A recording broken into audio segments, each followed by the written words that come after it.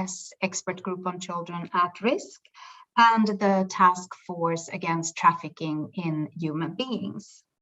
And we are delighted to have such an amazing lineup of speakers here today and so many interested participants. And we look forward to learning together with you here today.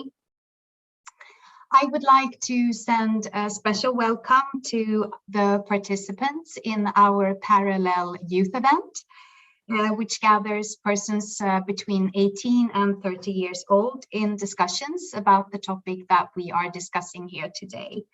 And we will be hearing more from this youth event from our youth panel who will intervene throughout the day and now in the opening panel and in our closing panel. A few practical things. This meeting will be recorded and a link will be made available for those who want to watch it again or for those who might have missed it. And you are welcome to use our chat for discussions, but if you have questions, we kindly ask you to put them in the Q&A, and we will make our best to ensure that we can have as many questions answered as possible throughout the day. We are a small team here today to make sure that everything runs smoothly. It's me and Vineta who are co-chairing, but we also have Eddie and Anastasia and Linda who will be here to support us. So please don't hesitate to contact any of us if you run into problems. So I would like to hand over to my co-chair, Vineta, for hello. Good morning, everyone. Thank you, Olivia. On behalf of the CBSS Task Force Against Trafficking in Human Beings, I also would like to greet all of you, our excellent speakers and participants, for joining us today at this event and finding time in your busy schedules to discuss, unfortunately, very topical issue as child trafficking in the digital environment. I hope we'll have insightful discussions and we will leave in the evening with good ideas for future actions. Thank you, and back to you, Olivia. Thank you so much, Vineta. And without any further ado, I would like to hand over to our first speaker. As I noted earlier, this conference is organized under the auspices of the Lithuanian Presidency of the CBSS. So I am delighted to hand over to Agnė Bilotaitė, the Lithuanian Minister for Interior, for our welcome address.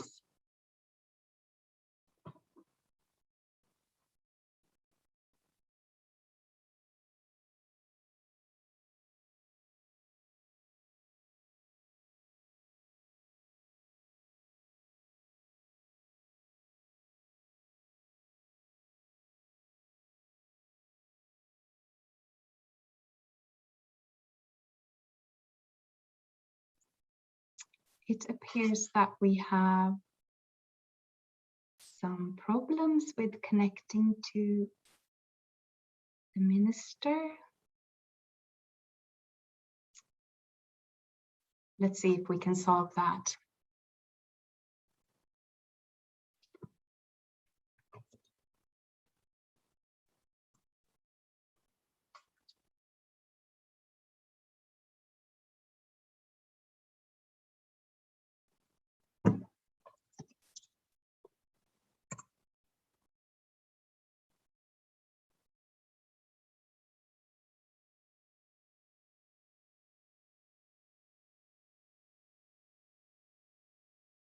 I can see that Vineta is on it, and hopefully it can be solved very soon. Otherwise, we will invite our next speaker to join.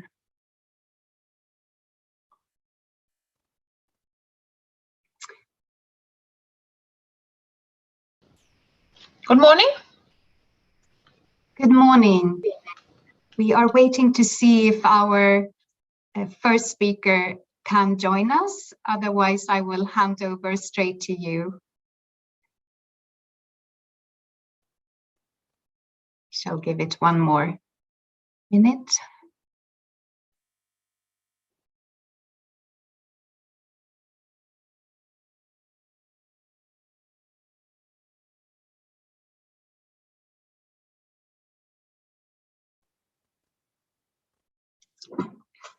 Here we are. Good morning. That's great. Good morning and welcome. I'll hand over to you straight ahead.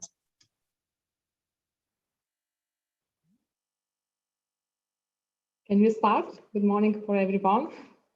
Dear Commissioner, dear conference guests and speakers, I am pleased to have the opportunity to welcome all of you to the conference Trafficking in the Digital Era, organized by the Council of the Baltic Sea States, expert group on children at risk, and the task force of trafficking in human beings under the auspices of Lithuanian Presidency.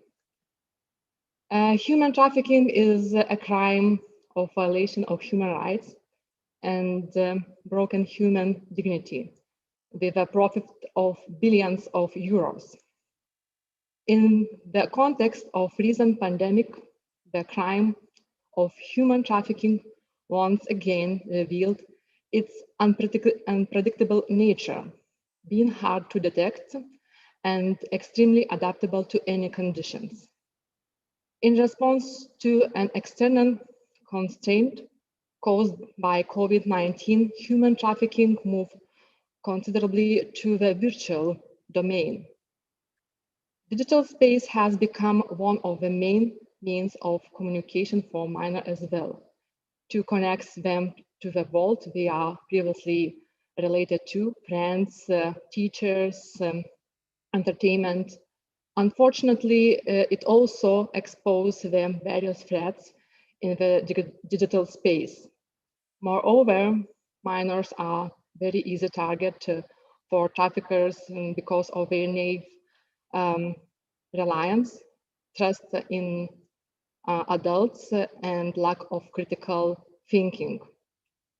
Having this inequality in mind, an ingeniously adapted criminal on the one side and vulnerable minor on the other side, it is our responsibility to act with appropriate response of the threat and protect a minor.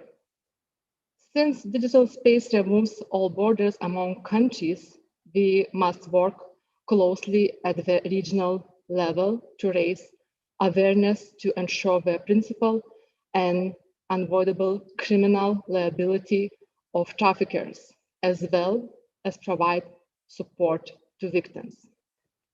I'm convinced that this conference will bring us closer to this common goal and shed light on the darkest corners of growing problem on the online exploitation of minors and of human trafficking, as well as empower the knowledge and foster reflection that each of us, an expert, parents, and human can undertake to protect a child.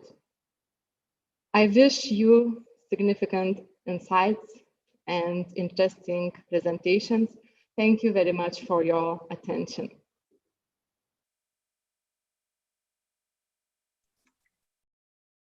Thank you very much, Minister, for hosting this conference under your presidency. And I think that your statement clearly displays the common commitment we have in our region to address this issue as a common problem and take solutions forward together.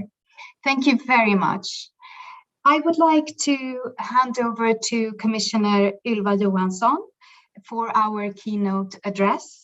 And we are delighted that Commissioner Johansson is joining us to speak about her new proposal to fight organized crime and trafficking in human beings. Thank you very much. The floor is yours. Thank you, Olivia, and good morning to everybody. I really appreciate being invited to have a keynote speak here together with you. I will start with a movie, the Lilia Forever. It's some years ago now, but I think many people, at least in Sweden, remember that movie very well. And this movie was based on a true story. The story of Dangole Rasalates, a young girl from Lithuania, abandoned by her mother, her father in prison. An older man who seems nice promises her work in Sweden, but he traps her with loan and forces her to sell her body being used by men, breaking her soul. The only way out, she sees, is to jump from a bridge in Malmö onto the highway below. There are far too many girls in Europe like Dangole Rasalates. Trafficking in human beings is a crime against women and girls. 72% of victims in the EU are women and girls. 60% of all victims in EU are trafficked for sexual exploitation. 92% of them are women and girls. Trafficking is a crime against children. Nearly a quarter of victims in the European Union are children. And these are our children. Out of the children being trafficked in the European Union, 75% are European citizens. Trafficking is a crime committed in Europe by Europeans against Europeans and against girls, women and men from third countries. Half of the victims are European, 70% of perpetrators are EU citizens. We are united here today to fight this crime together. Trafficking is an organized crime committed by criminal networks across borders. Organized crime is one of the biggest threats facing our society. A growing threat and a violent threat that undermines our economy, society, and the rule of law. We know much more about organized crime today. Every 4 years, Europol presents a report on serious and organized crimes. And this SOCTA report was presented only a few weeks ago. And that shows that the organized crimes in Europe have been more professional, more international. 70% of them are working in at least 3 countries. They are using more and more serious violence. They are being organized more or less like multinational businesses with a lot of supply chains. They have their own financial system.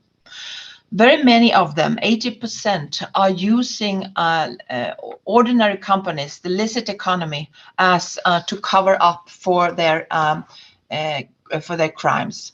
60% of them are being engaged in corruption. So this is a huge, huge threat and a cross-border threat. 3 weeks ago, I presented a strategy to tackle organized crime, to fight all criminal networks, including traffickers of human beings, who also traffic drugs and guns and commit other crimes. What will we do? We will boost police cooperation by improving information exchange, updating the mandate of Europol, and create a new EU police cooperation code. We will deal with the new digital realities for policing by improving access to electronic evidence across borders. 85% of evidence is digital today. And we are looking into possibilities for data retention, so evidence doesn't disappear into the cloud, and looking at solutions for encryptions which criminals use to hide their crimes. Trafficking is one of the worst kinds of organized crime. Traffickers make money out of children by forcing them to work, by forcing them to beg, by forcing them to steal and deal drugs. Traffickers treat men, women, and children as commodities. It's a crime that is merciless exploiting the defenseless for profit. It's a low-risk, high-profit crime. To change this, I launched a separate strategy on combating trafficking in human beings, together with a strategy to fight organized crime. to prevent crimes and convict criminals and protect and empower victims. We will support the creation of a focus group for specialized prosecutors. We will fight labor exploitation of men, women, and children by raising awareness and encouraging member states to conduct joint inspections, supported where possible by Europol and by our new European Labour Authority. And by saying to businesses, fighting trafficking is your business too, by stressing corporate responsibility in our EU legislation. But most of all, traffickers force children into sexual exploitation. 60% of all child victims, most of them girls, like Dangole Rasalates, sexually exploited in brothels, hotels, and nightclubs, deceived, manipulated, kept quiet with drugs, forced by violence. And more than 2/3 of the traffickers are men. And most of those who use these children's and girls' bodies are men, for who it's far too easy to ignore the suffering of the victims. I want to end the culture of impunity. If an employer knowingly employs a victim of trafficking, that's a criminal act today. But if a man buys a girl's body, uses her body, exploits her body, then he doesn't employ her. He uses her. And in my view, that should be criminalized as well. So this is what I'm now looking into to update the directive on fighting trafficking in human beings, to criminalize also the so-called uses of services. Ending impunity also means going after the money and making sure crime doesn't pay, because victims suffer where criminals profit. Worldwide, traffickers generate nearly 30 billion euro out of their victims. In Europe, trafficking in human beings in the top 5 of profitable crimes. Traffickers make 14 billion euro in criminal proceeds by selling the bodies of women and girls. Only 3% of criminal proceeds are currently confiscated or frozen. As part of our fight against organized crime, we will focus on asset recovery, promote financial investigations, fight corruption and money laundering. And we will fight the traffickers online. Traffickers use the technology to commit base crimes. Online is where traffickers recruit victims and sell their victims' labor, sell the bodies of women, girls, and boys for sexual exploitation. Online is where traffickers reach more users and hide more easily. I want Europol to support innovation to help improve online detection of trafficking of human beings. And we will have a dialogue with internet and technology companies to reduce recruitment and exploitation of victims online. Especially children are at risk online. Fighting child sexual abuse online is my #1 priority. In the last 10 years, there's been an exponential increase in child sexual abuse material online. From 23,000 reports on child sexual abuse material in 10 years ago to 1 million reports last year in Europe alone. Last week, we booked a major success in the fight against child sexual abuse online when the European Parliament and Council supported my emergency legislation to continue to allow internet companies to voluntarily report child sexual abuse. And I will soon present permanent legislation making it obligatory for companies to report child sexual abuse online. These new rules will protect children against sexual exploitation from predators and traffickers. Finally, I would like to thank you all for your work on the ground, your expertise, your commitment. Your work is of the utmost importance. I will do all I can to support police cooperation, prosecutors' expertise, new European legislation to support your work. Thank you very much, and I wish you all success with your conference and your dialogue. Thanks.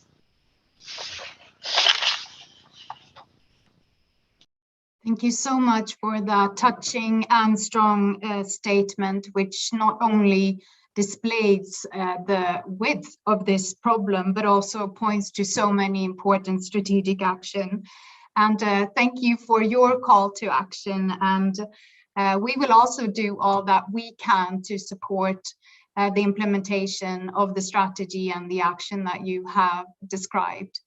So thank you very much.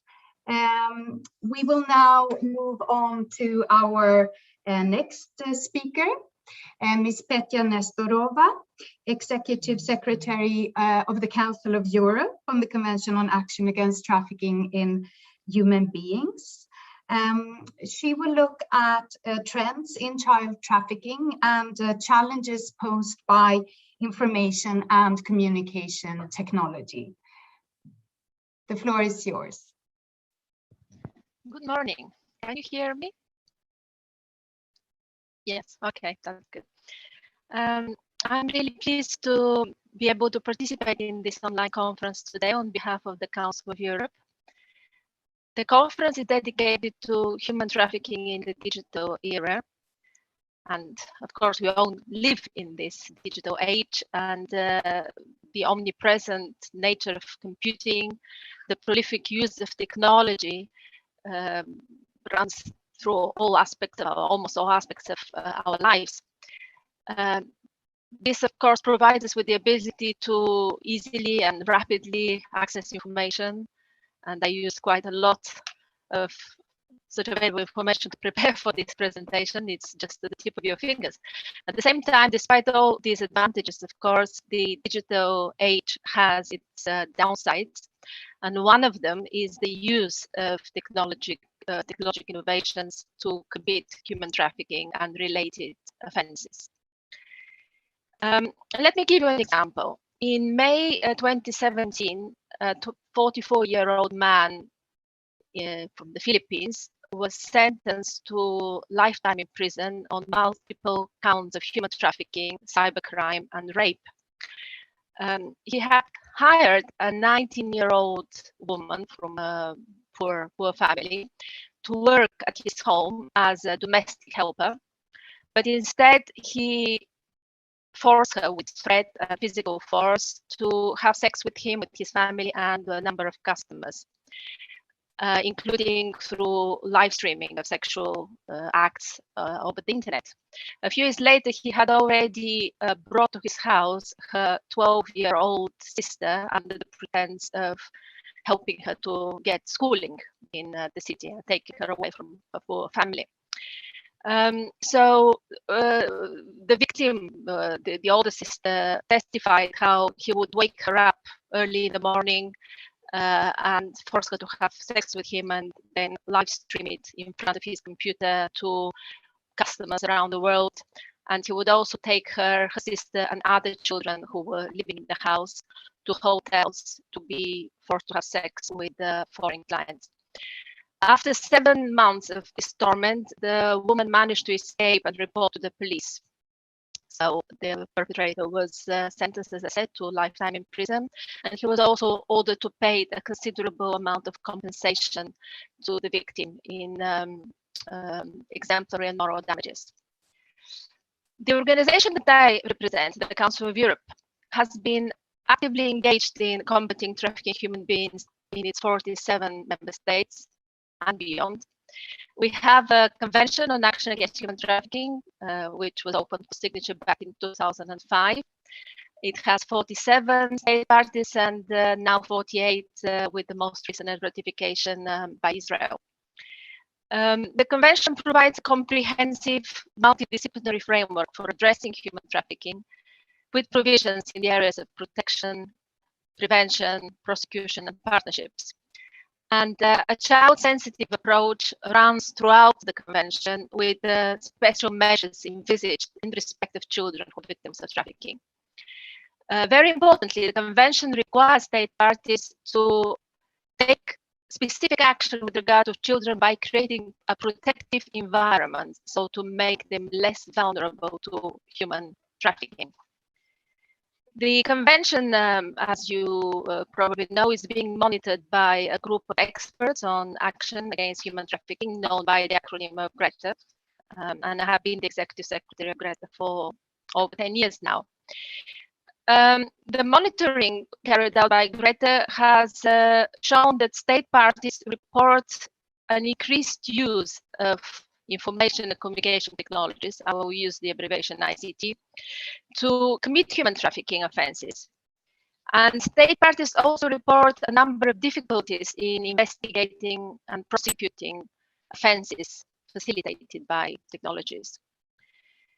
Victims are recruited through social media, with traffickers taking advantage of publicly available personal information and the anonymity of online spaces to contact victims, to groom and recruit them for various forms of exploitation. I'll come to this a bit later.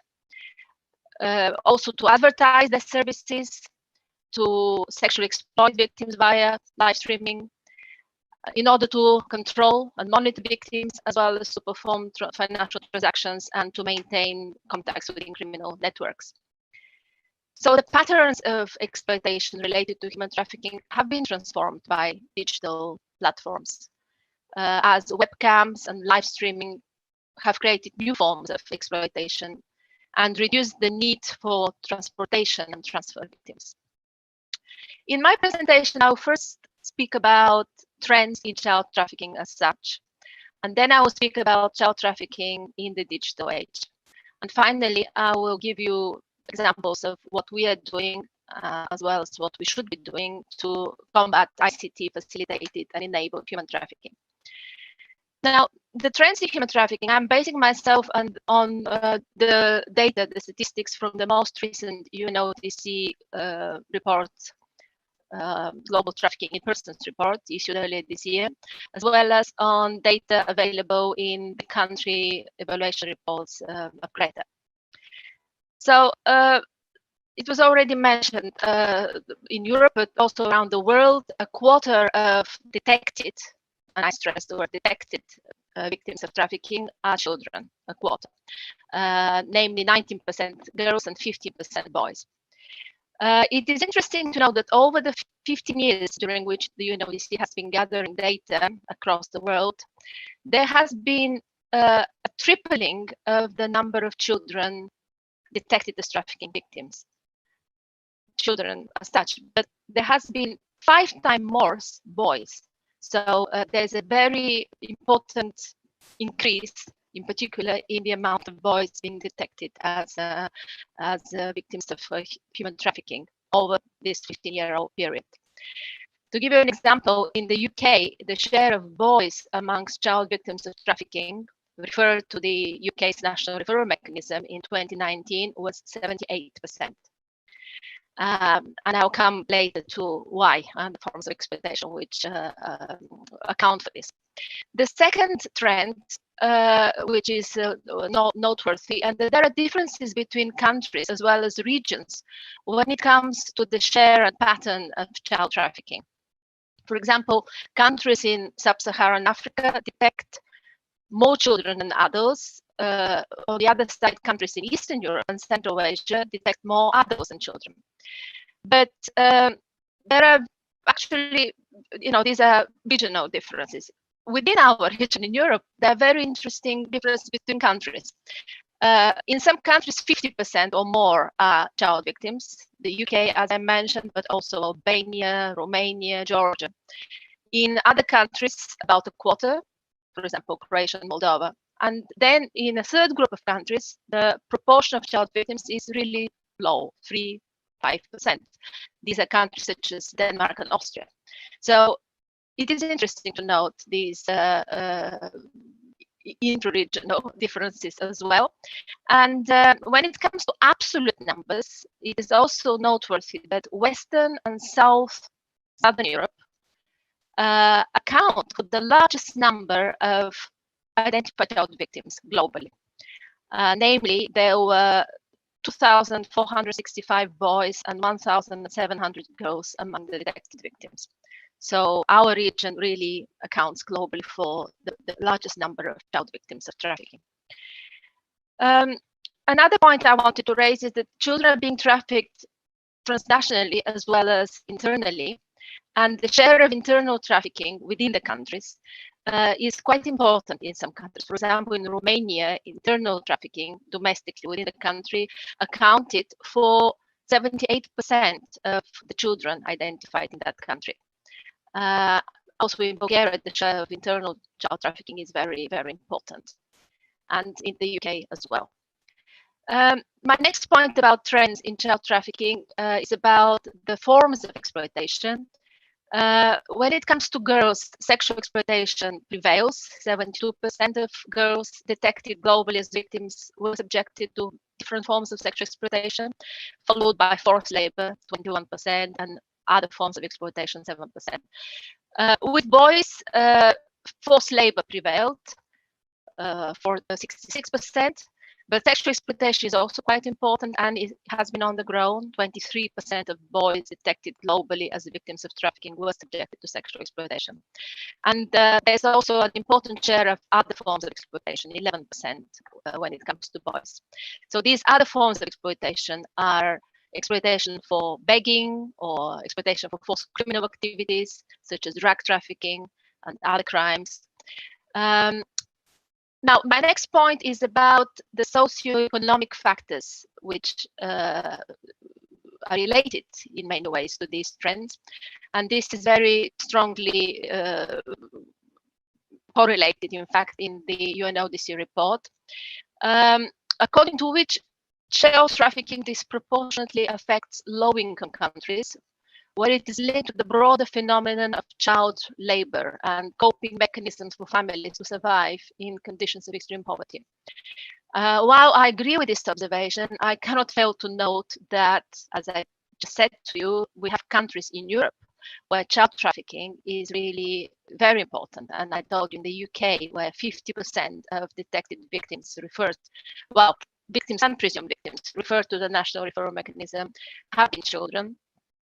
And around 50%. For example, in the second quarter of last year, there were even 58% of the total referrals. And more than half of them have been British children.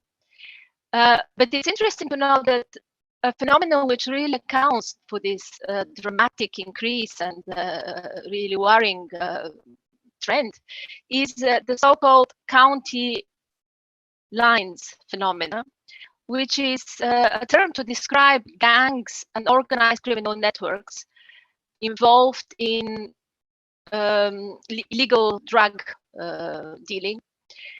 And they recruit children and vulnerable adults to move and store drugs and money, forcing them with coercion, intimidation, violence, including sexual violence and weapons. So again, low-income countries, but we see that that's not the case. The UK is certainly not a low-income country, and child trafficking has been really on the increase. Of course, the socioeconomic background of victims is important, even in high-income countries.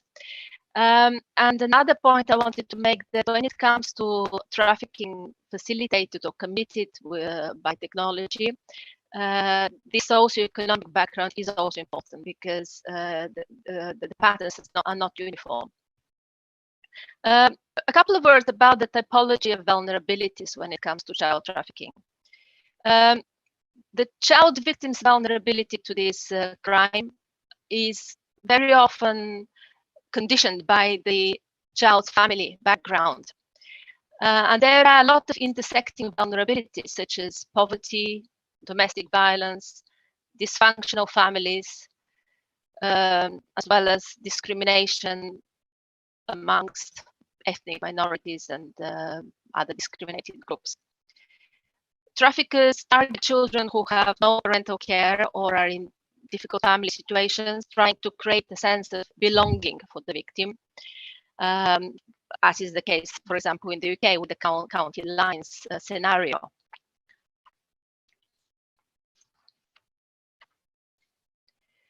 Another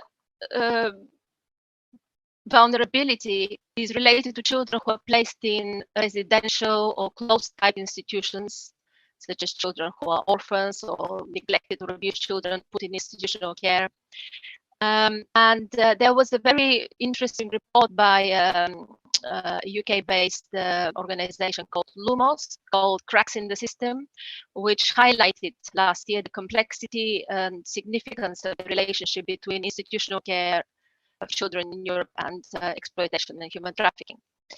Another vulnerability, very obvious, is that of unaccompanied and separated children who are migrating, often along irregular migration routes. And they're exposed to, well, not just smugglers, but also traffickers, both along the route and also upon their arrival in transit and destination countries. The Council of Europe group of experts, GRETA, has been paying particular attention to the trafficking of such children, including in its most recent general annual report. In some socioeconomic contexts, trafficking in children may occur on a community scale, often involving family members. As I said earlier, families sometimes in their economic need may encourage or force their children to work. And children may feel the pressure to economically contribute to the family, which leaves them vulnerable to various exploitative practices. Another important vulnerability factor is homelessness. Street children are very vulnerable, as we know. According to research, there are an estimated 4 million young people who experience homelessness annually. And there's research from numerous studies which found that trafficking rates amongst young homeless people range between 19 and 40%. Now, I move to my second part of the presentation, which is about human trafficking in the digital era, sometimes called cyber trafficking. It's a term which has been coined by a Greek academic, Athanasia Sikoutou, who has published extensively on this phenomenon. So more and more forms of human trafficking seem to evolve through the possibilities offered by new technologies. I will speak about the different types of trafficking which have been reported, even though our knowledge is still imperfect, and there are gaps in the data that we have, and this is one of the points I will make later. So, of course, the most prevalent form of trafficking where technologies are used in various aspects is sexual exploitation, broadly speaking. The sex business has been very quick to take advantage of the digital revolution with an increased demand and supply of sex-related content and services online. The internet is used to advertise sexual services, to make connections between offenders with clients, for example, networking amongst pimps or child pornography rings, as well as for business aspects of trafficking, such as online banking. The distribution of child sexual abuse material continues to grow and is available on various internet platforms, including the part of the internet which is not accessible through mainstream search engines. Although distribution of this abusive material does not necessarily in itself constitute trafficking in human beings, the production of images of child sexual abuse may be, and very often is, the result of children being trafficked for sexual exploitation. And there have been some criminal cases, although not necessarily convictions for human trafficking in these cases, even though there were charges.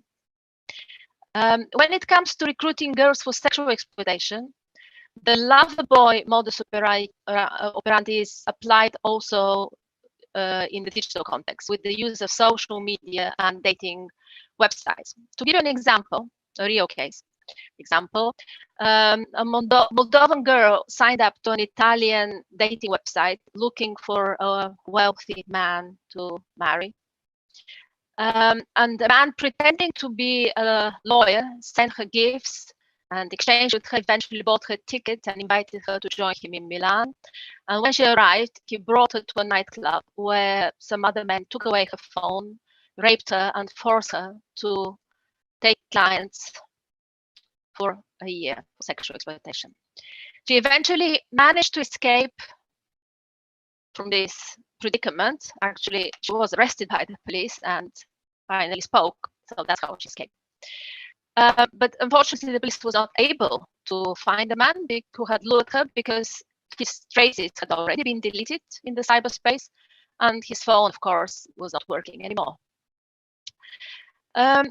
Using online video applications to view and sometimes interact with the sexual abuse of children live is another form of exploitation which has been related to human trafficking in some countries.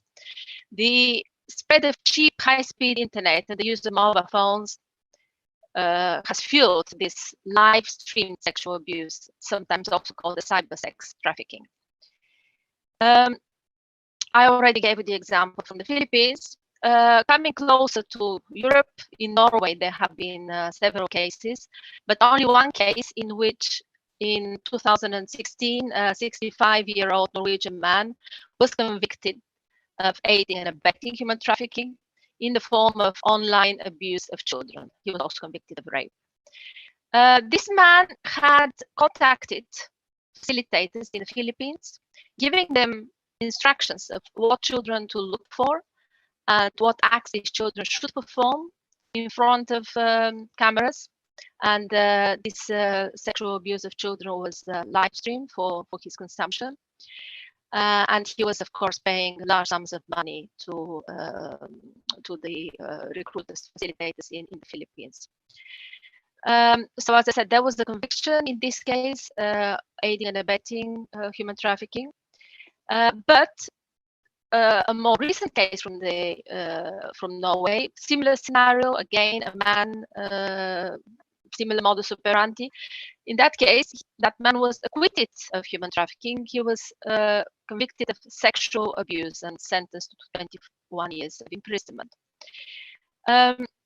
So similar cases have been detected in other countries, but as I said, they're rarely prosecuted as human trafficking cases, but rather as sexual abuse or rape. Some countries, such as the Philippines, have become hubs of this kind of abuse in recent years.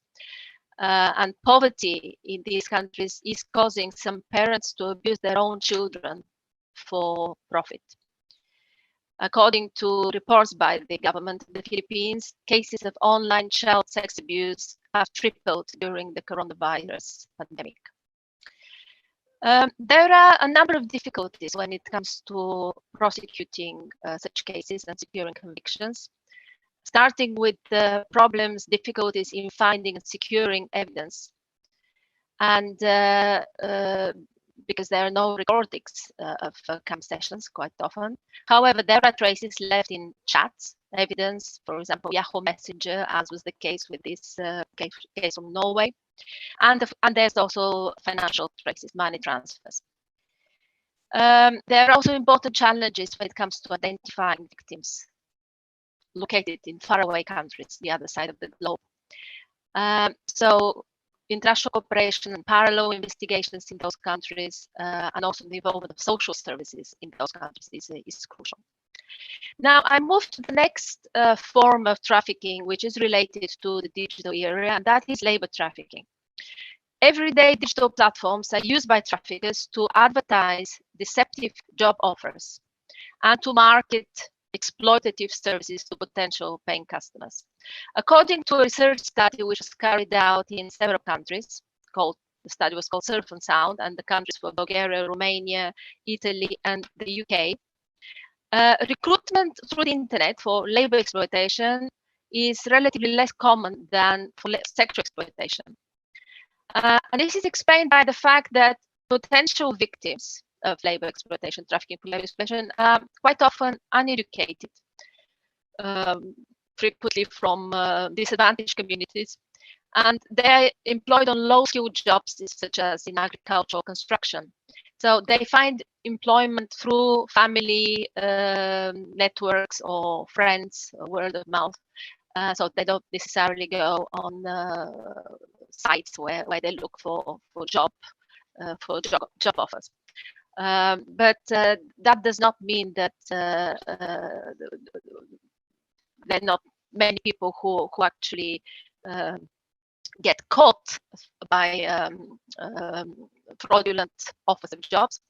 And there was an interesting awareness raising campaign in Bulgaria a couple of years ago, where they put on various job offer sites an advertisement saying we are recruiting people to collect green caviar in Scandinavian countries, and then they gave description of the payment package, very attractive, etc., etc. And it's amazing how many people actually applied and started asking for more details, and and not uneducated people with high education. And of course, the irony is that in Bulgaria, to say send someone for green caviar means to send someone on a wild goose chase. And so sometimes people have a tunnel vision, even when there are obvious red lights, red signs that something is wrong. The third form of exploitation, which is related to the digital era, is exploitation of criminal activities. There have been a couple of important cases in the Western Balkans, in Croatia and Montenegro, and they were related to Taiwan. Important numbers of victims, men and women, were not children, but men and women, because that involved visa and travel. But anyway, I'll mention it. They were recruited in Taiwan and arrived in respective Croatia and Montenegro on tourist visas. They were accommodated in different locations. Their travel documents were confiscated, and then they were trained to use different web-based applications in order to call people in China, pretending to be police officers, prosecutors, or judges, and then requesting bank data and withdrawing money. So these cases, as I said, were investigated a year or so ago. There's also a court case in which a group of traffickers successfully recruited people with the purpose of coercing them to commit identity theft and data fraud. It's a case mentioned in the UNODC's Global Trafficking in Persons report. The victims were kept in an abandoned building and forced to live under inhumane conditions. They were given fake identities to procure and lease products from companies by abusing credit card information on websites, fraudulently using digital signatures to file tax returns. The fourth form of exploitation that has been reported related to the digital age is trafficking for illegal adoptions, including babies and surrogate mothers. And this is committed with the use of sites for the advertisement of illegal adoptions, which are flourishing on the internet. There have been also reports of another form of, but they're quite rare, another form of trafficking, which is for the purpose of the removal of organs, with the internet being used to advertise, also as a tool for attracting potential buyers of organs, organs that have obviously been removed illegally, because there's no way that you can do this over the internet. And I want to mention something which actually there was a report which came out only a few days ago by an organization called Reprieve, called Trafficked to Syria, British families trafficked to Syria. And this relates to recruiting young women, girls, employing trafficking tactics, and the recruitment some of it has been with the lover boy modus operandi. The recruitment was in order to make them leave and travel to Syria. They were groomed by ISIS, hundreds of women and girls, as we know, and subsequently forced into marriage, sexual slavery, domestic servitude, other forms of exploitation. And as I said, some of the recruitment was with the use of social media.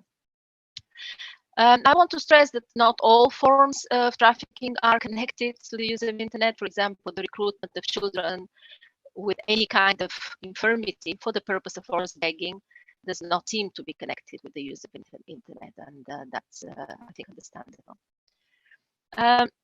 Now, I've lost track of time. How much longer should I be finishing? I'm just trying to check until when, because I started early. Actually, I remember I started early.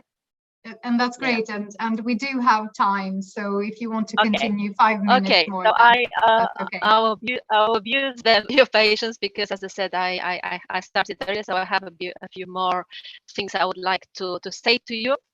Of course. Let me see.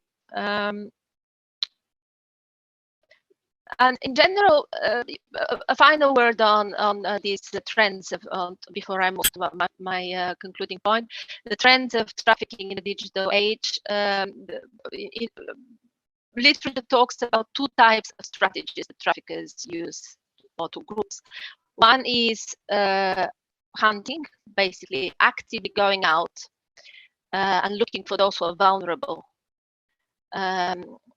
This is made possible by the disclosure of personal information on social media platforms, which can easily be misused by traffickers. So they can use, they browse social media, looking through profiles, targeting people who are potentially vulnerable. So on the basis of information that people share, they select potential victims who could be more susceptible, and then courted and tricked into exploitation. So that's the first tactic, and the other one is fishing. So hunting and fishing. It's not me who coined these verbs. Fishing is passively waiting for potential victims by posting advertisements and waiting for them to respond. So fraudulent advertisements posted on the internet, as I said, are being made, and they're targeted not just as potential victims, but also as consumers, of course, in a different way. Now, the third part of my presentation is about what we are doing to address it and what more we should be doing to do it. It is clear that the fight against the ICT facilitated and enabled human trafficking requires very intensive collaboration across multiple sectors, starting with policymakers and going through law enforcement, international organizations, the private sector, and civil society. No single state can cope with this alone, and international cooperation is crucial. In the Council of Europe, as I said, the group of experts, GRETA, is trying to collect as much data as possible through its monitoring work. And we recently launched a study on the problems faced by state parties to the Council of Europe Anti-Trafficking Convention in relation to the detection, investigation, and prosecution of online and technology-facilitated human trafficking. The aim of the study is to collect, as I said, as much information as possible, to also study the linkages between our Anti-Trafficking Convention and the Council of Europe Cybercrime or Budapest Convention. So we sent a questionnaire to all state parties as well as to civil society and some relevant businesses, and we're expecting replies by the 19th of May. Subsequently, a report will be drawn up with the results. So later this year, I hope to be able to report more on this. We have a number of relevant standards in the Council of Europe applicable. I already mentioned the Cybercrime or Budapest Convention, which is really important. We also have the Convention on Data Protection and the Lanzarote Convention on combating, preventing child sexual exploitation and abuse.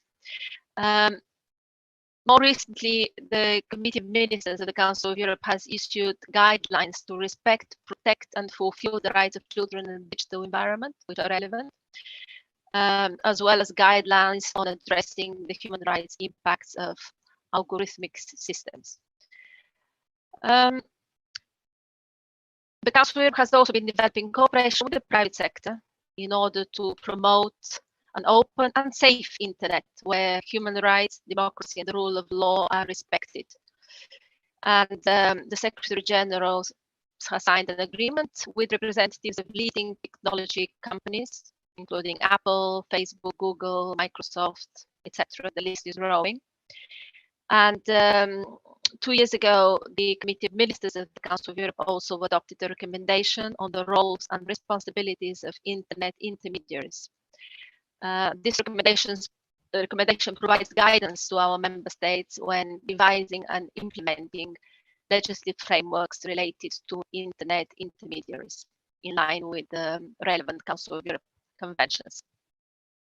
So I want to stress that this is increasingly important for governments and the business sector to work together to respect and protect human rights and the rule of law in the digital environment.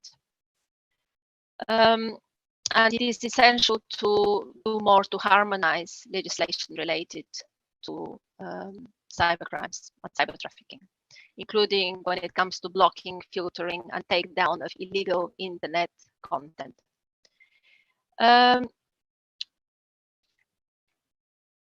I know that quite a lot is being done across our member states when it comes to raising awareness of children, parents, education, professionals. And this has to continue because it is really important to do as much prevention as possible through educating everyone concerned of the risks and how to protect themselves. And we need to see much more capacity building when it comes to all related professionals, from the law, starting with law enforcement, when it comes to using available tools and really leveraging technology to bring it to our side and to make the best use of it to investigate and then successfully prosecute human trafficking. So I will stop at this because I'm sure that many points will be developed in much greater depth and detail by the next speakers. Thank you so much. Thank you so much, Petya. That was wonderful and such rich scene setter for us. It was really interesting to hear about the specific vulnerabilities, some of the trends, the modus operandi, and I think you've given us all a lot of food for thought for the conference today. So thank you so much for taking time to give us that detailed account. Vineta, I think that there were questions for Petya. Yes, we have two questions for Petya.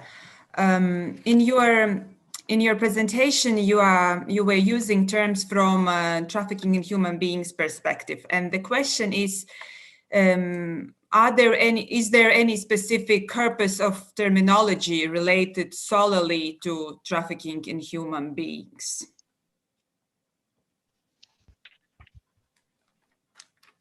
Hello, good morning. I don't know why, but I'm hearing your voice in an interrupted way, and I missed some of the words. So, is there a terminology related to what exactly? I didn't understand. Is there specific corpus of terminology related solely to trafficking in human beings?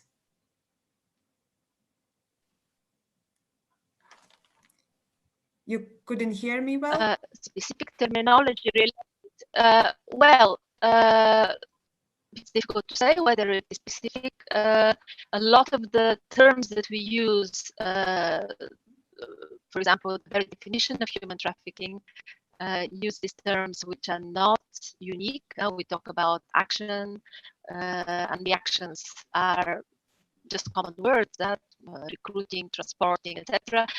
We talk about means which are used by traffickers to get hold of the victims and through which they exploit them. And again, many of these means are crimes in themselves, deception, fraud. Maybe abuse of a position of vulnerability is something which has been coined for the purpose of the definition, the international definition of human trafficking, and it is a very, very important concept.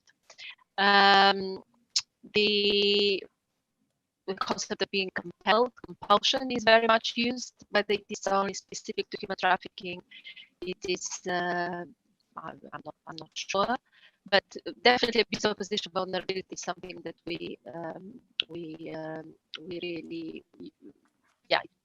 Then when it comes to the forms of exploitation, no, I mean, each of them is an offense in itself, forcing a person to engage in sexual acts would be an offense, and then forced labor. The concept of labor exploitation is something which is debated. It is not really so well defined.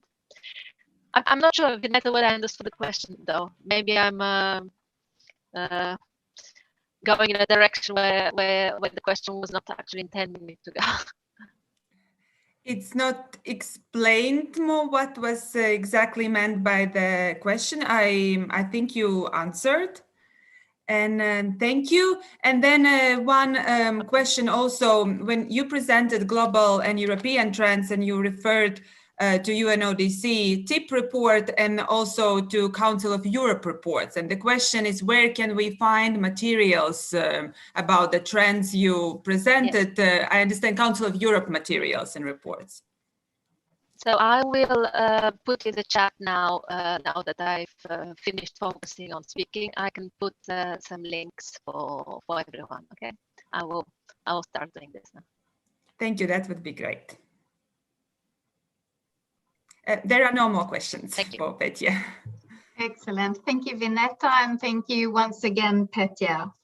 So we will now move on to our next speaker, Mr. Cathal Delaney, who leads the analysis project Twins, which counters online child exploitation within the European Cybercrime Center at Europol.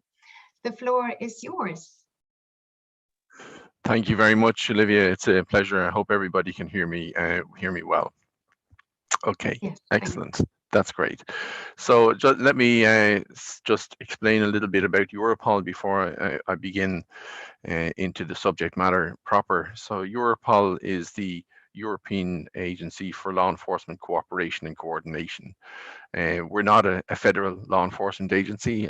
We basically work with the member states on their investigations in relation to child sexual exploitation and abuse in my case, and support them in those investigations with technical, analytical, victim identification, and strategic support.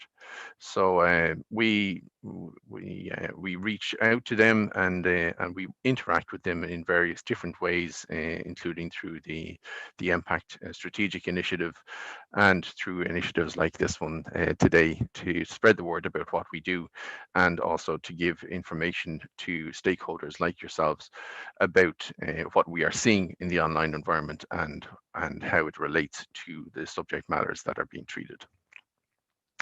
So today I wanted to address in particular three sort of topic areas within the time that I have. One is the trends in relation to transsexual exploitation and abuse online that we have noticed and reported on in our reports. The links are being put in the chat now as we speak. So thanks to my colleague for that. And those reports are current, so from 2020 and 2021. And then to look a little bit at the evolution of the activity by offenders and also by victims in relation to transsexual exploitation and abuse online, and then to look at the way in which preventing and detecting this material from coming onto the internet, into the online spaces is also evolving, and what the responses are from law enforcement and from other stakeholders as well. So first, let me talk a little bit about live streaming or live distant child abuse, and Petya, our previous panelist, has spoken about this already. So we describe it as live distant child abuse because it's usually the case where an offender is in usually a more developed country, in our case one of the European member states or one of the countries that we have an agreement with, like the US or Canada. And in those cases, the person in those countries is basically sending money and requiring somebody in a less well-off country. Sometimes it can be within Europe, sometimes it is, as Petya said, in countries like the Philippines. And those children then are abused according to the instructions of the person who is paying for this to be done. So we call it, it's like an abuse by proxy. So it's a live distant child abuse. And one of the questions that I will pose later on is how does this relate to human trafficking, and where do we draw, if it's necessary to draw a line between the two. So we've seen an increase in live streaming in the last number of years, ourselves and our partners, and Petya referred to this, in that various reports have stipulated about it. And it's increasingly it is a difficult crime to detect. It is a difficult crime to investigate, but we are starting to make progress with payment providers, with banks, and with others who have invested in ways in which they can detect payments relating to child sexual exploitation and abuse, which are being made to foreign countries for reasons which aren't clear, or which they detect are likely to be criminal. So those advances are assisting us, and they're feeding into the efforts of law enforcement in detecting this increased crime that is occurring in various different countries. Another major trend that we've seen in the last couple of years is a very dramatic increase in self-generated material. The Internet Watch Foundation has reported on this quite extensively, and say that up to 30% of the material in circulation at the moment is self-generated. Self-generated is a difficult and it's a sensitive topic, because it means it can apply to a wide range of behaviors from victims, where they can either create the material themselves because they're being coerced, or because they have been groomed, or sometimes because they are seeking popularity in online environments, and they will post that material there in order to achieve that, which is very tragic and sad for me, but it is also a reality, so we have to acknowledge it as well. So there has been a significant increase in self-generated material, and that also feeds into something that I'll talk about in relation to COVID in a few minutes. And I know that Linda Jonsson will also refer to this later on, so I'll leave the more in-depth description of it there for her. Darknet activity was also something that we have seen both increase and evolve over time, and I'll speak a little bit more about the evolution later. But Darknet, and Petya already referred to it, is the part of the internet that is not accessible through the normal browsers and through the normal functions of the internet. It's usually referred to particularly as Tor, and many of the environments that we explore and that we attempt to investigate and to successfully take down are in that environment, or in the Tor environment. And the activity of offenders there has increased over the last number of years. It has become an environment where people are increasingly comfortable to go, to occupy, to interact with others, and it is a place where it acts as effectively as an echo chamber for individuals with a sexual interest in children, because when they go there and they enter these environments, they are validated in their belief that it is reasonable and right that children should be sexually exploited and abused, and they are able there to access material and get access to others who are of the same opinion, and this amplifies their beliefs. So those environments are particularly particularly important for us as law enforcement to investigate, but also particularly important for the offenders, because they are occupying them so that they can validate one another, distribute material, and then also gain status by producing and distributing material there. Also, peer-to-peer activity is something that we noticed has been sort of not necessarily continuously increasing over time, but what we did see last year, and we pointed it out in our report, the link is in the chat, exploiting isolation, was that there was a definite peak in activity during the beginning of the first lockdown in 2020, and this we believe reflected the increased activity by offenders who were seeking child sexual abuse material in peer-to-peer environments, in file sharing environments in particular.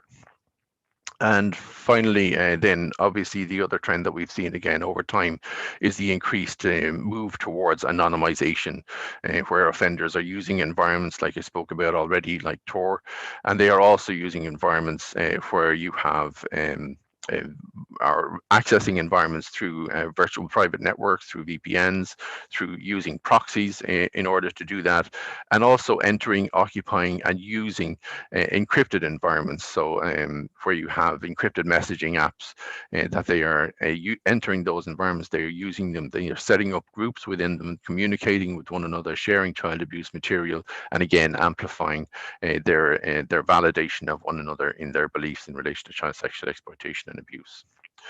One final thing that I will mention in terms of trends is also that we have seen an interest among child sex offenders in relation to childlike sex dolls.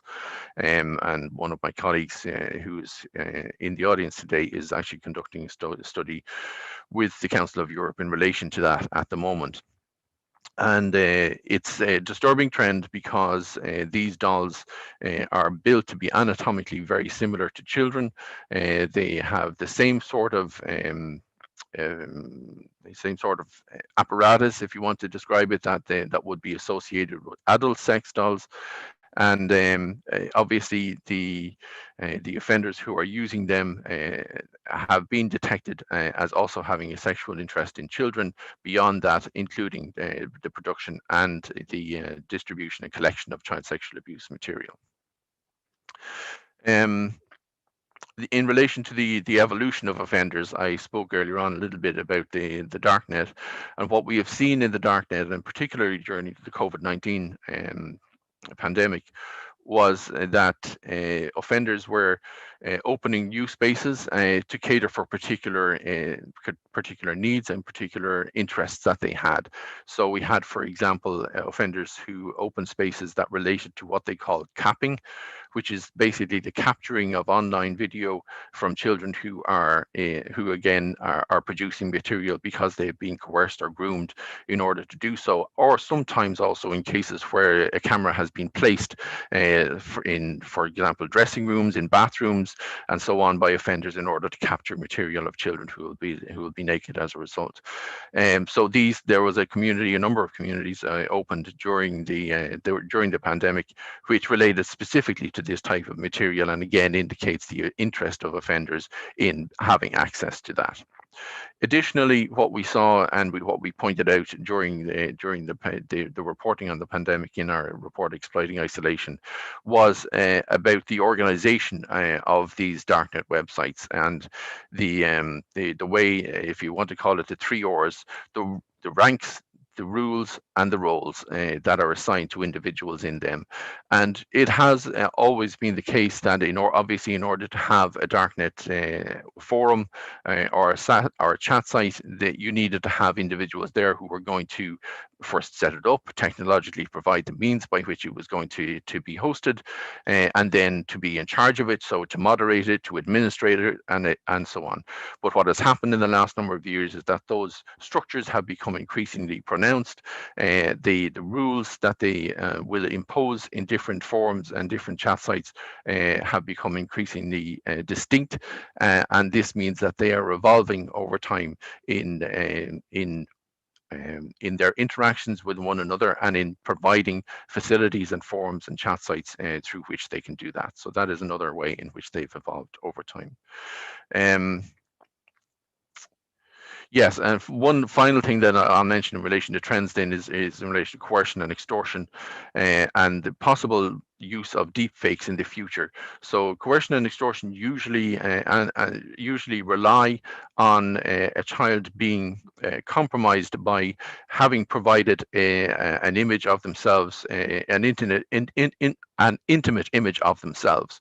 But in the future, what is likely and what has already happened in some cases is that it's possible to produce deep fake images and videos of children who would never have produced intimate images of themselves or distributed them, and that those images could now be used to coerce and extort them. So that's something that we need to be aware of for the future, and that we already need to be looking forward to and trying to ensure that we can educate children about these dangers and about how to overcome them. And that leads me into the part in relation to the response in relation to preventing and distributing child sexual abuse and material online. Europol has taken a very strong role in this. In 2017, we began the Say No campaign, which was against coercion, sexual coercion and extortion as a crime form for children. We produced multilingual videos in relation to that and written materials, and we made them available to all of the member states in order for them to incorporate them in their preventive activities. And it was a very successful campaign because we had ensured that this material was produced in so many languages. It made it very easy for them to be adapted and adopted into international structures. And it was also culturally appropriate. So it wasn't just a direct translation of material that we had done. We had asked our experts in the member states to give their input in relation to make sure that it was all in sync. So that was again a very successful campaign. Many of the member states took it up. Some of them incorporated it into their educational curriculum, and we have had a lot of countries from outside the EU reach out to us, including Ukraine, to get the original material so that they could adapt it and they could use it in their preventive campaigns. And it's had quite an impact. I mentioned Ukraine. It's had quite an impact in Ukraine, in particular, in changing the landscape there. So that's very welcome. But we've been quite proactive in doing that. And during the COVID pandemic last year, also what we did there was we adapted and we expanded the use of the Say No brand as such in providing additional material, particularly relating to COVID-19, but particularly relating to the vulnerability of children that we acknowledged and that we saw was going to be increased during that pandemic. And providing that material again online through the Europol website, so that the public could be educated and could educate themselves as parents, as teachers, as caregivers, and as children, so that they could have information there through which they could learn to protect themselves. And we also worked with external partners, including the E-Safety Commissioner in Australia, taking material that they had developed and adapting it for Europe with their position. We amplified campaigns from Protect Children in Finland and from Amber Alert Europe in relation to grooming, and Amber Alert Europe are having another campaign again this year in relation to grooming, which is very welcome because it's always useful to get the information out there about what is happening, how children can prevent it, how adults can intervene to ensure that their children are acting appropriately online and not putting themselves in a vulnerable position, and how absolutely important it is for adults and children to have a conversation and an open dialogue between them about what the child is doing online, where they're going, who they're seeing, what they're talking about, because this environment, this digital environment, is very much an extension of the physical environment that we all now occupy, and it's particularly the case for children, and more the case now than it was before, because with COVID-19, our children are occupying this digital space on a very regular, much more regular basis than they were before, and that means that they are there is increased vulnerability for them, even as a result of just that exposure alone. So yeah, it's very important to do that. Another way that Europol, I am aware of the time now, so I don't want to go too much much longer. But another way that Europol has worked with our partners in reacting to child sexual abuse and exploitation online is through instruments like the Victim Identification Task Force and through the Trace and Object, or yes, Save a Child Trace and Object initiative that we have on the Europol website that reaches out to the public and asks them to identify objects that we've extracted from child sexual abuse material in order to give us your knowledge, your experience, so that you can make a difference in the life of a child and that child can be saved from abuse as well. So the last part that I wanted to get onto was where is this intersection between trafficking and child sexual abuse and exploitation? And I was thinking about it again when Petya was talking, when the previous panelist was speaking, and honestly, the line is blurred. It's not always easy to say. And Petya referred herself to cases having been prosecuted as child sexual abuse and exploitation rather than as trafficking. In Ireland, where I come from, we have a Child Trafficking and Pornography Act. So it was even back, and that was back in 1994, I think it was. So even back then, it was obvious to some that there was a very close link between the two. I think what we need to consider is that the ability, the technical ability to investigate and to detect the crimes that are being perpetrated against children is an important element in this. The ability of law enforcement since the 90s to detect these crimes online, to see the material that is being produced, to react to that material and to identify victims from it, to build the investigative capability to follow through on, for example, darknet investigations in the way that our colleagues in Germany did just in the last couple of weeks very successfully.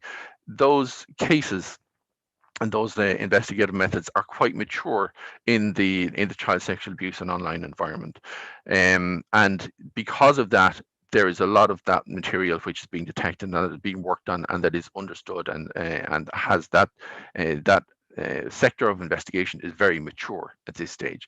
In relation to digital trafficking, if it's to be defined that way, the capability is less mature and the responsibilities, I think, are less clear, and the resources and ability to investigate them have not developed in the same way or not developed to the same level of maturity. In the end, the reality is that whether a child is trafficked and then sexually abused and that sexual abuse is put online, or whether it's detected through an investigation of online activities by various individuals, the fact of the matter is that the child has been harmed and that they should be removed from harm. And I think what we need to do is to work together to ensure that that is the case, and not to try and divide this territory up among us and work in silos. So that I think is the most important point that I'd bring together from today. So a little bit over time, apologies for that, but yeah, I just wanted to make sure that I get in as much as I could. So I hope it's been useful. Thank you so much. Very useful. And thank you so much for that last remark, which I think we really should be carrying with us throughout this day. And of course, it's always impressive to hear about the work that you're doing and the focus you have on involving so many different stakeholders in preventing and addressing this work. So thank you. And to our audience, I just want to point to a few links that we have put in the chat during Cal's presentation if you want further information on some of the initiatives that he has mentioned. So thank you very much for that intervention. And now I would like to move on to give the floor to Helga Geyer, who is a member and the president of the Council of Europe expert group GRETA. And we are delighted to have Helga here today because she will report back on a conference that was held earlier this week on child trafficking. And we are curious to hear about some of the outcomes and findings you made there and how we can connect the two conferences. So the floor is yours.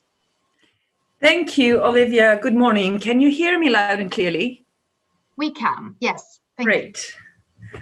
Ladies and gentlemen, Thank you for your invitation and the opportunity to give some reflections on the conference Ending Trafficking in Children and Young Persons, together towards a future without child trafficking in Europe, which was organized by the ISF-funded project THB Library and the Council of Europe Expert Group on Action Against Trafficking in Human Beings, GRETA, in the framework of the German presidency of the Committee of Ministers of the Council of Europe.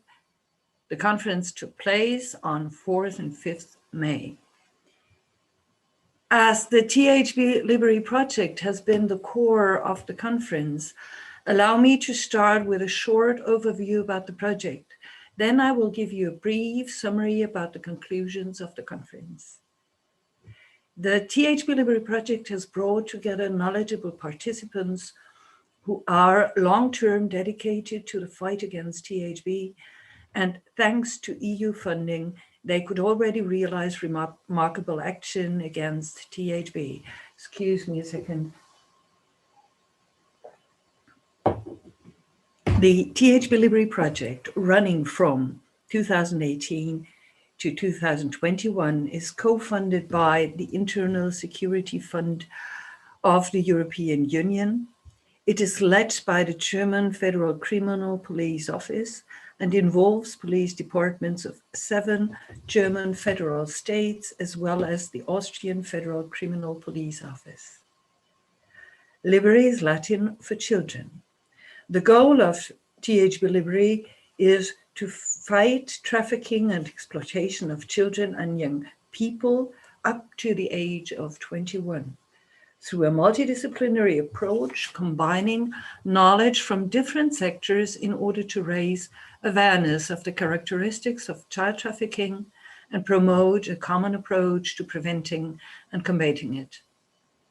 To reach this goal, the THB Library project is practically oriented and aimed at combating criminal structures by casting as wide as a net as possible across all manifestations of human trafficking. The project covers 3 main topics, which were reflected in the 3 workshops of the conference. First topic, exploitation of children and young persons through the internet.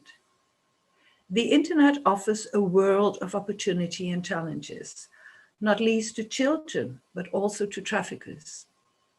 This topic covers the recruitment of young victims through the internet, how they are advertised and used to lure clients through escort websites. It also covers the role of the darknet in relation to the sexual exploitation of children, the needs and opportunities coming to light during investigative procedures, and how best to tap into online prevention to keep children and young persons safe. The COVID-19 pandemic has caused a significant increase in online child sexual abuse and exploitation and makes this topic even more important. Second topic, exploitation of children and young persons by family structures. Many children are trafficked by members of their families or communities. Besides trafficking for sexual exploitation purposes, the project covers exploitation through forced begging and committing criminal offenses. Third topic, strengthening child and young persons' testimonies. One of the main challenges in investigating human trafficking offenses is the collection of testimonial evidence from victims. In many countries, an investigative procedure is dependent on the victim's willingness to come forward and testify, and a trafficking victim's statements is necessary proof of evidence, with further dichotomies at the heart of the process between gathering objective evidence and ensuring a victim-centered approach. The project aims at developing the knowledge and capacity of relevant professionals, investigators, prosecutors, the judiciary, to deal with child trafficking cases using a multidisciplinary approach. Since The start of the project in July 2018, the results to date are several networking events and conferences with relevant actors were organized. For instance, police, prosecutors, youth offices, NGO, but also internet-related private companies.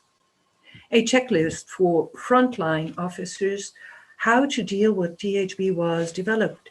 This is important to identify, for example, victims of exploitation, of begging or forced criminality who usually do not have their first police contact with officers specialized on THB. It has been disseminated throughout Germany. A concept on how to operate police and investigations on THB in the context with the internet was developed. A prevention video about the Loverboy method was produced. After being published on social media, it reached more than 410,000 people within the first week. 22 investigative procedures have been supported financially with analysis and international coordination.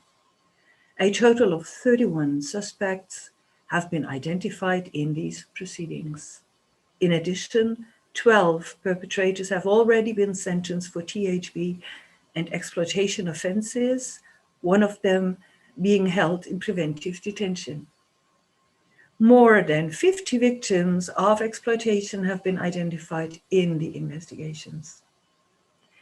26 services have been equipped with an automated tool to filter information in open and legal prostitution advertisements on relevant internet portals in order to detect exploitative facts, which led to 3 investigations in the first 3 months. The project could be prolonged for 1 year because of the delay caused by the pandemic and will end by 31st May 2022. And we have concrete expectations that new funding will be granted until 2025. I really want to stress one more time, without the EU funding, this project would not have been possible. Projects like this can create a huge added value because they bring together experienced experts and provide them with the necessary means to develop new strategies, but also to link them together to start or to support investigations against THB offenders and bring them to justice. This project made the core of the conference. The ETIC conference brought together experts from all levels in the fight against THB, high-level keynote speakers, intergovernmental organization, all trafficking-related committees of the Council of Europe, academia, police, prosecutors, judges, NGO, youth welfare offices, etc. And I am very grateful that we had Olivia Haldorsson as a speaker who gave us an excellent insight in the Barnahus model. The experts and panelists delivered key messages, presented project results, and discussed recent trends in the trafficking and exploitation of children and young persons. A lively exchange brought us to the following first conclusions. In the course of the conference, we discussed ways to improve the detection and identification of child victims of trafficking, in particular those recruited and exploited online, victims of lover boys, and children exploited by family structures. The effects of the COVID pandemic on human trafficking, in particular on increasing vulnerabilities and exploitation online, were underscored by participants. The conference also aimed to provide law enforcement with more effective tools for investigating human trafficking offenses while respecting and protecting the rights of child victims. We heard about many different challenges in this respect and also about innovative ways to overcome them. Human trafficking is a dynamic crime with an ever-growing use of information and communication technologies. Recruiting victims through the internet via websites advertising jobs, dating sites, or social media is a growing trend, as we heard already before. Governments must take further steps to prevent online recruitment of children, including by cooperating with internet service providers and raising the awareness of children, parents, and education professionals at the risk of recruitment of children through the internet. The development of innovative technical means and capacity building on cybercrime and e-evidence are a crucial part of the response to human trafficking. Cooperation with the private sector is vital in combating human trafficking, in particular when it is facilitated by ICT. The conference underscored the importance of multidisciplinary and interagency structures to safeguard victims' rights. Cooperation with civil society organizations running shelters and providing psychosocial support and other services for victims must be further developed. To take care of child victims, specialized shelters should be set up with a view to addressing their needs and offering a protected environment. It is crucial to ensure the timely appointment of legal guardian for trafficked children who will act independently and with authority to uphold that child's interest.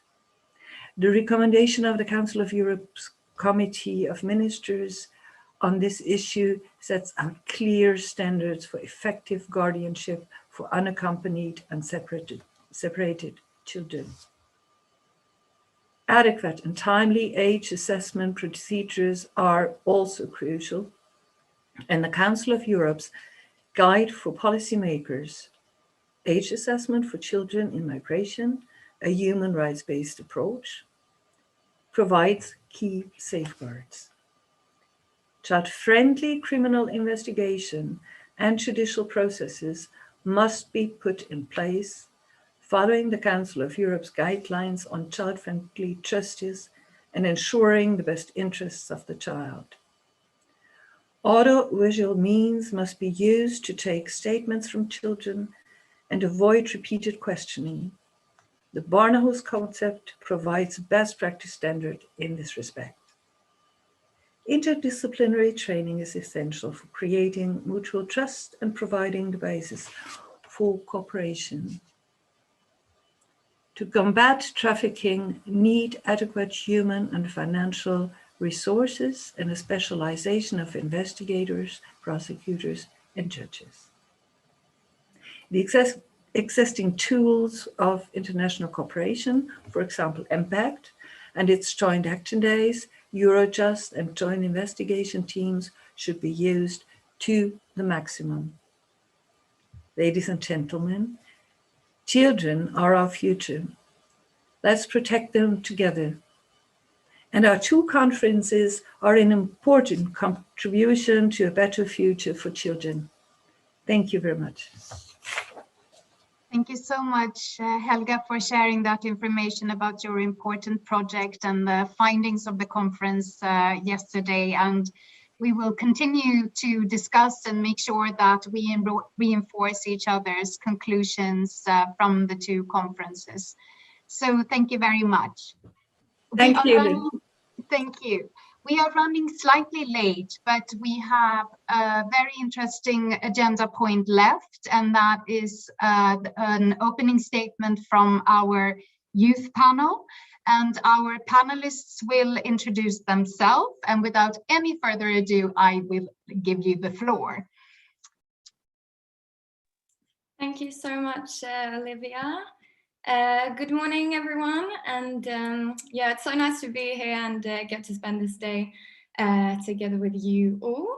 Thank you so much for having me and for everyone who's shown up. My name is Petya. I'm here as a youth panelist and representing the organization Light Up Norway. I'm 20 years old and I currently study political science in Bergen. Lights Up is a youth organization based in Norway. We also have teams in we're also based in Germany and Austria.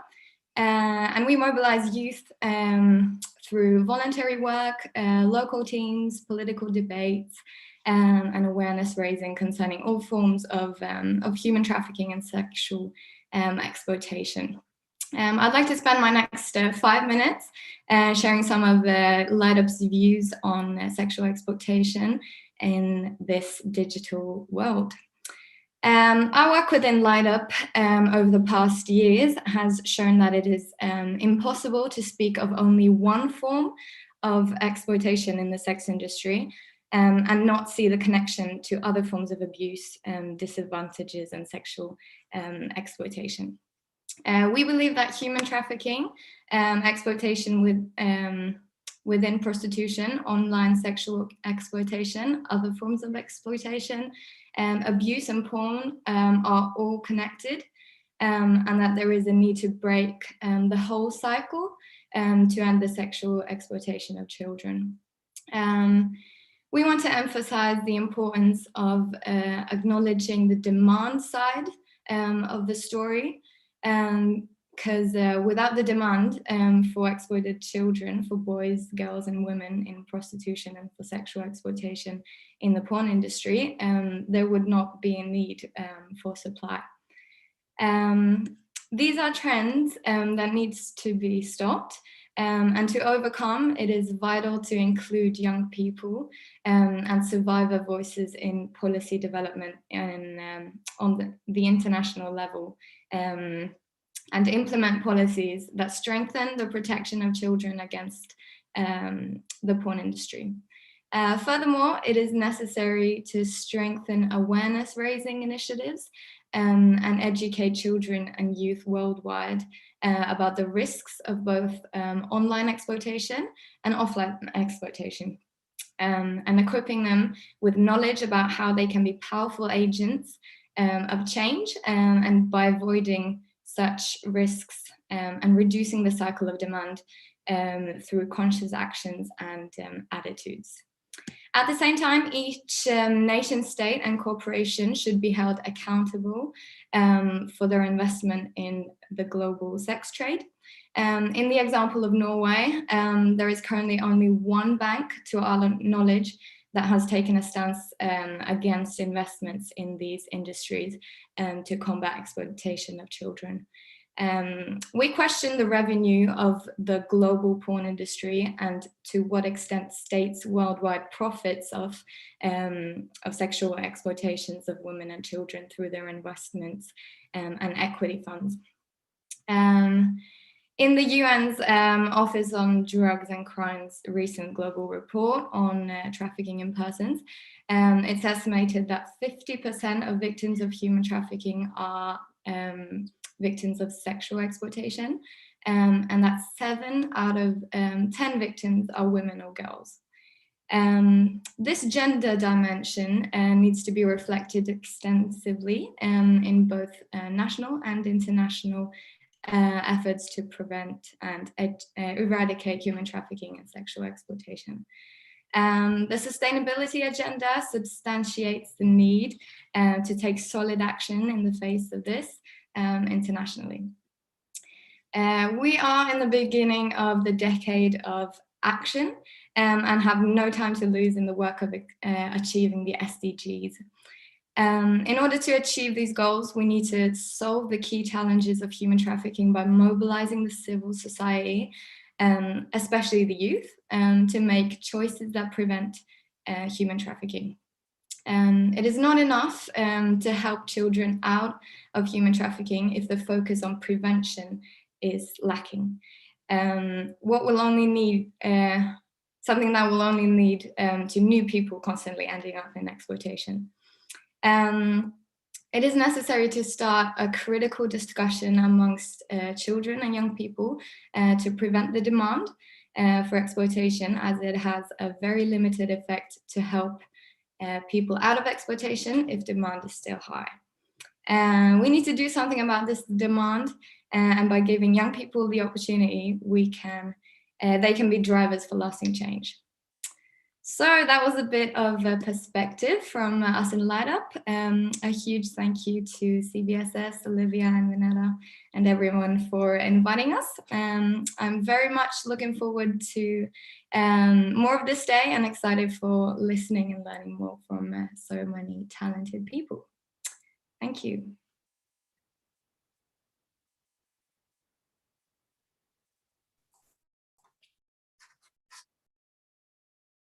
Hello, everyone. Can you hear me? We can hear you. Thank you. Oh, okay. Welcome. First of all, I would like to say thank you for inviting me. I'm pleased to be a part of this wonderful conference that carries a very important and heavy topic.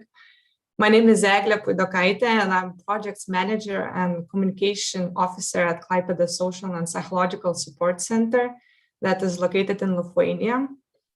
Our center focuses on developing and providing support, psychological and legal and social, for victims of human trafficking, prostitution, and domestic abuse. And we as an organization have been working in this field since 2003. Our establisher and owner of organization, Dalia, has been focusing on this issue of human trafficking and finding ways how to help for women who were trapped in sex trade. As her daughter, I have been watching her work in this field all my life and saw her work on weekends, on long hours, and how it affected her. And probably it influenced me to continue working in this field as well. Today, I get asked a lot how we manage not to bring work when working in such field back home. I cannot speak for others, and unfortunately, I don't have a solution to this because just like my mother, I also bring work back home because it is hard not to think of things I see or hear or know that are happening and connected with violence and exploitation. It is really hard to forget, the stories we hear about women, girls, children being exploited and abused and used and coerced for the profit of pimps or sex buyers' pleasure. It is making me angry, and not only angry on those who directly abuse others, but also on society who, in my opinion, could do more to prevent and to fight this issue.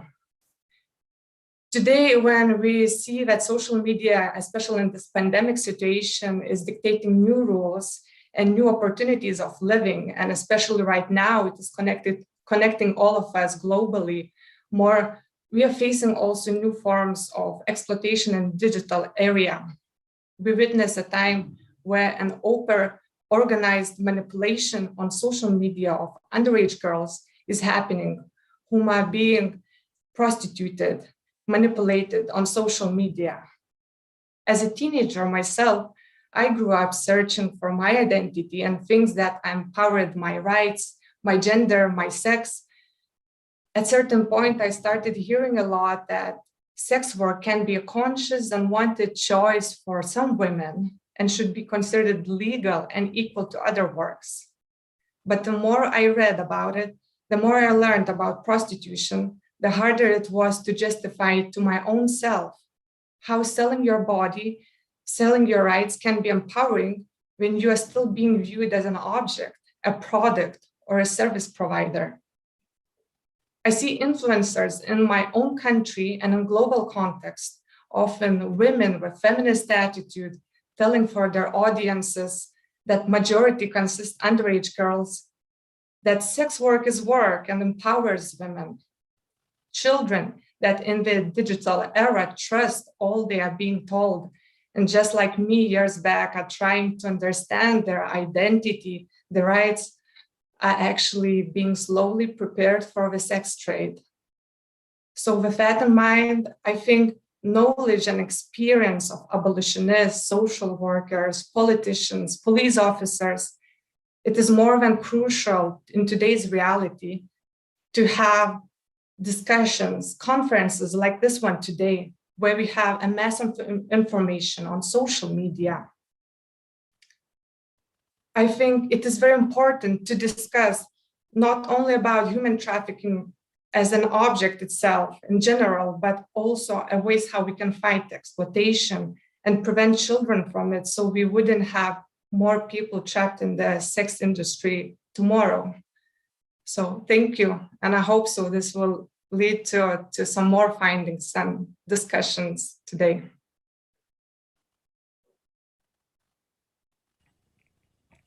Thank you, Egle. So my name is Leld Schwarze, and I'm very honored to participate in this conference and to represent the Association Marta Center in Latvia, which celebrated yesterday its 21st anniversary.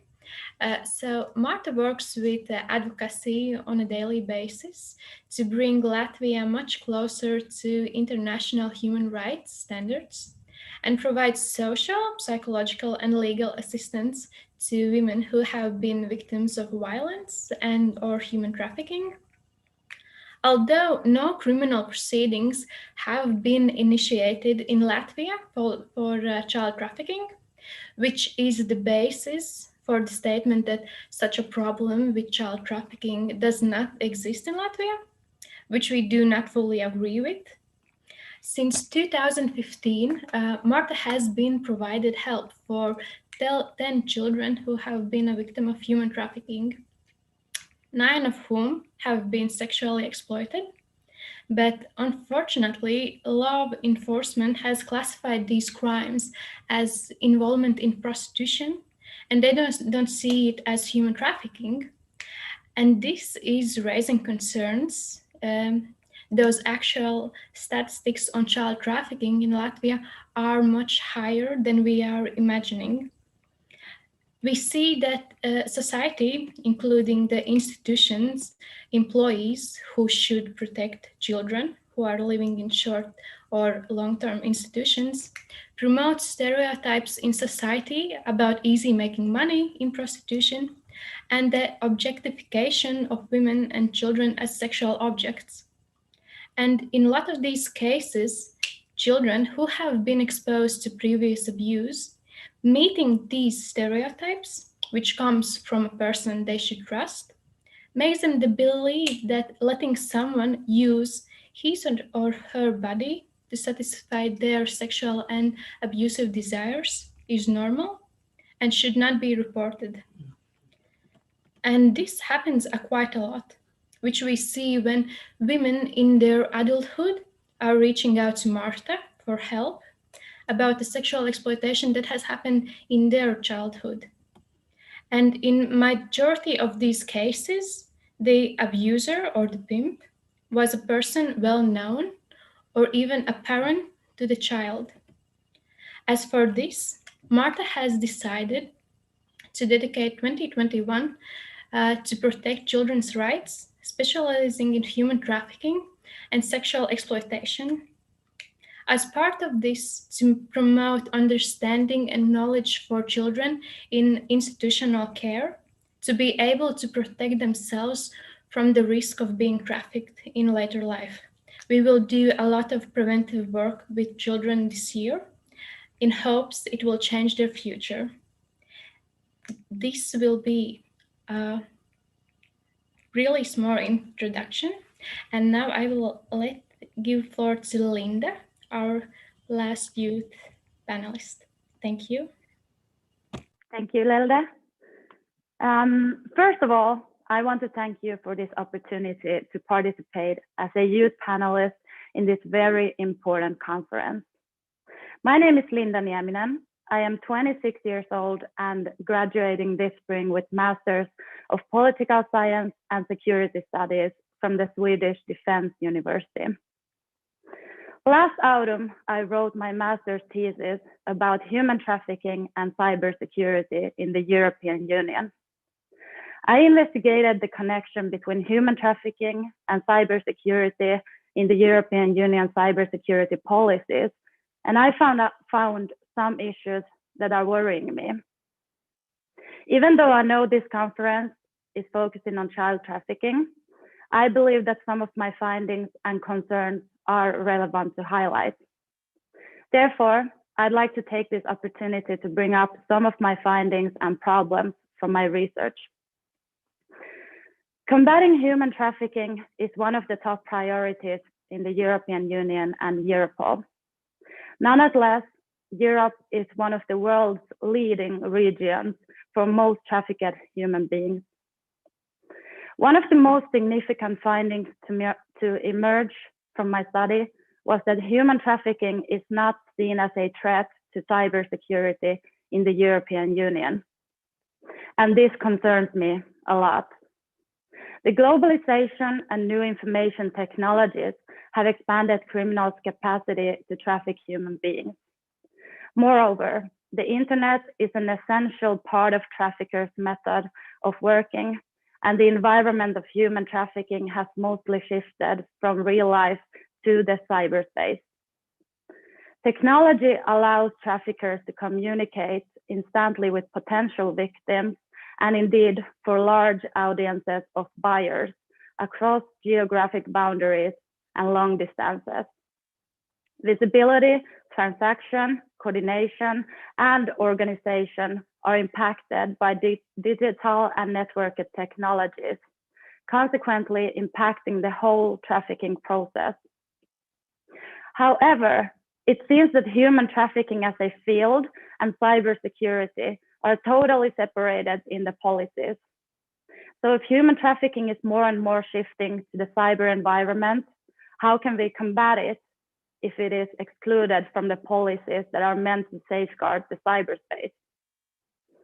However, if you look at the big picture, I found something that is really worrying me.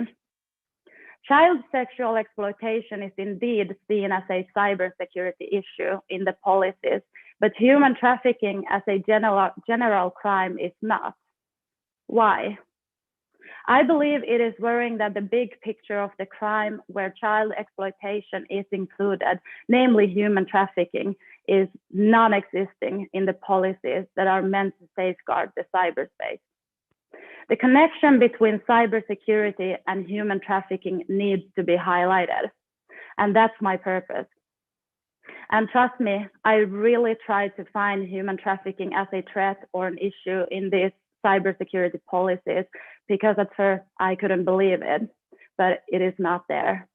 And it is not enough that child exploitation is named in the policies if the bigger picture of the whole crime does not exist. This is the concern I wanted to focus on in my opening remark, and I'm really looking forward to all of the presentations today, and I'm hoping that someone would raise these concerns related to the connection between human trafficking and cybersecurity. Thank you. Thank you so much, Thea, Egle, Linda, and Lelle for these extremely important interventions. It's amazing to hear you bring so many pertinent issues and concerns to the table based on your vast experience and expertise in this area. And I ask all participants and speakers to bring these issues and concerns with you as we continue our conversations and presentations today, so that we really focus on some of the concerns that our panelists have brought forward. So I want to thank all the speakers in this first session. It's been extremely rich and interesting, and we have heard of so many important trends, so many important strategies and solutions. So I believe that there is already a lot for us to build on as we continue to collaborate across borders to address this issue. I would now like to break for 15 minutes and ask you to be back here at 5 past the hour. Thank you very much.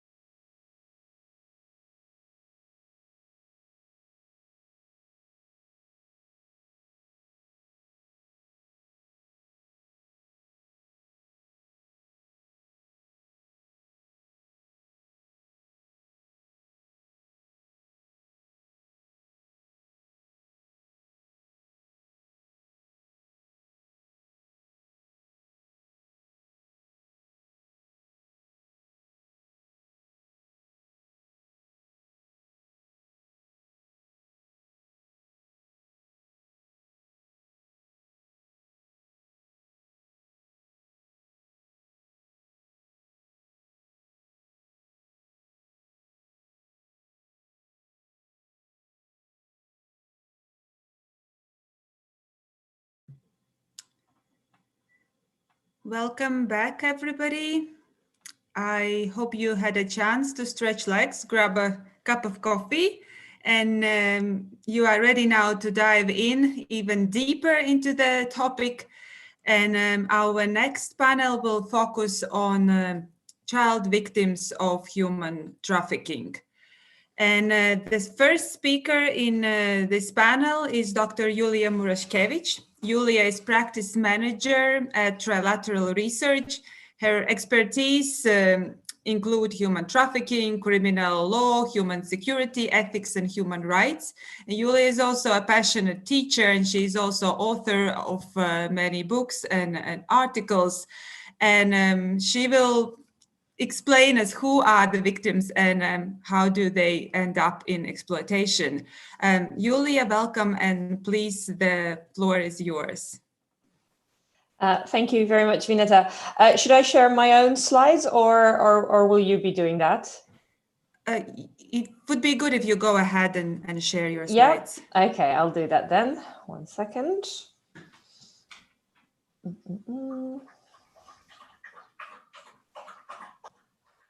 Sorry, there's some technical. Okay, it's sharing now. You should be able to see my slides.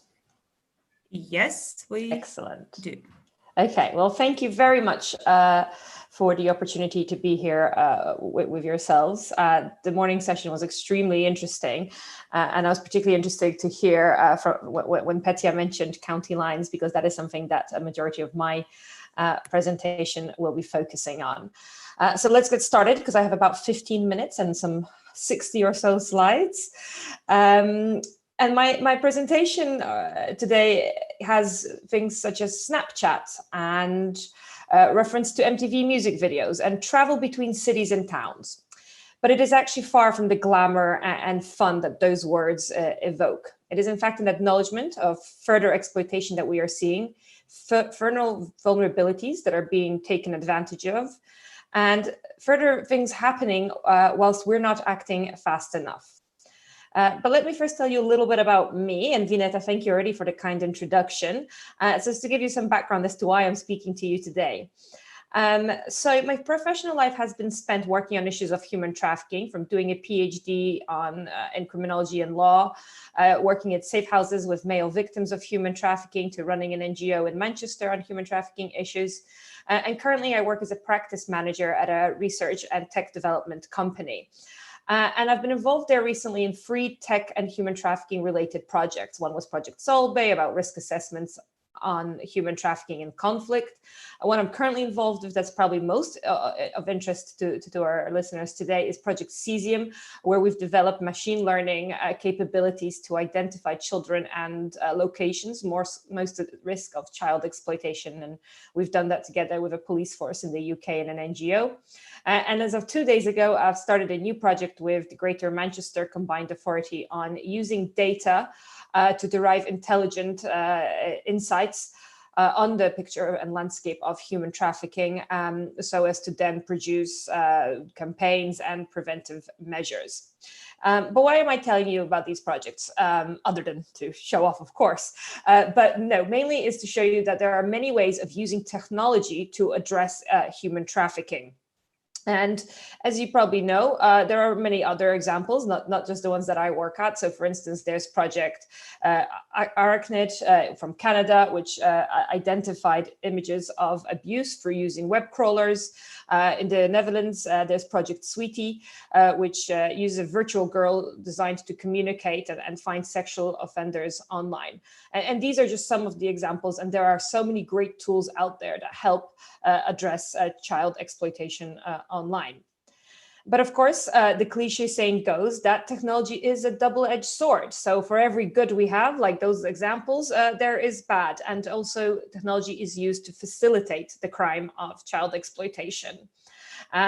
for example, what I think the best way to describe that is in 2020, Facebook reported a staggering 20 million child sexual abuse images that they found. So that is a huge number. And we know that technology has allowed offenders, permitted offenders to collect images of abuse, share and profit without being detected.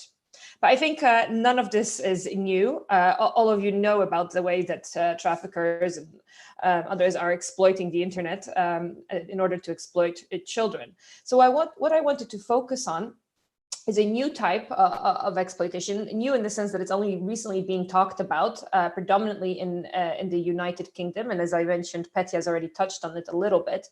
And that's the notion of, or the phenomenon of county lines. So what is county lines? It's a form of criminal activity in which drug dealers in major cities such as Birmingham, Manchester, London are establishing supply networks for the sale of drugs to smaller towns and rural areas, so those countrysides.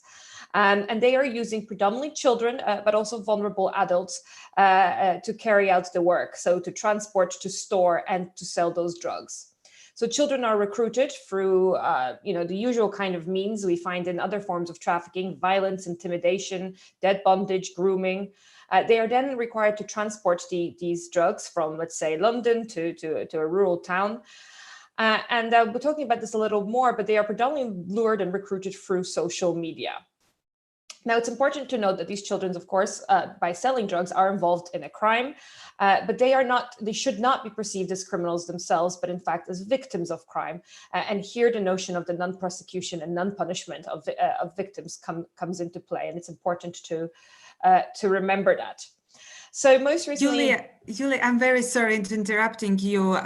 Participants say that they cannot see your slides. Could you please put the slideshow? Okay, sorry. And I don't know if it's intentionally or unintentionally your camera is off. Oh, no. No. Shouldn't be off either. Oh, gosh, this is... You are incognito. Okay, 1 second. Yes, much better. Yes. Okay, now I just need to... Okay. Right, well, here I am. This is who's been talking to you for some time. What slides did you miss out on? The little slide about my projects. There was then the slide about the other projects, a definition of county lines, and that's where we are at. Thanks, Vineta, for alerting me to that.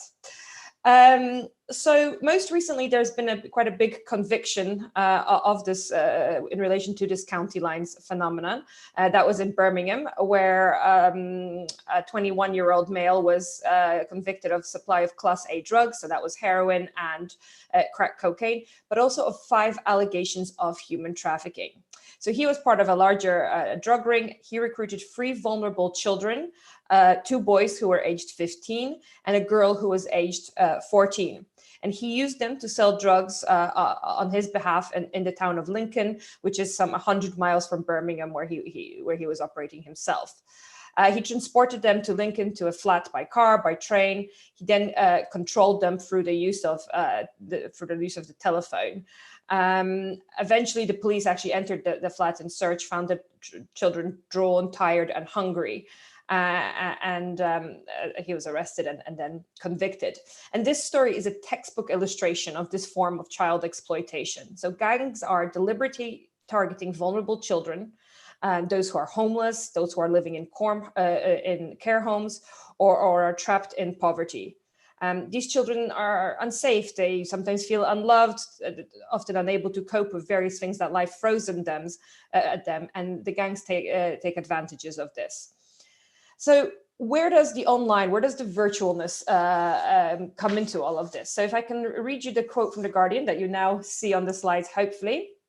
And The Guardian noted that when it did a big piece on this phenomenon, that there's a failure to grasp how technology and social media is being used to coerce, control, blackmail, and track the movements of children as young as 11 by county line drug gangs. And this has been an epidemic of child criminal exploitation that is spiraling out of control in the UK. Let's just leave that there. So going back to recruitment and the phenomena of this happening online. So as you probably know, drug gangs have long used MTV music videos, now YouTube videos, to present gang life as aspirational. You know, they're making it look cool. There's money, there's power, there's control, there's friendship, and kids are lured into this lifestyle. And this is still happening, but at the moment it's being used, for instance, a few things such as Instagram, where drug gangs have quite big followers in certain areas, or Snapchat, and they're becoming big media influencers to young people in their area. And indeed, actually, Snapchat has been used quite heavily as a recruitment channel, with, like I said, with gangs posting videos of children in these houses with new trainers, piles of money, eating great food. And they're showing this to other children and saying, you know, this could also be your lifestyle, come and work with us. Then once the children are recruited, like I said, very often through the use of technology, they are then coerced and blackmailed again through that use of technology. Perhaps videos are taken of them that are used for blackmailing. But equally, their movements are tracked. Find My Friends, the app, and various others are being used to monitor where the children are. And some children involved in this county lines are being asked to stream, well, not asked, they're being forced to stream their movements 24 hours through WhatsApp or FaceTime. Of course, the use of these kind of technologies is also better than the use of phone, because the police can, tap the phone, and so the exploiters have resorted to using things like Snapchat instead. So who are the children that are being targeted? Like I said, they are vulnerable adults and children. That vulnerability comes from things such as poverty, family breakdown, children who are missing, children who have behavioral and development disorders, those who are excluded from mainstream schooling, children who have previously been involved in criminality, or their parents are, or there is drug use already in the family, but preferably are unknown to the police. Those that have difficulties with peer groups, mental health issues. And these are things that I think you already know from other factors that lead to child exploitation. But an interesting phenomena we are observing is that there's an increase in the number of female girls who are being lured into this criminal activity as well. And in the UK, I think that thus far the youngest person was 11, and the oldest vulnerable adult that was used for this was 56. So what do we do about this? Well, my background is in law, so I always like to start with the law. And I think here, very interesting, it's to take note of the most recent UN publication supporting the Convention on the Rights of Child that came out a month or two ago, that many of you might be familiar with. And it's called General Comment number 25. And it talks a lot about digital rights and the digital environment. And in particular, it stresses that children's online protection has to be integrated. Well, it says should, but I think it has to be integrated into national child protection policies, into those national action plans. And so that is one thing that we must stress. The other thing I think we need to stress is still continue to unpack what does it truly mean to be vulnerable, and how do these vulnerabilities overlap? And why is it that in one case, when a child perhaps comes from a family with substance abuse and misses school, is easily lured into exploitation, but a child with very similar events isn't? So understanding that vulnerability and how they interact is key.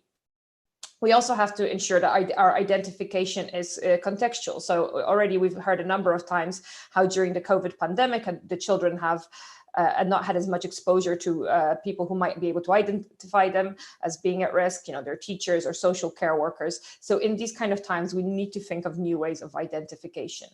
And likewise, we must always stay ahead of the game. So I think the county lines thing caught the UK law enforcement a little bit by surprise. They're catching up now, but the kind of scale when they started uncovering it really surprised them.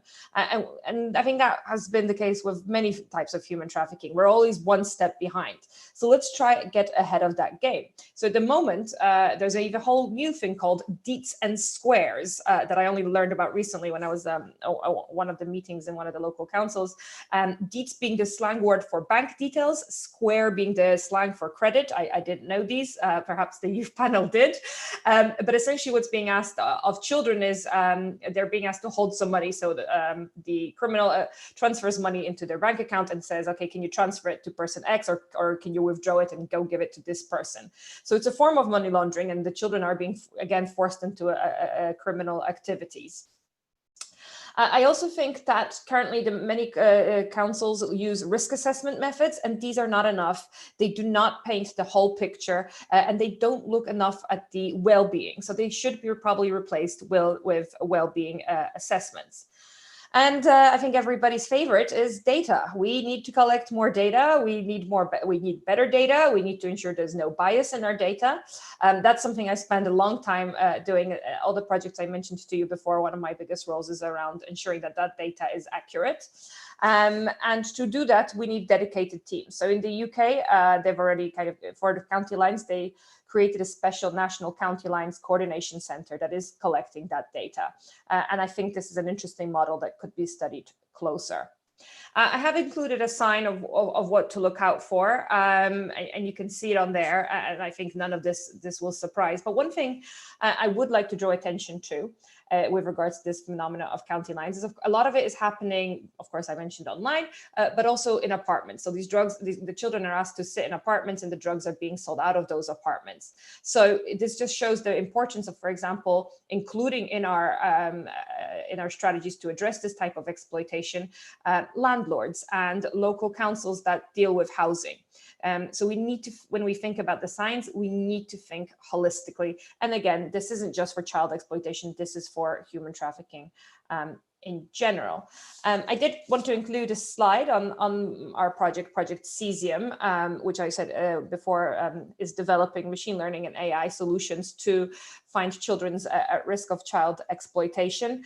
I personally think it's very cool. It's doing a really good job. It does a really nice way, for instance, to painting the context of children in relation to their location, but also in relation to others. So it does really interesting network graphs. And if anyone's interested to learn more, please contact me after. But for now, I think that's my 15 minutes. So thank you very much for your time. Thank you, CBSS, for inviting me to this event. And I look forward to the discussions. Thank you very much, Julia. We heard so much about the different ways how technologies are used by traffickers to facilitate trafficking. And I really appreciate that you kind of pointed out that we can be better at ways how to use technology in order to address trafficking and to protect our children, like project you presented, and there are any more ways we need to learn from traffickers, maybe to be better at our work to protect our children. Thank you very much. And now I am moving to our next speaker, to Linda Jonsson. Linda holds PhD in child psychiatry. She's a senior lecturer in social work and also a competence center coordinator in CBSS Project Promise. And her focus will be on self-generated images, the different contexts and situations behind cases of coercion. Linda, welcome. The floor is yours. Thank you so much, Vineta. And thank you for a kind presentation. And as you heard, I work at the CBSS with Olivia and Shona and Anastasia and all the other people. But today I will foremost talk from my position as a researcher at Ersta Bräcke University College, where I'm at the moment is a senior lecturer in social work. So I will start my presentation by putting self-generated images in a broader context and from a rights perspective, because it is every human being's right to express sexuality and express their body. At the same time, we know that this positive side of the self-generated images also has a downside, and that people actually are misusing other people's images. And for adults who wants to sexually abuse children, the communication technology has provided new opportunities to do so, meaning that the perpetrators potentially have victims from all over the world in their hands. And the presentation today will focus on different contexts behind an image and consequences for those children who are victimized when having their material spread. And the results that I'm presenting today is foremost from my own research that I performed in different research groups I belong to. So to start with, there are some common beliefs that I think is a bit problematic, what is real and what is not real. So internet is not a real world. And for us, I worked quite many years in child psychiatry, and we know that this, of course, is children's real life. So when they are victimized of online sexual abuse, that is a real sexual abuse, as real as if it has taken place offline. We also, I'm also concerned about the professional's view. We know from international and from national, not studies really, but we get we get implications saying that professionals don't see these types of abuse as serious as abuse that happens offline. Also, that the victim's experiences are not taken seriously. So when a child is disclosing, there is not the same response as if the abuse was happening offline. So another challenge also, especially for us as researchers, but that I want to stress, is the fact that people mix up, everyone mix up the concept of self-generated images. What is a sexual picture? What is nude pictures? So for example, Donald Duck here, he is nude. He hasn't got any trousers on, but is this a sexual image? Probably for most of us, no.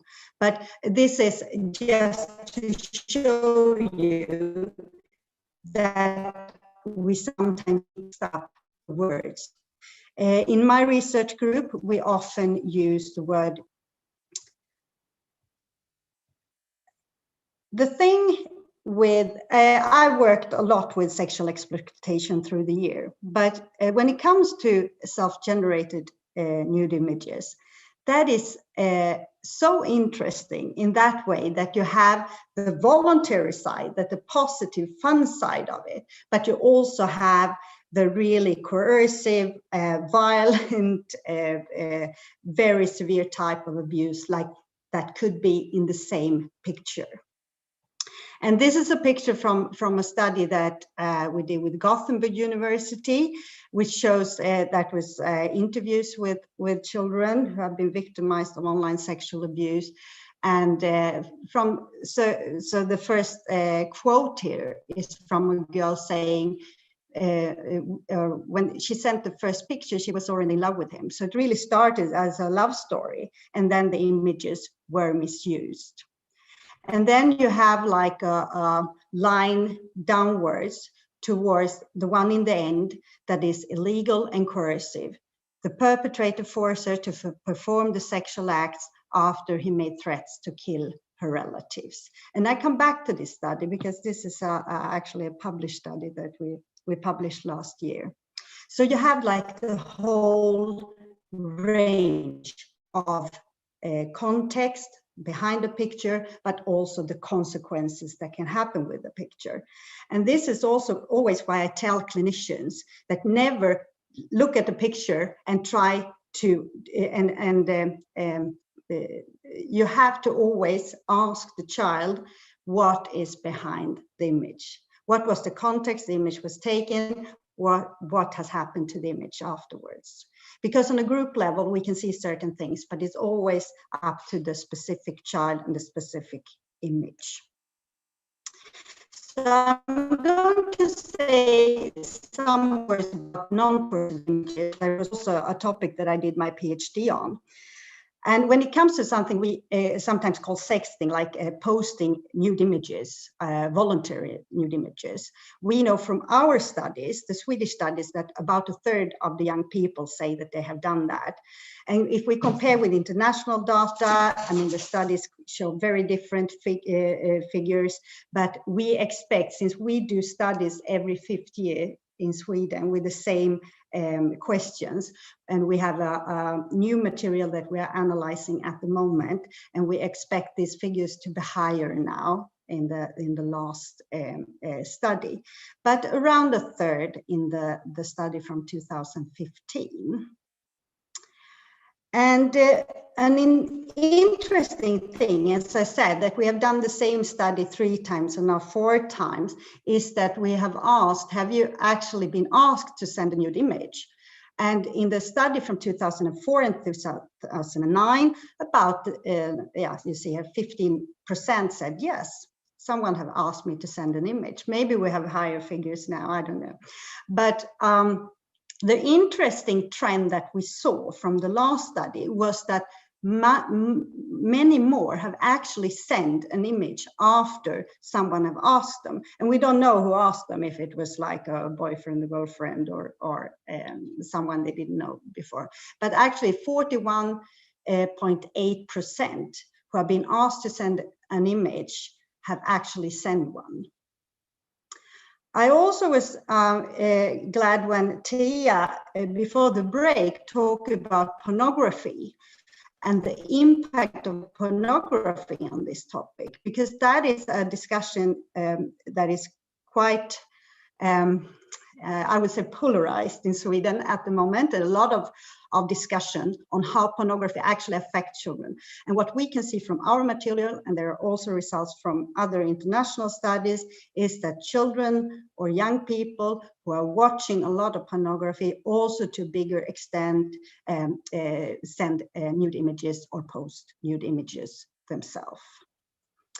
So why are a person sending these nude images? And this is from a study that I did with, among other, Ethel, who is the next presenter.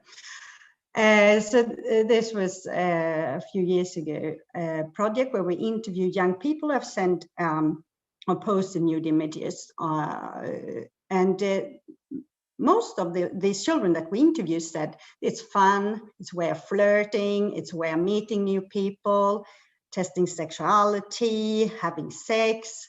But foremost, people were saying that it was a way of getting confirmation, like being seen, someone saying, oh, you're so pretty, you look very good in this. At the same time as the children took the risk of someone saying, oh, you look so fat, you look bad on this picture, and so on.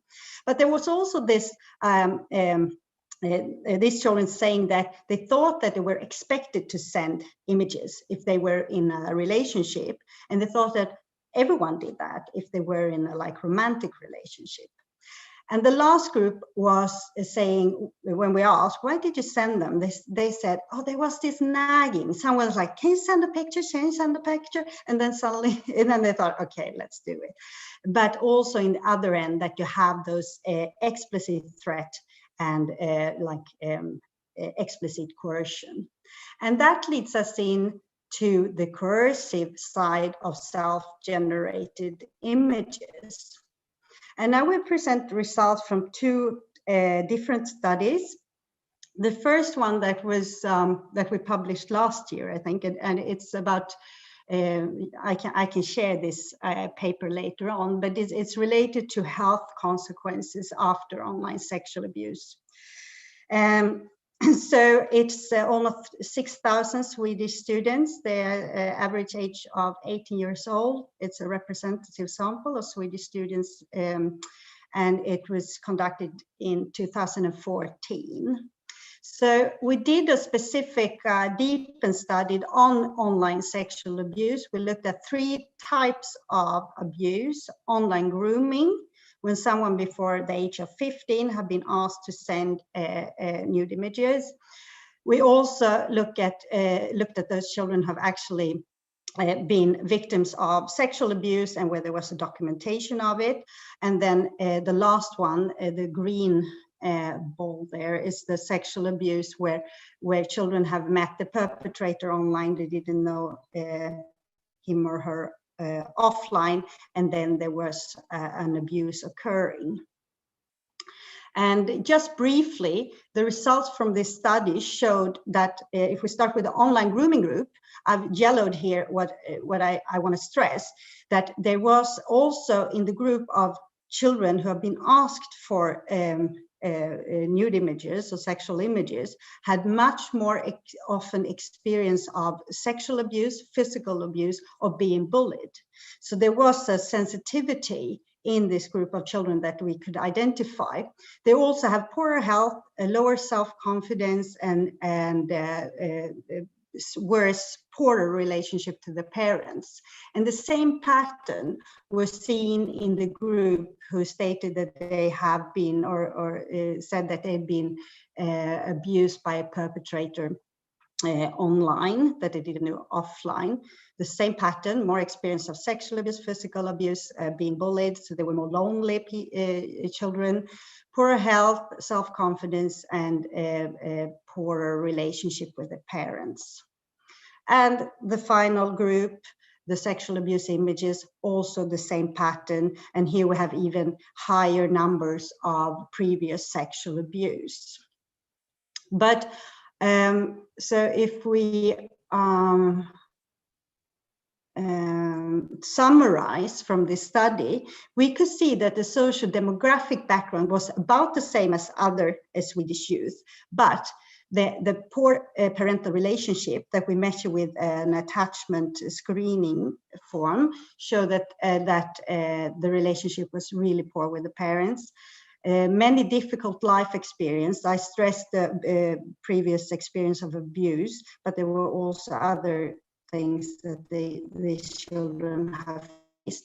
So we had a poly-victimized group of children, low self-esteem, and a poorer health. And this is a graph that I did quite many years ago, but from this study, I plotted in trauma symptoms, how high trauma symptoms a specific abused group of children showed. And we can't dig into this in deep, but the group that had most trauma symptoms are also the children who were victims of online sexual abuse and don't necessarily needs to have had met the perpetrator offline.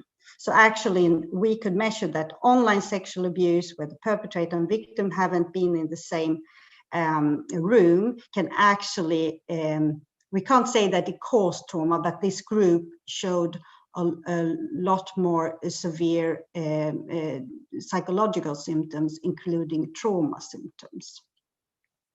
The same pattern was seen when we looked at children's health related to online sexual abuse, where you have abusive images, where you can see from this graph that you can see that underneath 20 there is the average child that hasn't been abused. If they have been sexually abused, their mental health is much poorer. And if there are images, the health is even worse. And then you can see that if the images are spread, these are the worst group that we could measure. So we could actually see the impact of a picture, that even the knowledge of someone had taken the picture, even if you don't know if it's spread or not, can actually impact the child's psychological health. Finally, I will present a few results from a study that my PhD student, Malin Juleby, did. She analyzed 50 court documents on 50 cases of 50 men who abused 122 children. And we looked for what was said in the court documents related to the perpetrator and related to the child.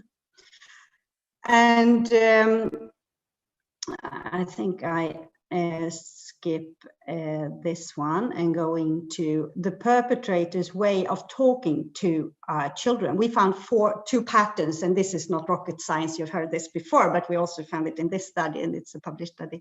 It's the sweet talk. It's like when the perpetrator actually starts to talk to the child in a like friendly way, saying that we can be friends, that it's kind of a love story that I showed before, using flattery words and so on. So it's more like typical grooming process that we know from offline sexual abuse. But this was not the most frequent way of getting in contact or building a relationship with the child, because pressure was absolutely the most prevalent in this study. So the perpetrator actually used threats, offering payments, repeatedly nagging. I told you about this, like send a picture if you or using emotional extortion. And from the children's perspective, they said, I had no choice. I had to send this image. I sent the first one. I couldn't get out of it. I needed to send the other ones because there were so explicit threats connected to this, but also implicit. They say, if I don't do it, I don't know what he will do, and so on.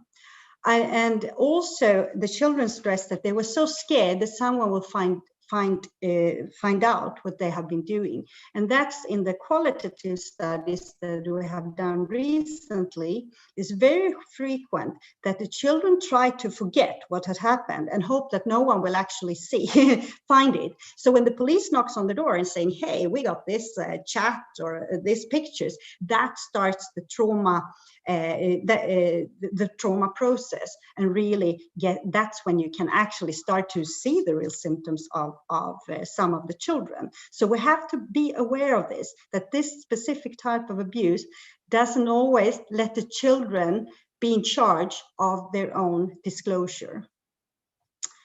And also they said it was a very threatening situation, so they were very afraid of what would happen.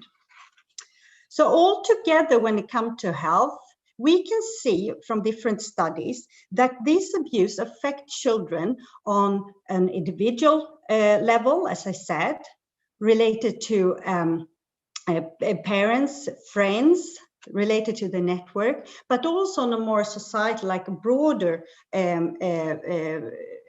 area. For example, that they don't go to school, they can have social anxiety, they don't want to apply for jobs. They say to me when I interview them that, what if someone that I meet, a future employer, would, maybe they have seen my pictures, how can I handle this? And this is actually the very a struggle that we have in therapy with these children, that we have to kind of normalize and let them just learn to live with the fact that someone actually always can see your images.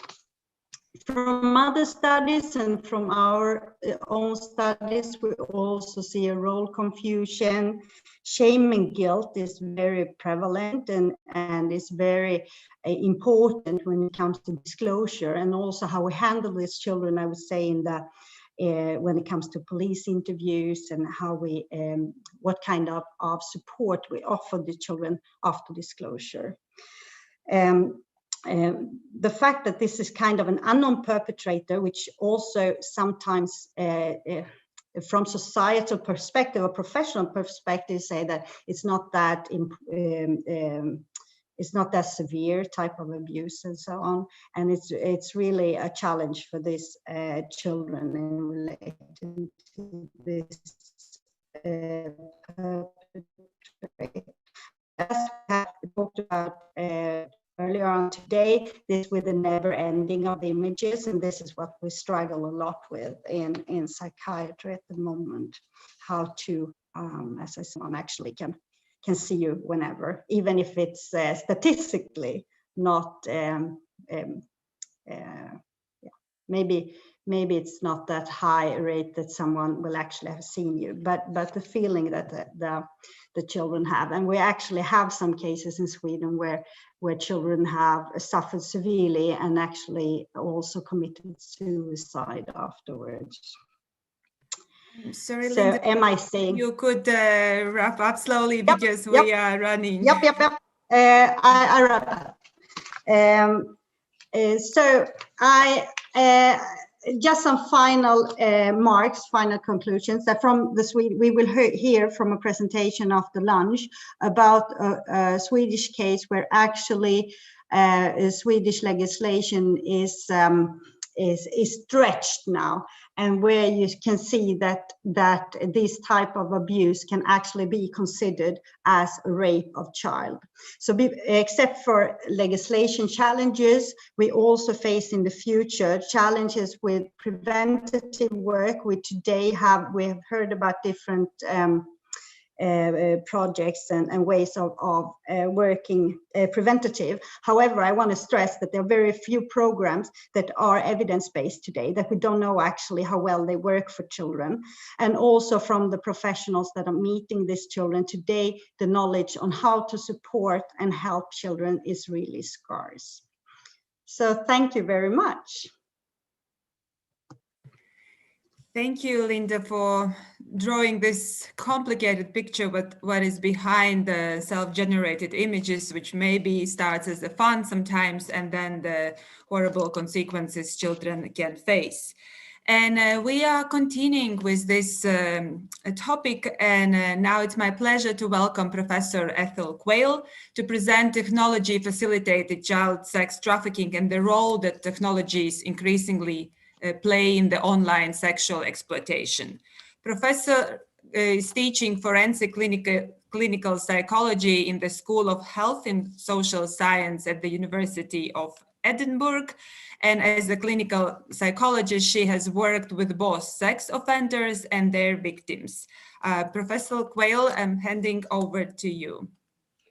Thank you very much. Can you hear me? I noticed there was some distortion for Linda at the end, so yes, we hear you. If there are well. problems, please do let me know. And you can see my screen. Yeah. Thank you. Can I just first of all say thank you very much to CBSS for inviting me. I've had a long connection with you intermittently over the years, so I'm very pleased to be here.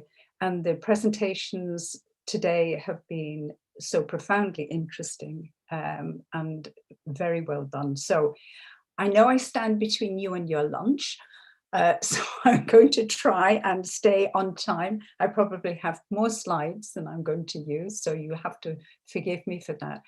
And I'd intended at the end to finish with a case history, just very brief, but I'm going to start with that, because throughout this section, I think what's been important is the voices of children who have been abused. And we so very rarely hear those voices. And I'm starting with a case that I've just been working on just recently. A young woman she's a young woman now called Aya. The interview data that I have is from, this particular case is from Namibia. She was 15 when she first made contact with the person who abused her. And at that point, she's an excellent student in school, very kind of confident, very good grades, quite private.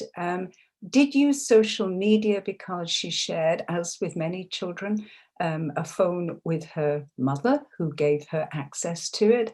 And she had a Facebook account. And on the Facebook account, she started to get messages, not of a sexual nature, but looking at employment opportunities in terms of modeling.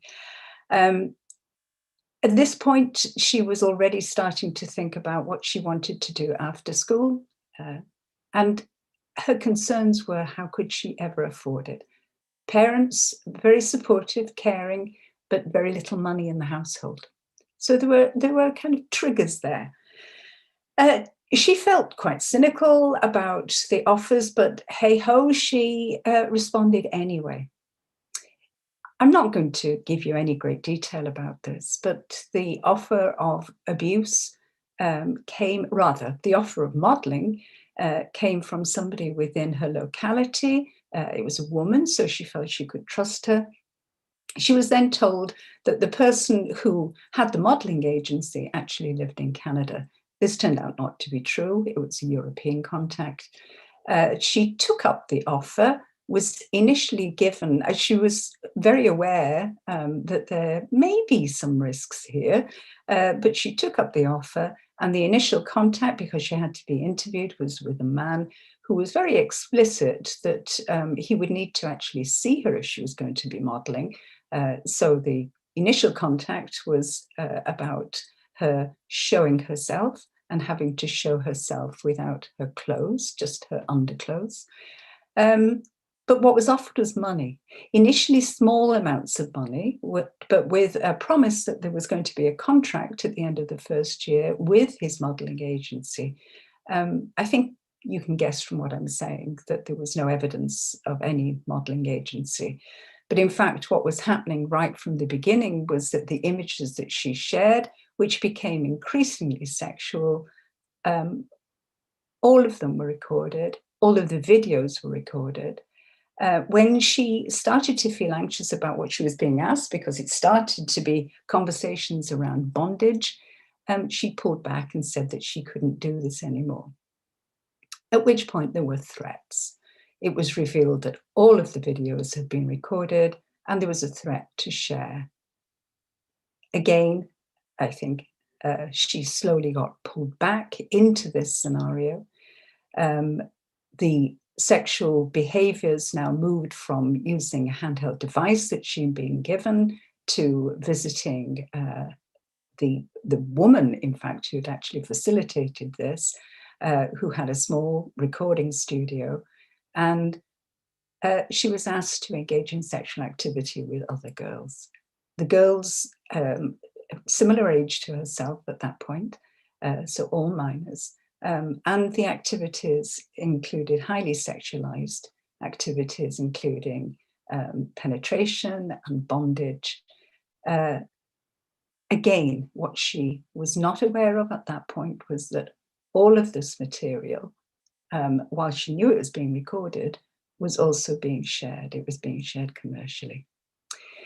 The end of all of this is, and she was threatened. She was threatened when she refused to turn up for some sessions. Girls turned up at her house and she was terrified that her parents would find out, so she went back along. The end of all of this was nothing more complicated than somebody who was very perceptive in her school, the school counsellor, noticed that her grades were falling badly, that she was occasionally missing school, that she was quite distressed at times. And she disclosed to that teacher, and that marked the end of the actual exploitation. But it didn't mark the end of what happened to those materials that were produced. She did make a report to the court, and that was the first time that her mother realised to some extent what had happened. Father has never been included in this. Mother kept it from the father as well. What's really distressing for this young person is that, as Linda has just said and has been said earlier this morning, she has no idea what those materials, what has happened to those materials. She has no idea what's happened to the police case, because while she made a report, what was clear to her was that because this did not include rape, then it was possible that no further actions were going to be taken. So she experiences high levels of shame. She experiences clear symptoms of post-traumatic stress disorder. She experiences not only feelings of shame, but complicity, because she was engaged with other children in terms of these activities. She can't trust people. When asked what advice she might give to others about this, the advice was all to stay away from the internet, that you can't trust people, that there are bad things that happen there. So I wanted to start with her because while I'm not suggesting that her story represents all stories, I think it captures some of the elements that we've been talking about all of this morning and that I would like us to be able to talk about. I've been working in this area now for a long time, as has Linda, and I remember a conversation back in 1988, which was the year we had, I think, the first funding from Europe, as to how we might actually prevent these problems from happening. And at that stage, the level of online child sexual abuse and exploitation was noted, but wasn't of huge concern. And of course, somebody suggested we should just stop the internet. That would solve it all. That's the solution. And of course, it hasn't happened, and it wasn't going to happen. And I've noted that during COVID, it looks as though that cases of online child sexual abuse and exploitation have actually risen.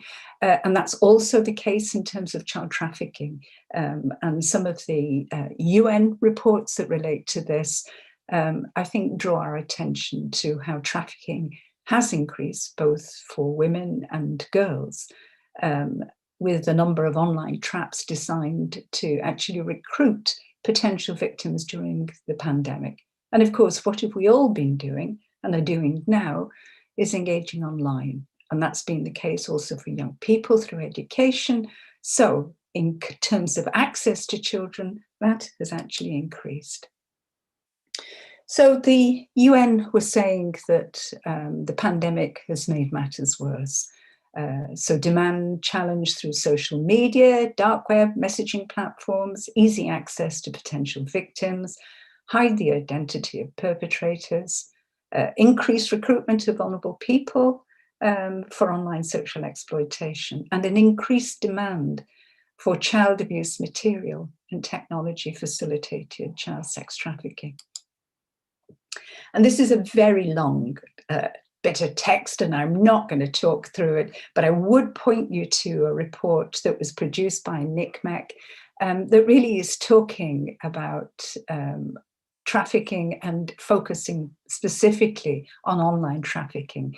But the argument here is that internet communication technologies provide very new and efficient and what seem anonymous methods which enable traffickers to exploit a greater number of victims across geographic boundaries. They also point to the importance of technology as far as these crimes are concerned. And while it's no doubt that technology-mediated crimes do not exceed those crimes that take place in the offline environment, the boundary between offline and online is increasingly blurred. And technology often plays a part, even if it's only through maybe tracking activities, in terms of recruiting activities. So I think we need to be aware of that. And that brings me, I think, something that's very important, which is the concept of affordances. Affordances, so what aspects of the environment, the technological environment, actually may influence online child sexual abuse and exploitation, and in particular trafficking. And I think over the years that I've been working in this area, and it's not simply my view, but it's one that I think is clearly evidenced, our ability to actually change human behavior is quite limited. It's very difficult to change how people behave, whether they are offenders or whether they are victims. And we have had endless kind of education programs, very few of them that are evaluated, teaching children how to stay safe online. And what we can see is that knowledge increases, but very often behavior doesn't. And this also points to, again, as Linda mentioned earlier, children have the right to be able to engage with others online, but others do not have the right to abuse that. So these notions of affordances simply relate to the technological opportunities that are provided. And when we're using Zoom, we can't help but be aware that this protocol has made such a difference during the pandemic in terms of our ability to work, to communicate, to have meetings. But these protocols also, kind of Skype being an early example of this, have not only been used in terms of communication and in terms of effective working environment, but they've been used in relation to live streaming of sexual abuse and the online sexual trafficking of children. And I'm mindful of the time, but I'm going to very quickly work through this now. So we have an interesting array of crimes that sit under online child sexual abuse and exploitation, and many of these been mentioned already today. So they include sexting, sextortion, revenge pornography, sexual exploitation involving economic gain. They also include trafficking. And a question was raised earlier about, is there any guidelines about kind of terminology? And I would point people to the Luxembourg guidelines that were developed in collaboration with ECPAT, because they do give both they give a context to many of the terms that we use in this area, but they also give some legal framework for that. And importantly, they look at the ethical issues about the language that we actually use. So I would point to that. A lot of our work has related to specifically offences that we thought as being online offences. So, for example, image production, image distribution, that relate to the sexual abuse of children. And child sex trafficking invariably has not actually found a place in this, but it's there. And it's there in terms of image-related offences, it's there in terms of online grooming, it's there particularly in relation to self-produced images and the sending and sharing of sexually explicit content. And it also links to contact offences.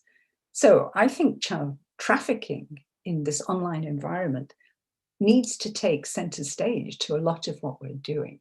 And we've talked already about how traffickers use technologies, and the obvious kind of ones are that they're used to recruit children, to identify, to recruit.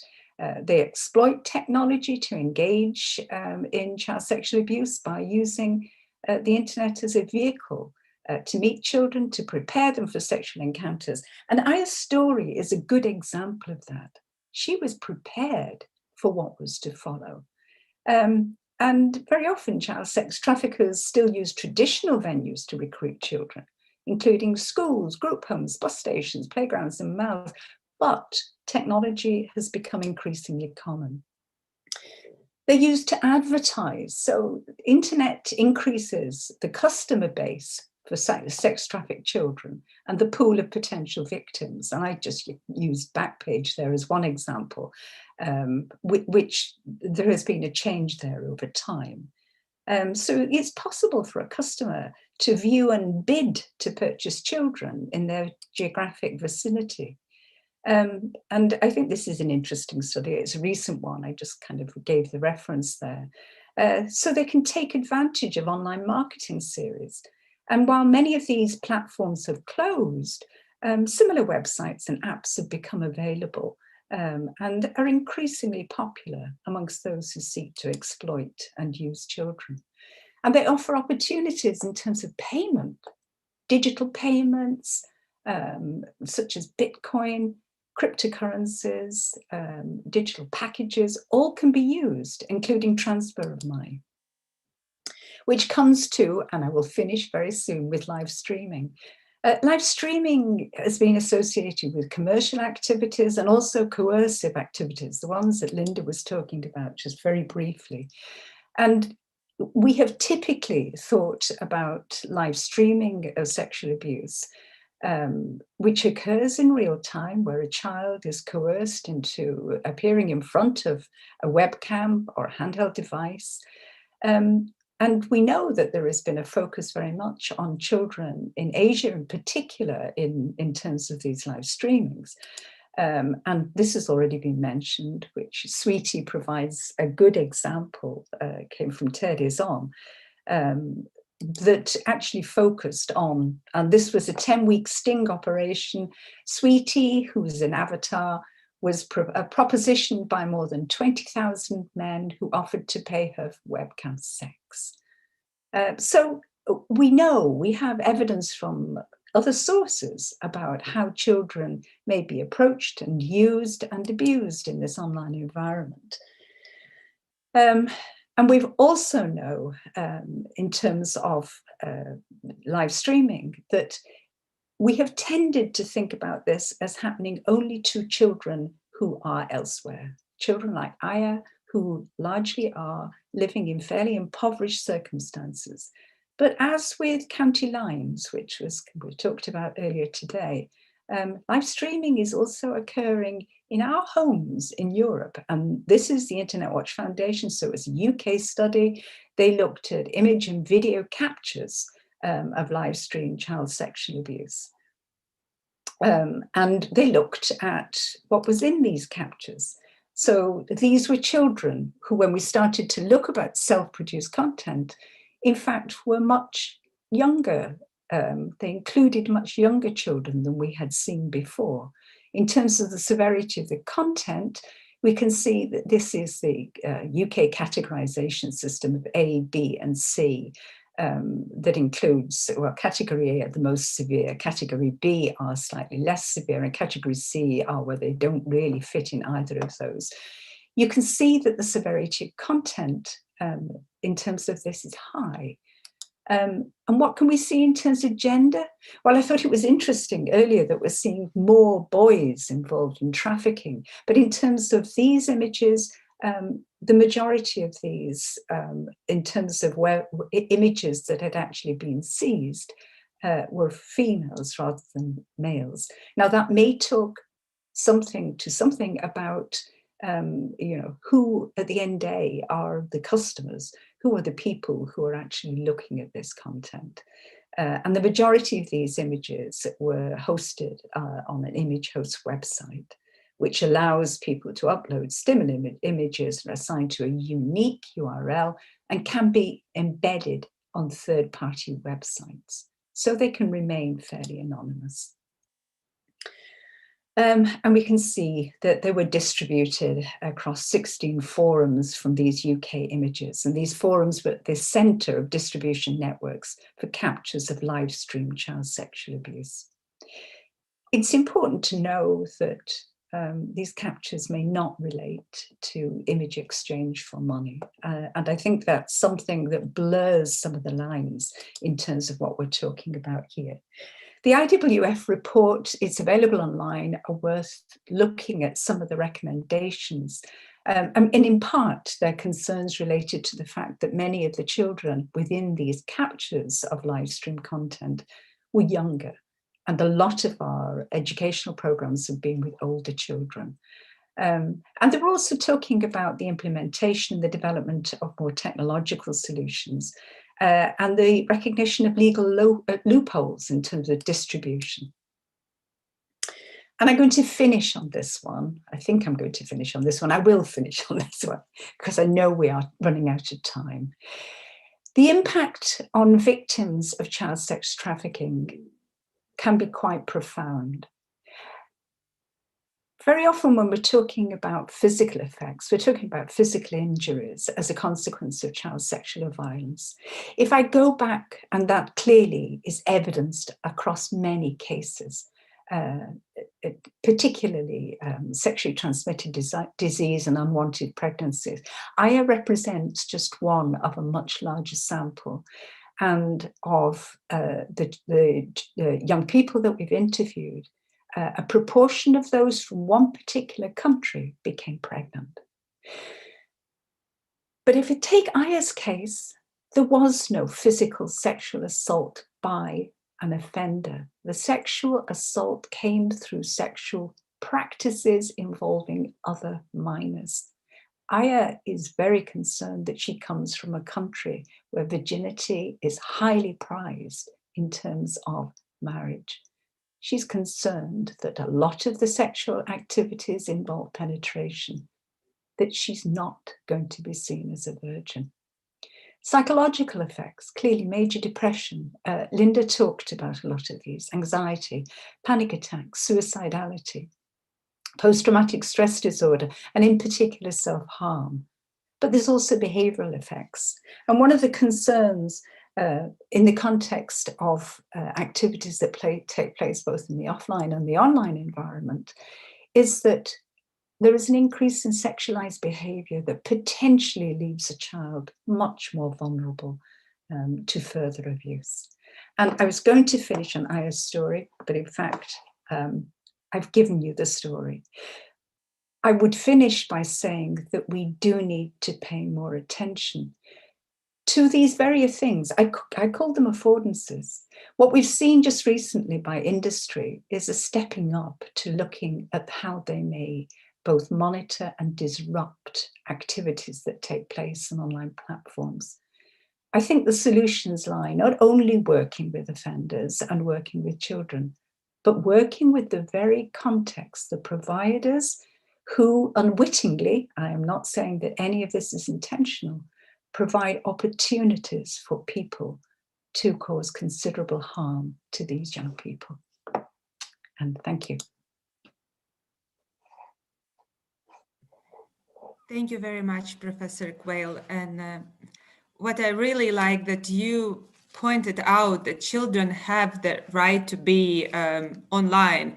And this is who perpetrators do not have right to abuse these children, because far too often we still directly or indirectly, we seem to blame victims for being too naive or too trustful, or like, why did you spend so much time online and why did you send these images? But it's not fault of children. They have the right to engage. Thank you very much to all the panelists for your insights, for your ideas, and for giving us really the full picture of the problem. And I would like now to hand over to Olivia to take questions from the audience. Thank you very much, Vineta. I have a few questions, but first of all, I'd like to invite the youth panel in case you have any remarks or questions from your side or from the parallel youth event. Yes, thank you, Olivia. We have some insights as we were listening a really great speech of Ethel and presentation. Thinking and speaking of victimization, you know, and how we can prevent it and how we can provide support to children. I would like to ask one question, but before asking, I would like to give some insight from Lithuania, how we see that and deal with that in here. And just like in any country, probably, we have a situation when, you know, police officers or social workers, they also blame, you know, victims of trafficking, and they do not provide correct support for them, you know, and they fear, you know, to ask for help, to go for help, because they feel like they will be blamed. And in Lithuania, to fight this issue, we do the interdisciplinary trainings that is basically meant to provide trainings for the police, you know, speak with them, have a mutual conversation, you know, help them to emphasize, you know, with the situation with those people, you know, who are in the victim's position, so they would change their attitude. But as well with that, we see that it's not really enough always, and we still deal with the situations in Lithuania, and we hear like stories from other countries, you know, when a person, you know, who experienced sexual abuse or exploitation, they are being treated, you know, disrespectfully. They're not being believed. So I have this question coming: how can double victimization and be prevented, and how can young people find professionals who take them seriously and who support them throughout the journey of recovery? What would you say? What would you think would be really helpful, additional to what I said? Thank you. I'd like to give each of the speakers a minute to respond to that. But first of all, I just want to highlight that there are a few written questions in the chat. So in order to give space before lunch to respond to this question, I would like to encourage our speakers to engage in the chat as well in responding to those written questions there. Ethel, would you like to reflect on this question from our youth panel? You're muted. Forgive me, I realize this is kind of the end of this conversation about muting. I did not hear the end of the question because all of a sudden I was getting distortion on my phone. Could you repeat again, Helga, just the end of your question? Yes, absolutely, no problem. So how can double victimization that happens be prevented, and how can young people find professionals who take them seriously and who support them throughout the journey of recovery? Right. I think this is an interesting and a profound problem. It's more of a problem in some countries than it is in others. So if I take the case example that I gave you, there was no recourse, there was no actual specified victim support for that young person, and she was lucky to find somebody who would help her. One of the challenges, and Linda mentioned this, is that these cases often include polyvictimization. So where young people are already vulnerable, this is further exploited in some ways. Very often we have quite good trauma-focused services, but to actually get access to those services, you need to meet, and I can talk about this from the UK, you need to meet the criteria for requiring psychiatric support to get into our CAMS services. And in the main, while clearly many children would, certainly some would not, and the actual services offered are limited. You've also then got kind of fundamental problems in terms of anything that talks about care that relates specifically to the online environment, for example. So we have quite a lot that talks about trauma-focused care for children who've been sexually abused, but the added abuses that come through, for example, image production, distribution, sale, just aren't there. We are developing at the minute, as a separate piece of research, a resource that is specifically for children who've been abused online. And we're hoping, while it's being developed within our health service, that this may be able to scale up to be something that is available online. And the only reason that I make reference to that is that I think it's unlikely. This is a worldwide problem. It is not simply a problem for kind of high-income countries, although it is a problem for high-income countries. And I think we know for definite that there are many children who will not be able to get access to care. And I still feel that a lot of our education programs actually would discourage people from kind of acknowledging that they've been abused, because they run the risk of losing both kind of their devices and being blamed. So I think the focus has to be that we need resources out there. So we need resources on online platforms. That's starting to happen, interestingly, in relation to offenders, but not in relation to victims. We need to be able to signpost where help is available that is, A, we know is evidence-based, and B, offers maybe an inroad into being able to disclose. Because I think there are serious challenges there in terms of how we framed these abuses. Thank you so much, Ethel. Julia, would you like to comment on this?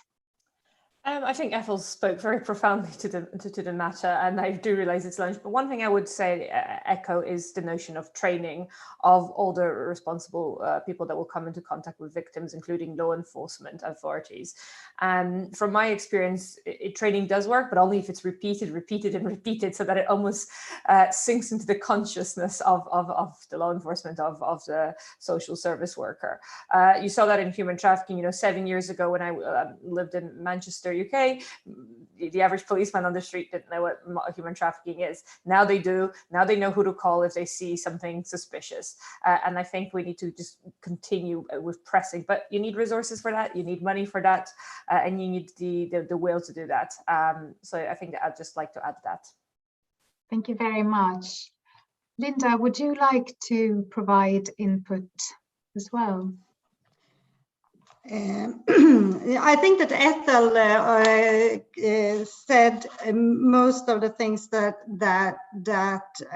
are really relevant, and that is that professionals today, there are almost no specific ways of working with children with this experience, with abusive experience, that you rely on more general sexual abuse treatment programs or support programs. And we have looked into that. For example, the TF-THB, the trauma-focused cognitive behavior therapy, that is that is evidence-based. But if you look at how you work in that therapy with the trauma related to images, that is not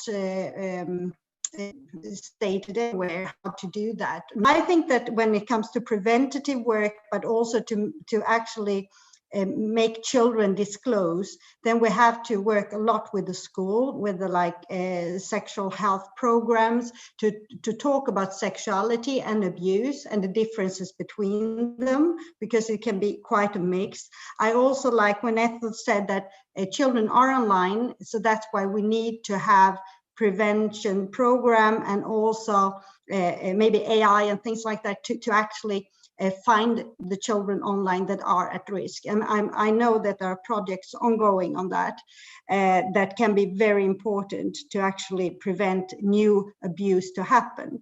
Because we know that when a child has disclosed, and we have been to through law enforcement and we have a verdict and everything, then we can actually find these children in new cases like a year later. So we know that we need to actually have interventions that stop this negative kind of wheel. So, and I also want to stress when it comes to prevention that we need to focus on those who are spreading images, because we talk a lot about adults today, but we know from our studies and from other studies, of course, that it's a lot between children, that someone receives a picture and you spread it in school and so on. So we need to focus on when you receive an image, that's actually something that is between you and the one who's sending it. You shouldn't spread it further. So yeah, I think I stop there.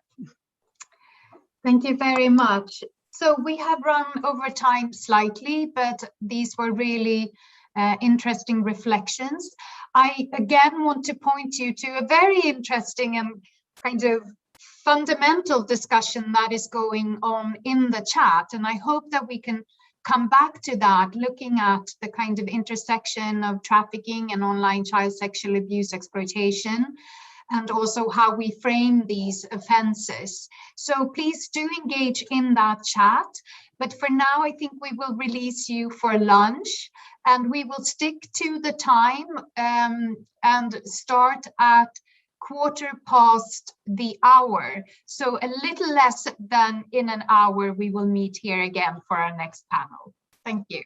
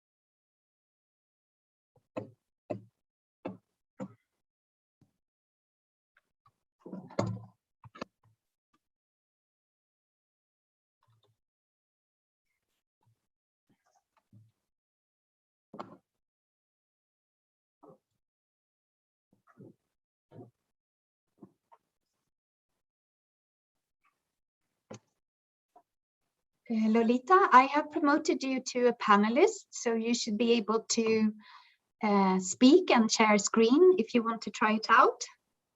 Yes, can you hear me? I can hear you. Just a minute, I will turn on my video. Excellent. Excellent, perfect. I will try to share my presentation because I have a little bit improved it. Nice cat. Yes. He's standing outside the door, so I take this opportunity to let him in before he has to go outside again. It's okay, it's very nice, really. Okay, I will try to share my screen. Okay.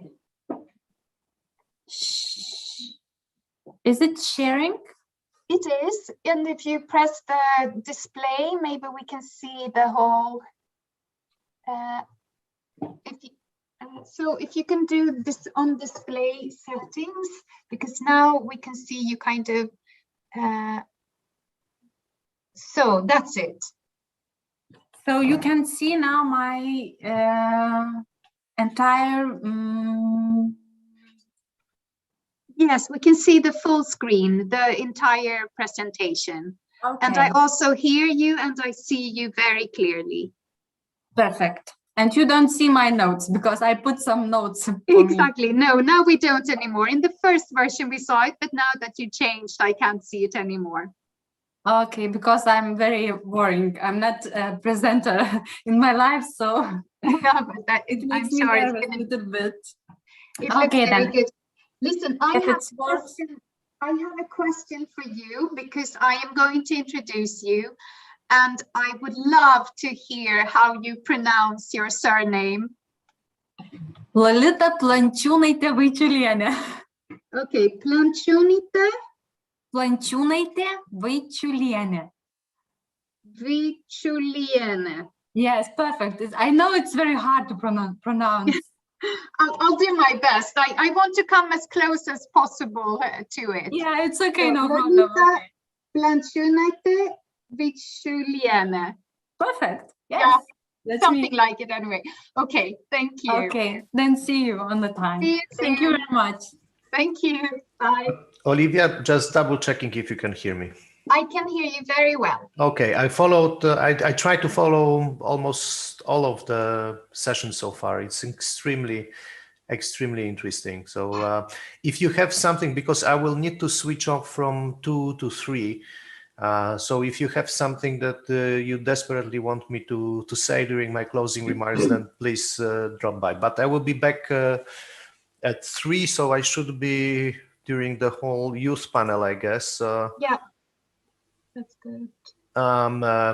Even before, I mean, I'll try to switch in during the next session. Okay, that's great. I'll speak to Vineta and Eddie and the others and see if there's something we want to add. I think it's quite comprehensive, but the conversations and presentations are so rich. They are. That, I mean, it's amazing to hear of all of these. People speak, so I think it'll be difficult to capture it all in one closing. Okay, then I switch off. I mean, I don't switch off the meeting, but or no, I will have to close it, but I will come back right after I'm released by administration team. Excellent. Okay. Thank you. And really fantastic event. I agree. It's really amazing and extremely important. Yeah. Thank you. See you later. Okay. See you. Bye-bye. Bye. Bye. Olivia, I will also now I need to take my animal out. Yes. Who has been very patient. Yeah, I have the same with this one, but he's been screaming outside the door. I hope it hasn't disturbed. No, yeah. Okay, see you in a bit. See you later. Yeah. See you. Så Olivia, hör du mig? Ja. Att klockan 2 tar jag över då efter Anastasia. Och så går hon till forensic intervju där. Så då, vad är liksom... Det viktiga är att hon gör dig host. Ja, precis. Och sen är det ju liksom det har varit lite så här tekniska saker, att vi har inte kunnat, det är någon som inte har blivit promotad och sådär. Men jag ska sätta mig ner precis nu och se till att alla som är i den här sessionen, och här har vi Anastasia också. Ja, jag är här. Det var bra. Vi kan ju bara kolla tillsammans nu att vi promotar alla till speakers då. Det är ju Jörgen som ska promotas. Vi kan se om jag kan hitta honom. Det är så himla besvärligt att ha en katt framför skärmen när man jobbar. Jag kan promota han. Ja, vad bra. Och sen är det Maja Rusakova. Är det med I? Nej. Med I, M-A-I-A.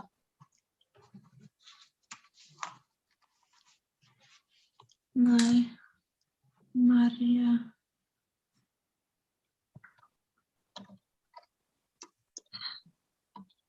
Jag kollar här.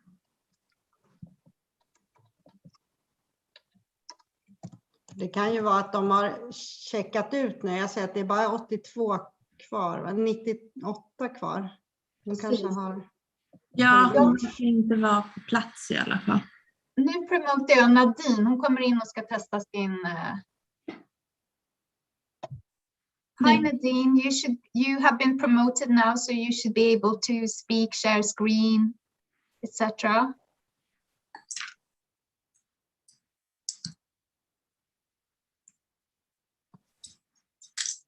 Lolita doesn't seem to be in the list as well, unfortunately. Lolita is already promoted.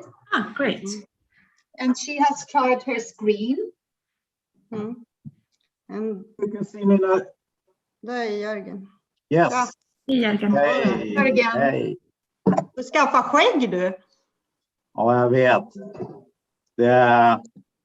Det är inte så snyggt, men... Jo, det tycker jag. Lite annorlunda för att se dig det va? Jag försöker ju se lite yngre ut än man är. Jag firar 43 år som polis idag, så att vad får. Är det sant? Stort grattis. Nadine, I just want to confirm that we could see your screen as you shared it. Yes. Yeah, we can see it. And if you put it on, what's it called? Display presentation, or what is it called?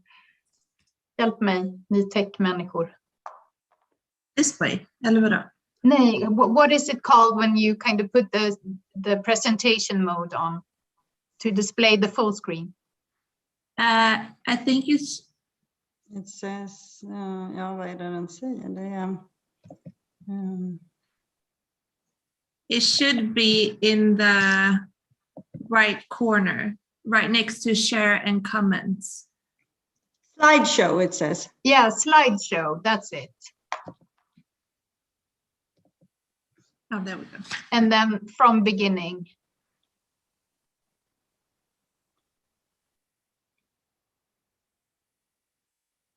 Yeah. Yeah, that's it. Can I try my screen also? Yes, that's okay. If you want to do that, absolutely.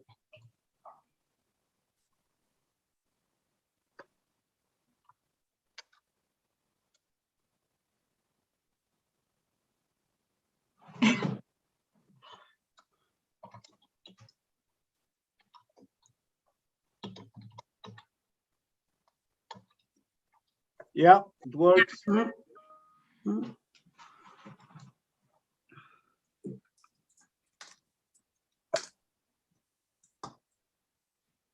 Anastasia, då gör du mig till host nu här. Så... Vill du att jag gör det nu? Ja, så kan du få ledigt. Jag fixar. You trust me on this one. När jag ska vara så här tekniskt ansvarig, det känns som min grej. Det är bara att höra av dig om det är någonting. Jag finner många.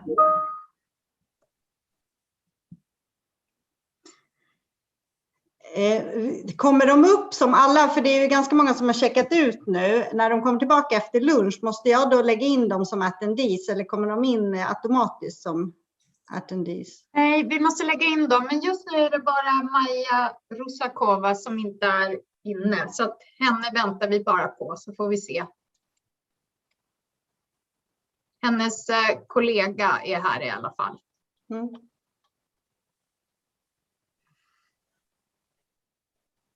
Okej, trevlig lunch. Detsamma. Tack så du ha.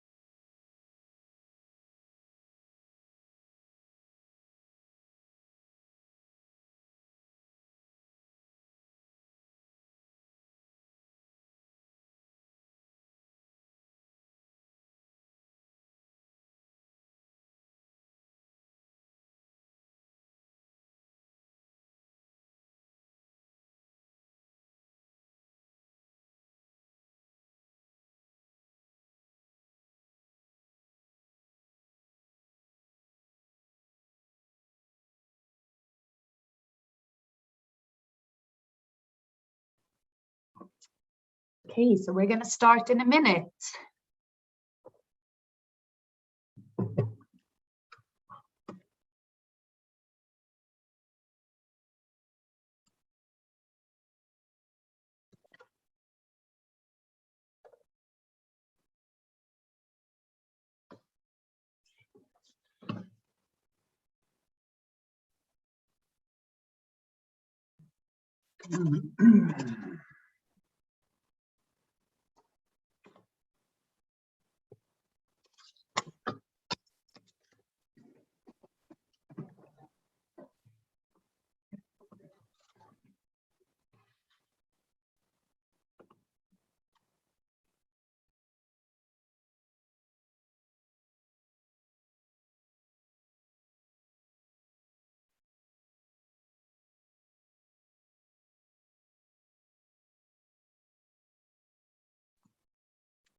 Okay, it's 1/4 the hour and we are going to start because we have a long and very interesting afternoon ahead of us.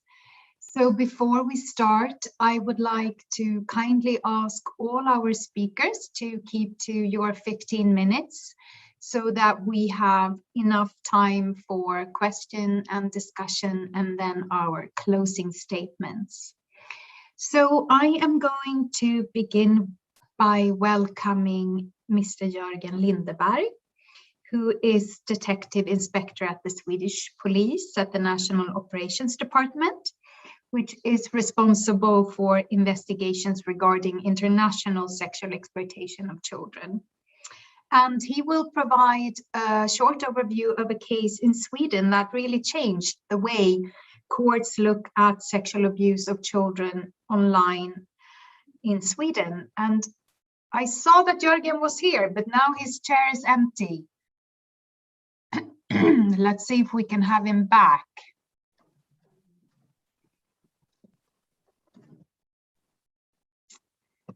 Jörgen. Ja. Good. The floor is yours. Place.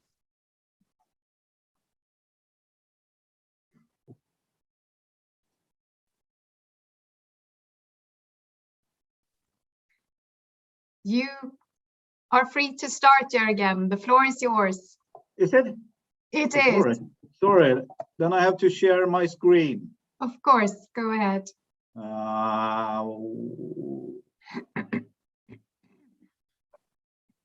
That's it. You see it? We can see it. Yes. So if you, yeah, perfect. Thanks. So should I start the presentation? Yes, please. Go ahead.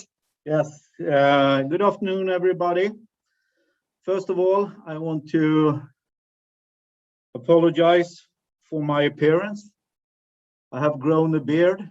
And I'm hoping that I was trying to look younger and as a hipster, but my wife told me that I looked like Santa Claus. That's the first apology. And the second one is that this sick world of sexual abuse of children is my work. And sometimes I can use words or say things that are offensive to people, and I don't want to offend anyone. But if I do, I apologize already. This presentation is about the Swedish case and the importance of this case, which made headlines news all over the world, not all over the world, but in some parts of the world, is how we look at sexual abuse of children that takes place online. In Sweden, we used to talk about digital rape or online rape, but it was not an actual crime according to the Swedish law. In this case, it changed the way we look at rape. And we all know that even if it takes place online, the damage to the victims are equal as if it was in real life, if we say so.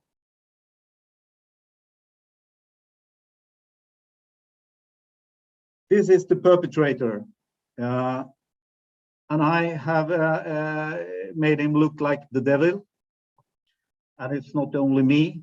He used a nickname called 10 Guild 666, and that's the number of the beast. And it's hard to tell what kind of person he is, but I have a discussion sometimes with my wife if people can be evil, and she always say people are not evil, but they sometimes do evil things. And when it comes to this perpetrator, I oppose, because in my point of view, he was evil. I don't know exactly how he became, if he was born evil. I don't think people are born evil, but when he made these horrible crimes, he was evil. He told me, I asked him, why do you do this? And he told me it was a way for me of feeling of being in control. And I felt like I was somebody.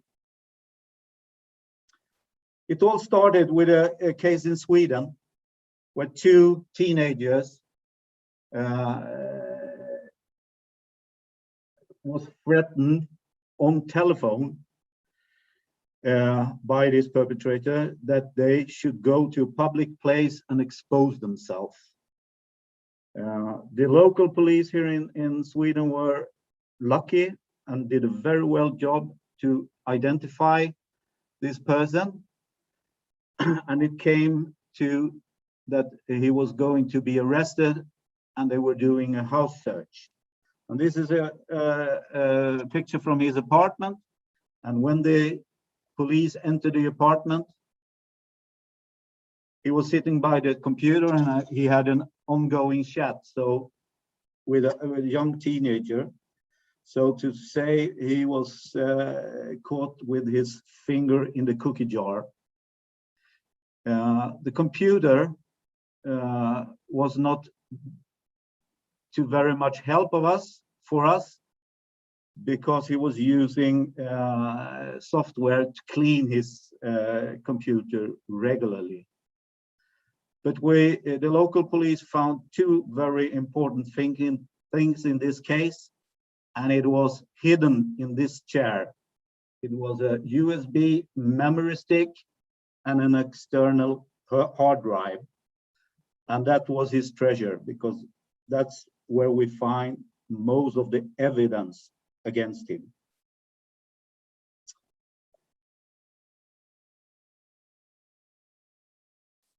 So how did he do this? Sexual abuse that the Swedish court named rape of a child. First of all, he went online to a website, and there are plenty of them. And this one was called Kick Me. So he contacted children on Kick, because this is a site where users of Kick could put their profiles on to find other teenagers, young teenagers, to chat with. But you can also see that it's show all. On that field, you can choose if you want to have men or females, and from and to is the age. So that's what he did, and he targeted young teenagers. And to make it faster and quick, or faster to contact them, he used BlueStacks. BlueStacks is a program that gives you the ability to run mobile phone apps on your computer. The actual abuse took place on Skype and Uvu, and that's Uvu is similar to Skype, very popular in the United States, and very often or frequently used by young people. And what he did when the actual abuse took place, he was recording it with a program called Camtasia Studio.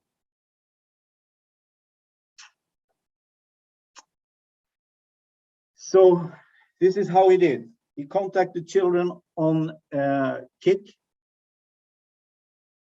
and he immediately started to threatening the children with messages like this. He took their profile pictures.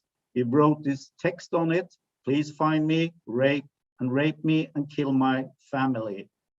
And then he was sending them back to the victims. In his computer, we found 1,247 pictures without the written message on them, and we found 157 which had this message on them. So this is how he started. Before, we had a grooming behavior. It took time. The perpetrators took time to in the contact with the victims. But when we moved from computers to telephones or mobile phones, they want a quicker response. So instead of spending a lot of time grooming the children, they very often go now to threats immediately. So this was basically the threats he started with immediately, and then it continued, of course, during the conversation. So it was threats against the victim and her family, threats to post pictures online, and that's a very effective tool. In his way of behavior, he was very calm, but very aggressive. And he always put his victims under time pressure. And that's how a human being works. It's like when you're buying, or someone wants to sell you a mobile phone. You always have to take a decision immediately. And that's what he did. He was always counting down. Oh, we have to do this. You have to go to Skype, and you have 10 seconds. Otherwise, I will kill you or rape you. And then he was counting 10, 9, and so on. This is simple, but it's very effective. His sexual preferences. What we could see from the sexual abuse videos he recorded was penetration with different objects. It was public exposure. The children were forced to stand in a public place outside their house or something, so someone could see them and expose themselves naked. Sexual acts with siblings or strangers. He wanted them to go out on the street, contact a stranger and offer them sex. And it was bestiality. For those who don't know what that is, it means sexual acts with animals. This was what we could see from the videos he made. But it all came down to dominance and humiliation. That's what he wanted. That was his sexual preference. So we had videos of 27 children or victims and no ID on any of them. We could hear that they spoke English and with an American accent, so we assumed that they were from the United States. But I had to start with trying to identify them, and it was very frustrating, and I was in I really wanted to find these children, because you could see on the internet when we found them or followed their accounts that they were in bad shape. And in Sweden, we had some suicides after young girls have been victims in similar cases. So we had to, first of all, we have to find the country. So, and that I did with tracing IP addresses, and a lot of them ended up somewhere in the United States. I had to watch the videos very carefully. You can't see what it says, but if you, in other pictures, you can see that it's a school T-shirt from the United States. And so in that way, you could locate, she's probably from somewhere in the United States. And of course, in the background of the videos, you could hear people talk. They were in their girls' room, but you could hear their mother and father speaking from another room. You could sometimes hear a television or a radio station, and they have a lot of commercials in the United States on the radio, so you could hear commercials from a car dealer in a special location, and then you could narrow down the search for all these victims. When he made his videos, he made a mistake that he was flipping between different windows. So and sometimes you could see, in fact, a username on Uvo, and you see there on Skype, and you could see the username of who he was talking to. So in this way, it was like putting a puzzle together. Small pieces of information that could lead you through, and when you, many of the accounts that the children used was abandoned after they being abused, and you could see they were putting emojis like a gun. So it was really worrying for me that we had to find these victims as soon as possible, because they obviously needed help.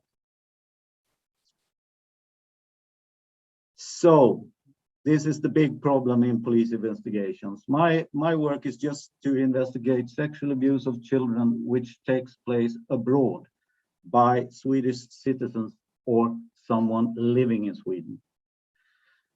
That means that I have to work internationally in my cases, and that's not an easy task. Internet has no borders, no nothing, but the real world has a lot. First of all, jurisdiction. Whose responsibility is it to investigate? Easy for me, because I'm Swedish, and nearly all sexual abuse of children done by a Swede are punishable by law wherever it happens in the world. But that's not the case for all countries. It's an obstacle. When you investigate these crimes that takes place online, very often you have to get information from different parties. Internet service providers is one of them, and it can really be a challenge to get information. You have a lot of services hiding your IP address, VPN and stuff like that. And of course, a lot of the information the police needs are stored in another country. For example, in the United States or any other countries. And for me, as a policeman from Sweden, it can be really hard to get the information I want. If you say United States, it's quite easy to get basic information about the user, but it's basic. And if you go to Kik, for example, it's just there is no verification. You can put in whatever you like, so it's of no use, and that makes it really hard to identify the victims in this case. Our tool is what we call MLAT, Mutual Legal Assistance Treaty, and it takes time, and it's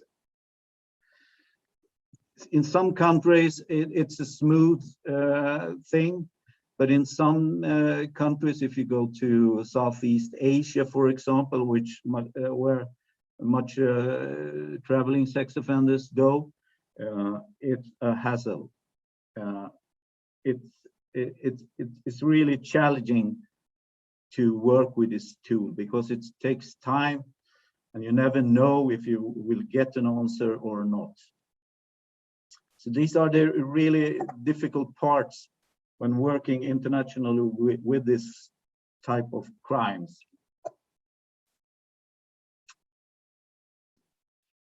We were lucky because FBI from the United States has some field officers on the embassy in Sweden.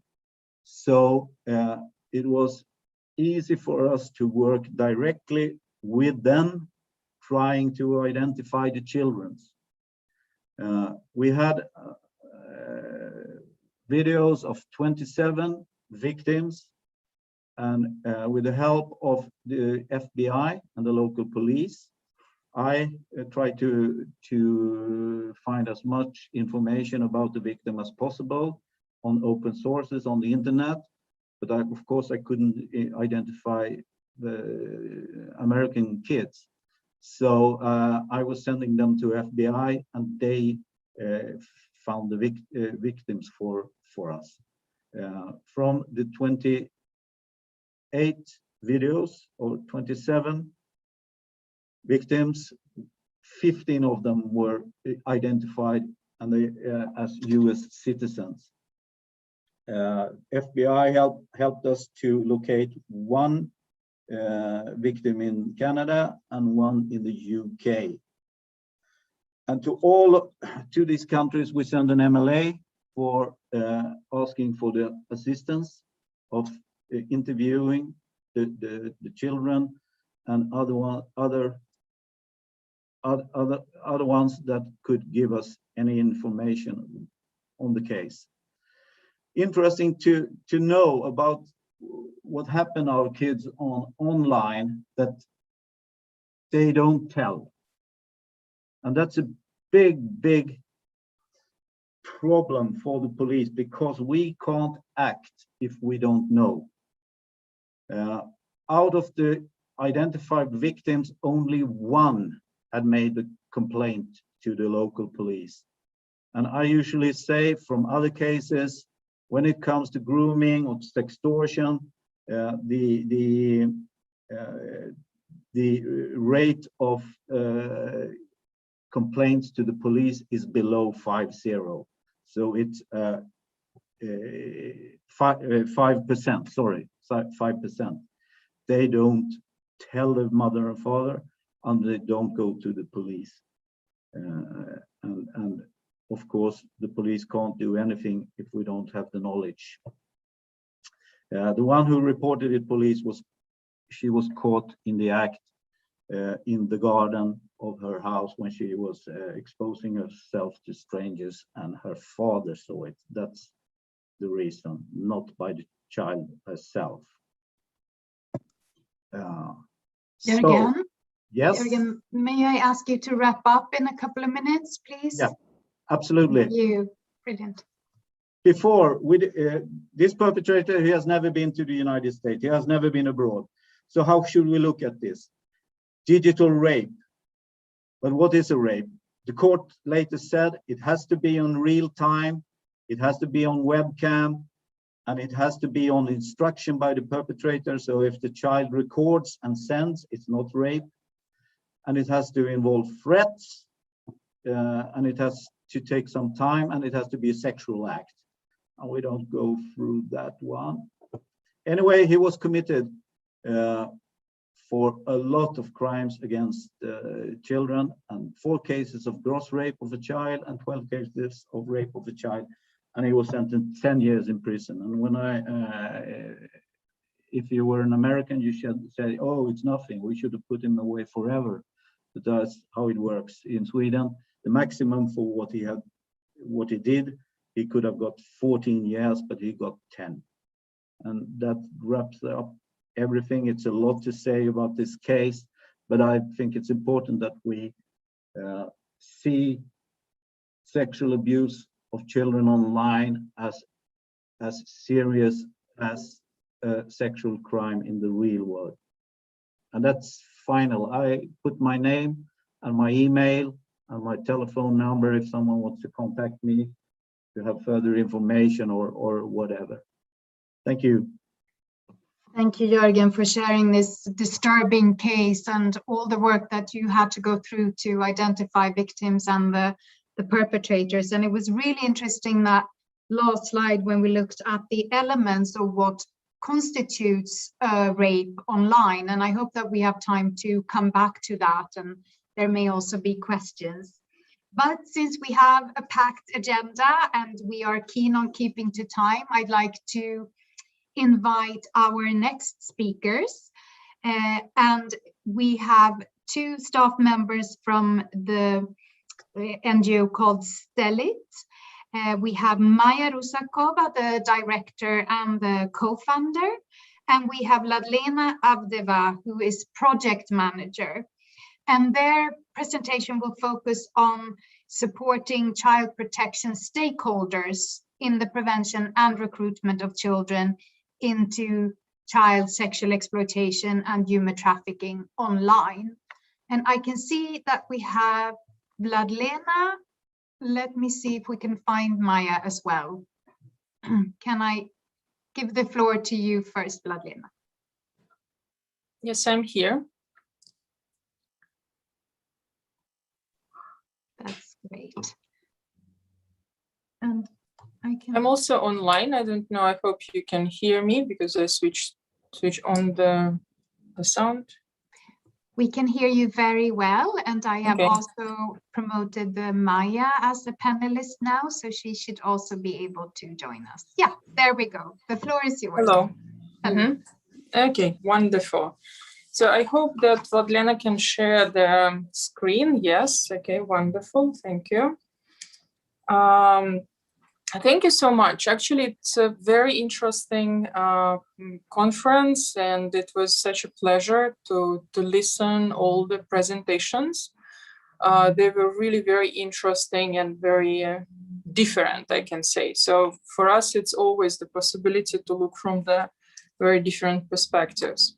Thank you so much for inviting us. We also have a long story of working with CBSS, and we are always feel that you are stay behind, you know, like and support us and many other organizations. So it was always a very good possibility to meet the colleagues.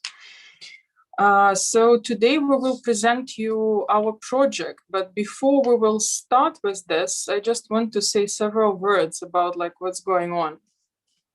Me and Ladlena, we are also all the time wearing 2 hats or sitting on 2 chairs. It depends from which culture you are, so you say it very differently.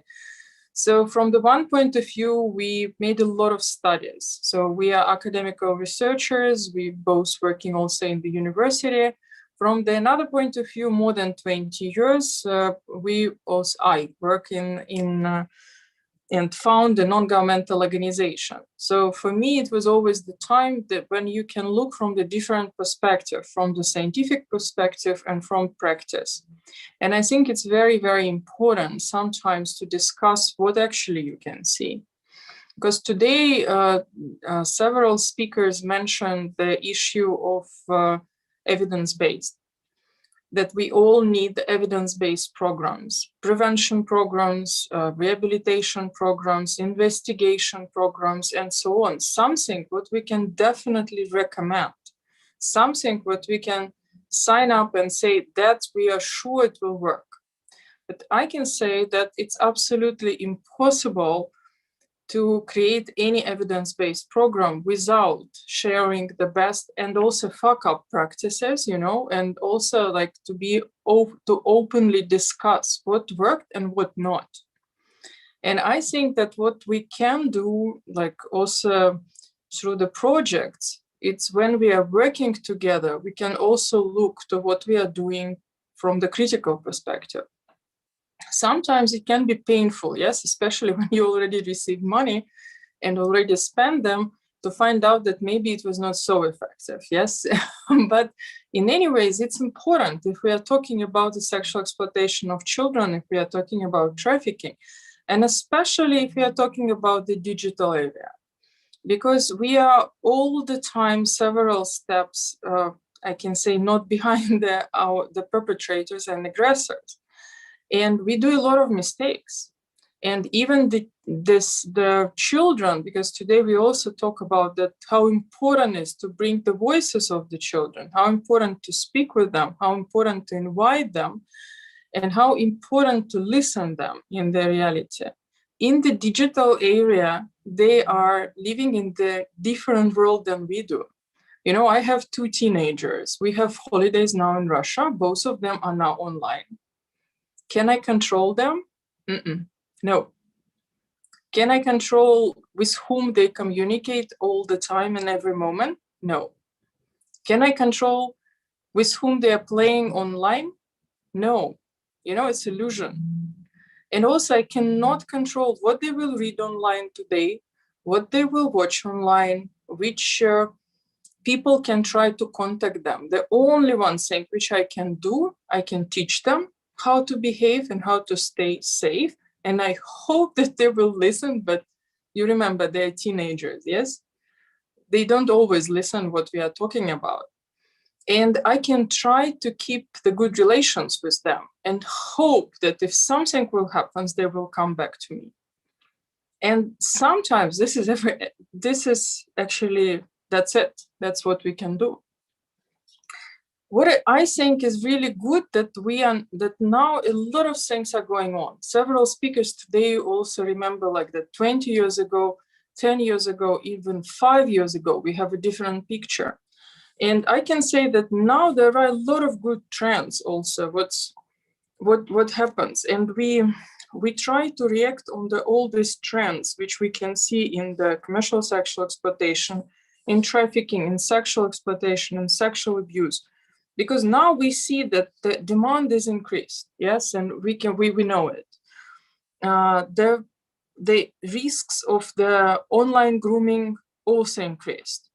So, but also with the growing of the vulnerability of children, we also now have much more programs, steps, some trained people who actually can help us. So we also have these trends in the child protection, and I'm really proud that now, for example, OSCE is working on the new national referral mechanism, which is now, I hope, will be presenting this year. And it's include also online. It has a special issues which are focused on the online demand and the online protection and so on. We really also see that it's more and more cooperation. And actually, I can say that COVID and also staying at home and have more possibility to work online, it's also keep us very closer to each other. I feel it, at least, you know, like sometimes it's not so important to meet in person. Of course, it will be wonderful, but in any ways we can really work together. We can share what we are doing. So what is also very interesting, the good trend is that we have much more the special attention to the children's needs. And it's really focused on the trauma-based approach of working with the kids. It was very interesting to listen today about, for example, putting the self-made images and how special it is to work with the children. We are also trying, and we will share with you, we will put it to the chat. I think that Vladlena will we published the book in Russian, and I think that for those who actually can read in Russian, it will be also very important. It's about the sexual violence and exploitation against the children, and it was written by the full bench of specialists like prosecutors' officers, police officers, social workers, people who are working in non-governmental organization, governmental organization, and science. We also include people who already were victims themselves, and it's important that, and it's more and more we see that when the people actually try to make the new practice or new program, they really collaborate with each other. I think that this is also a great issue. I think that these principles of the 4 pillars of NRM, which we can see, and I hope this, it's already include this identification, protection, and individual support, access to the multi-agency services and social exclusion. And today also a lot of speakers told about it. And it's also include criminal justice process and redress. But to make it real in every country, we should really agree that these 4 pillars are really important for all of us. This child-centered approach and informed participation of the child, when we look to the child as not only an object which we moved from one place to another place, but when we include the child from the very beginning in the process. That was also our last speaker also told us, children don't tell. They don't tell us when something happens, or we know it too late. We know it sometimes when we really can, I hope we can stop the violence and exploitation, but sometimes we can't really help the child. So our cooperation with the CBSS also help us to make a project. It's not the first one, but when we choose the partners, we're looking for organizations who are already working in the digital and who are working with the prevention programs, who have different, we all 3 organizations have actually different approaches and the different positions, and we are specialized in the different areas. But to share it with each other, to translate it, to try to use it in the different culture, that's what, for example, was so important for us. I will now give the floor to my colleague, Vladlena Avdeeva, who's a young specialist, but very good one, and who worked on the issues of trafficking for several years now. So Vladlena, can I give you the floor and you will continue with the project? Sure, thank you. Our dear speakers, dear hosts of the conference, thank you for inviting us to present our project, how it was implemented and how it was adapted to the situation related to COVID-19 pandemic that we were facing last year. So our project's called Strengthening the Prevention of Child Trafficking and Child Sexual Exploitation related to Information and Communication Technologies, and it was implemented due to the support from the CBSS Project Support Facility. The project was planned for the period from the beginning of August 2019 till the end of 2020. And we, as a regional public organization, STELID, we were acting as a leading organization, and we work in St. Petersburg and Russia. And we also had 2 co-partners who we were working together during all the project. These are Protect Children. This is non-governmental organization based in Helsinki and implemented its projects in Finland and in other northern countries.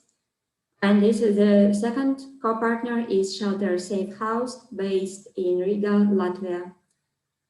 And our project was covered by the CBSS priority area safe and secure region, as it was implemented on prevention of child trafficking, and especially child trafficking with the purpose of sexual exploitation. So that's why our goal within this project was providing specialists in the sphere of child protection with relevant information and strategies regarding the prevention of child trafficking and sexual exploitation using internet technologies. Oops. Sorry, I don't know why I cannot change my slides.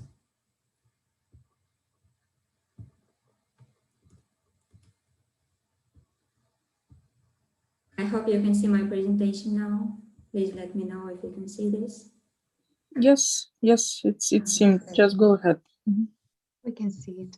You may want to change to the slideshow, but I think it'll be a bit clearer for. There you go. Thank you. Okay. So each of our organization has a vast experience and expertise in sphere of prevention of child sexual abuse, child sexual exploitation, and child trafficking. So we work in our countries. We develop tools for children, for caregivers, for stakeholders. We implement projects. We support child protection specialists in our countries. And the idea of the projects and the opportunities that it gave to us, the idea was to join our efforts, our experiences, and our expertise to create tools and to train stakeholders to strengthen the prevention of online child sexual exploitation and recruitment of children into trafficking.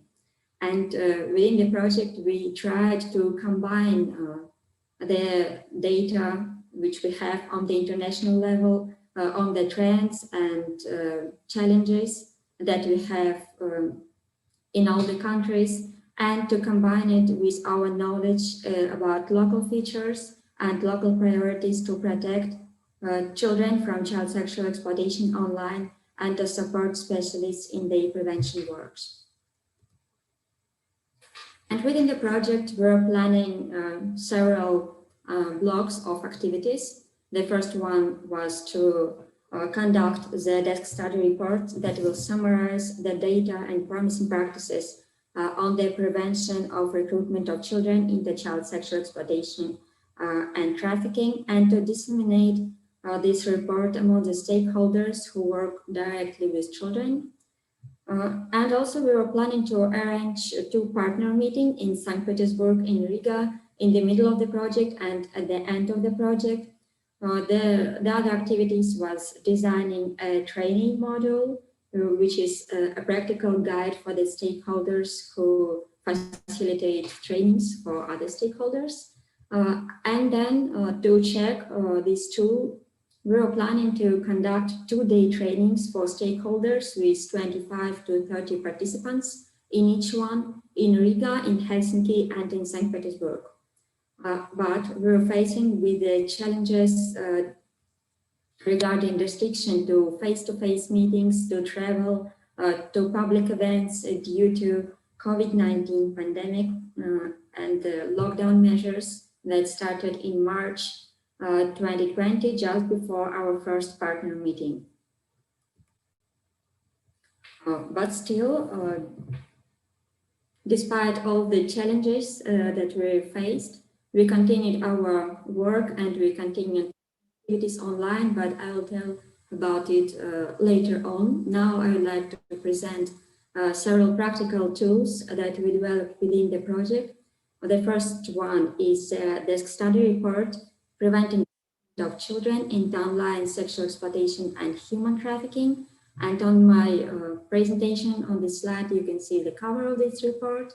It includes basic information on the forms of online child sexual exploitation and basic information on recruitment of children into trafficking online. It also provides readers with the information about online functionalities used by offenders for recruitment children into child sexual exploitation and human trafficking using internet technologies. It also describes and analyzes existing and promising prevention strategies and practical measures. And finally, it includes overview of the promising practices regarding prevention of engaging children in child sexual exploitation and human trafficking online. It includes toolkits, websites, manuals that can be used directly by the stakeholders working with children, and also in their work with children and their parents and caregivers.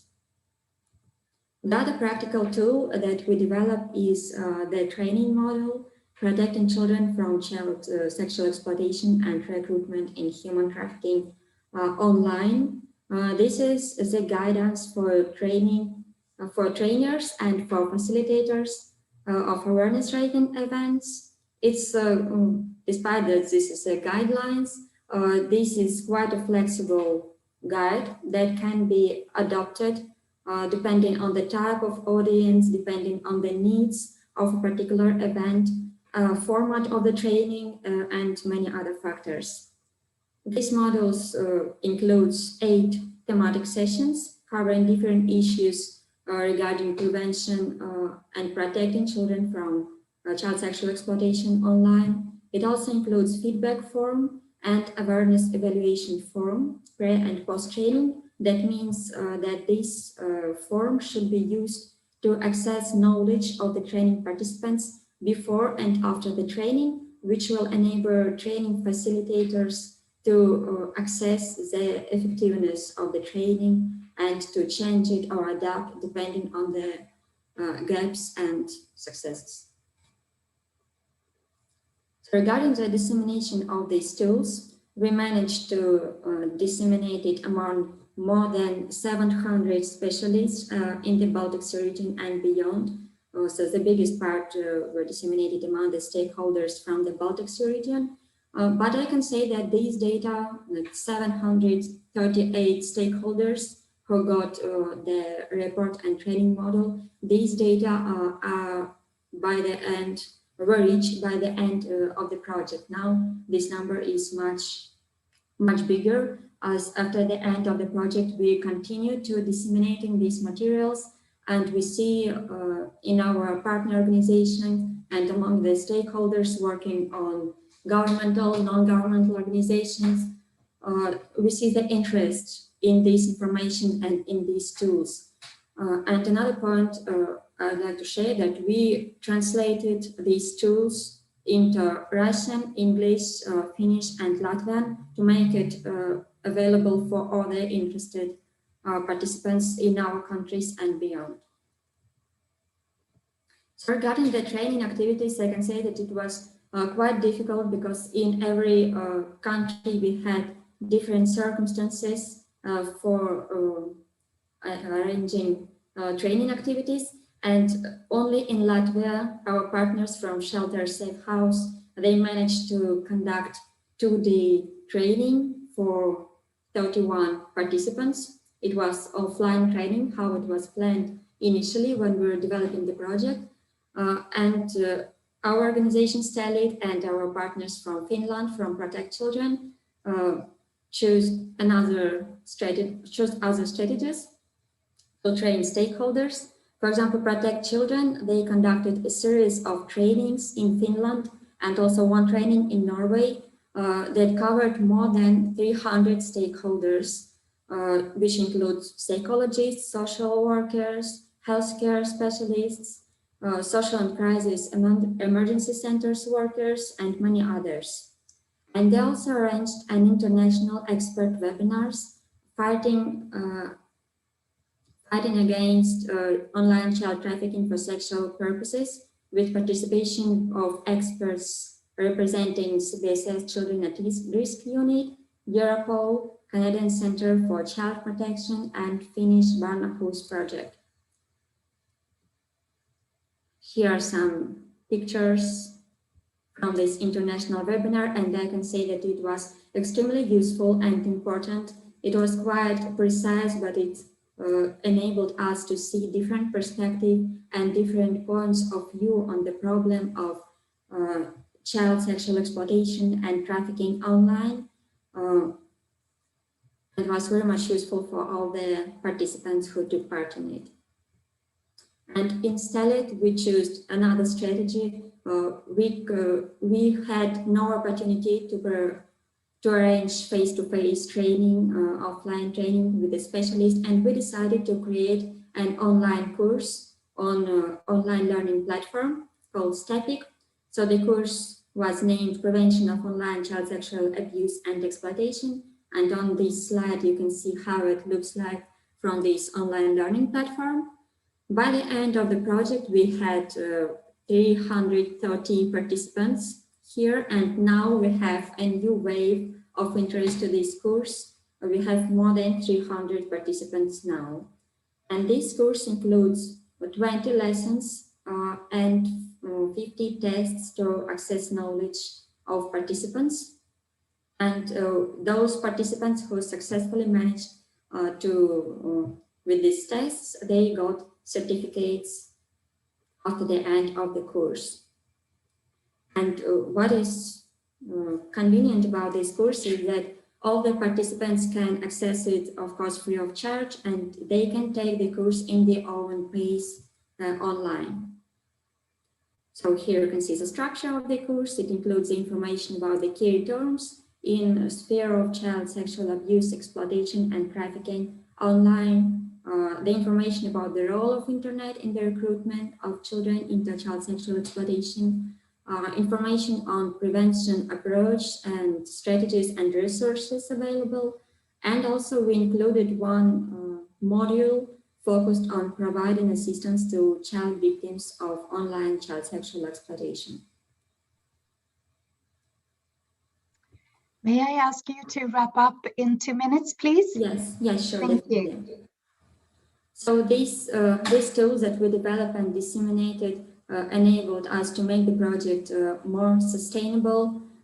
We trained more than 600 stakeholders in our countries compared to maximum 90 stakeholders that we were planning to reach when we were developing the project.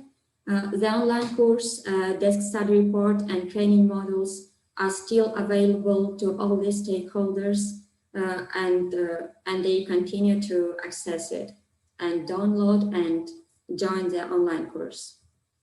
And now I would like to pass the floor to Muraszkiewicz, who will finalize the presentation. Thank you so much. So, this is one project, but we really like it. And I think that we are open for any other collaboration. So guys, please, if you will have any idea, to do something together, we are very open for any collaboration. We really believe in it. Thank you so much, and have a good rest of the day.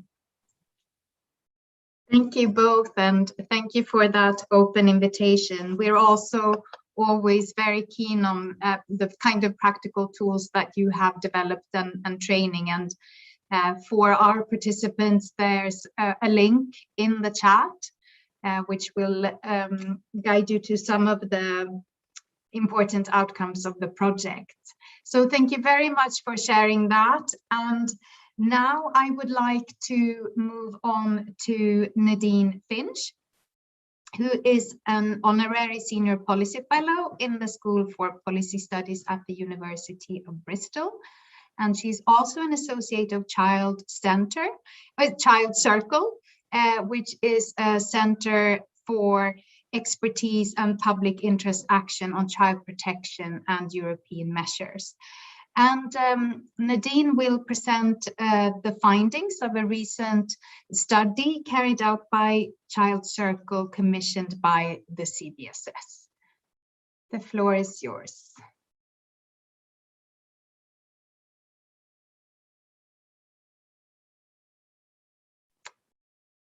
We can't hear you, Nadine. Thank you, Olivia. Sorry about that. No worries. Can you hear me now? We can hear you now. Thanks. Thanks very much to the organiser inviting me to speak on behalf of Child Circle for the study we're doing at the moment. It's a study that we've undertaken with actors in Iceland, Sweden, Norway, Lithuania, Finland, and Estonia, but that's just a representative group from the Baltic Sea states. I'd also like to thank the speakers I've heard today, and also at the Council of Europe conference the previous 2 days, because it's heartening to see that many of the conclusions we're coming to in the study are actually mirrored by other people throughout Europe, particularly about the need for identification and cross jurisdictional and also multi-agency working. Now, as one of the young people said earlier on, trafficked children are very, very isolated, and it's not sufficient to offer them, for instance, therapy at the end of a recovery.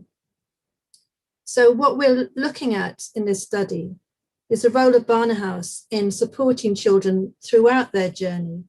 And that's a journey from identification through to referral into some child protection, into support when they're actually witnesses in a criminal investigation or criminal prosecution, and then also with their long-term recovery and hopefully getting some status in the country in which they've ended up.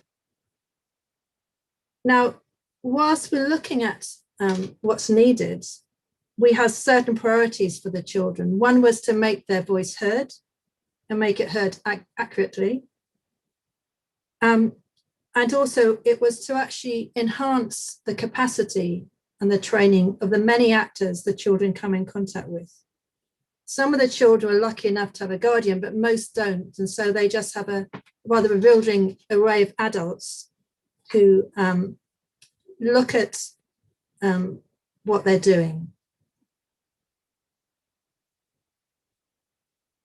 I'm having difficulty, Olivia, telling my, getting my next slide to come up. I don't know whether you can assist me.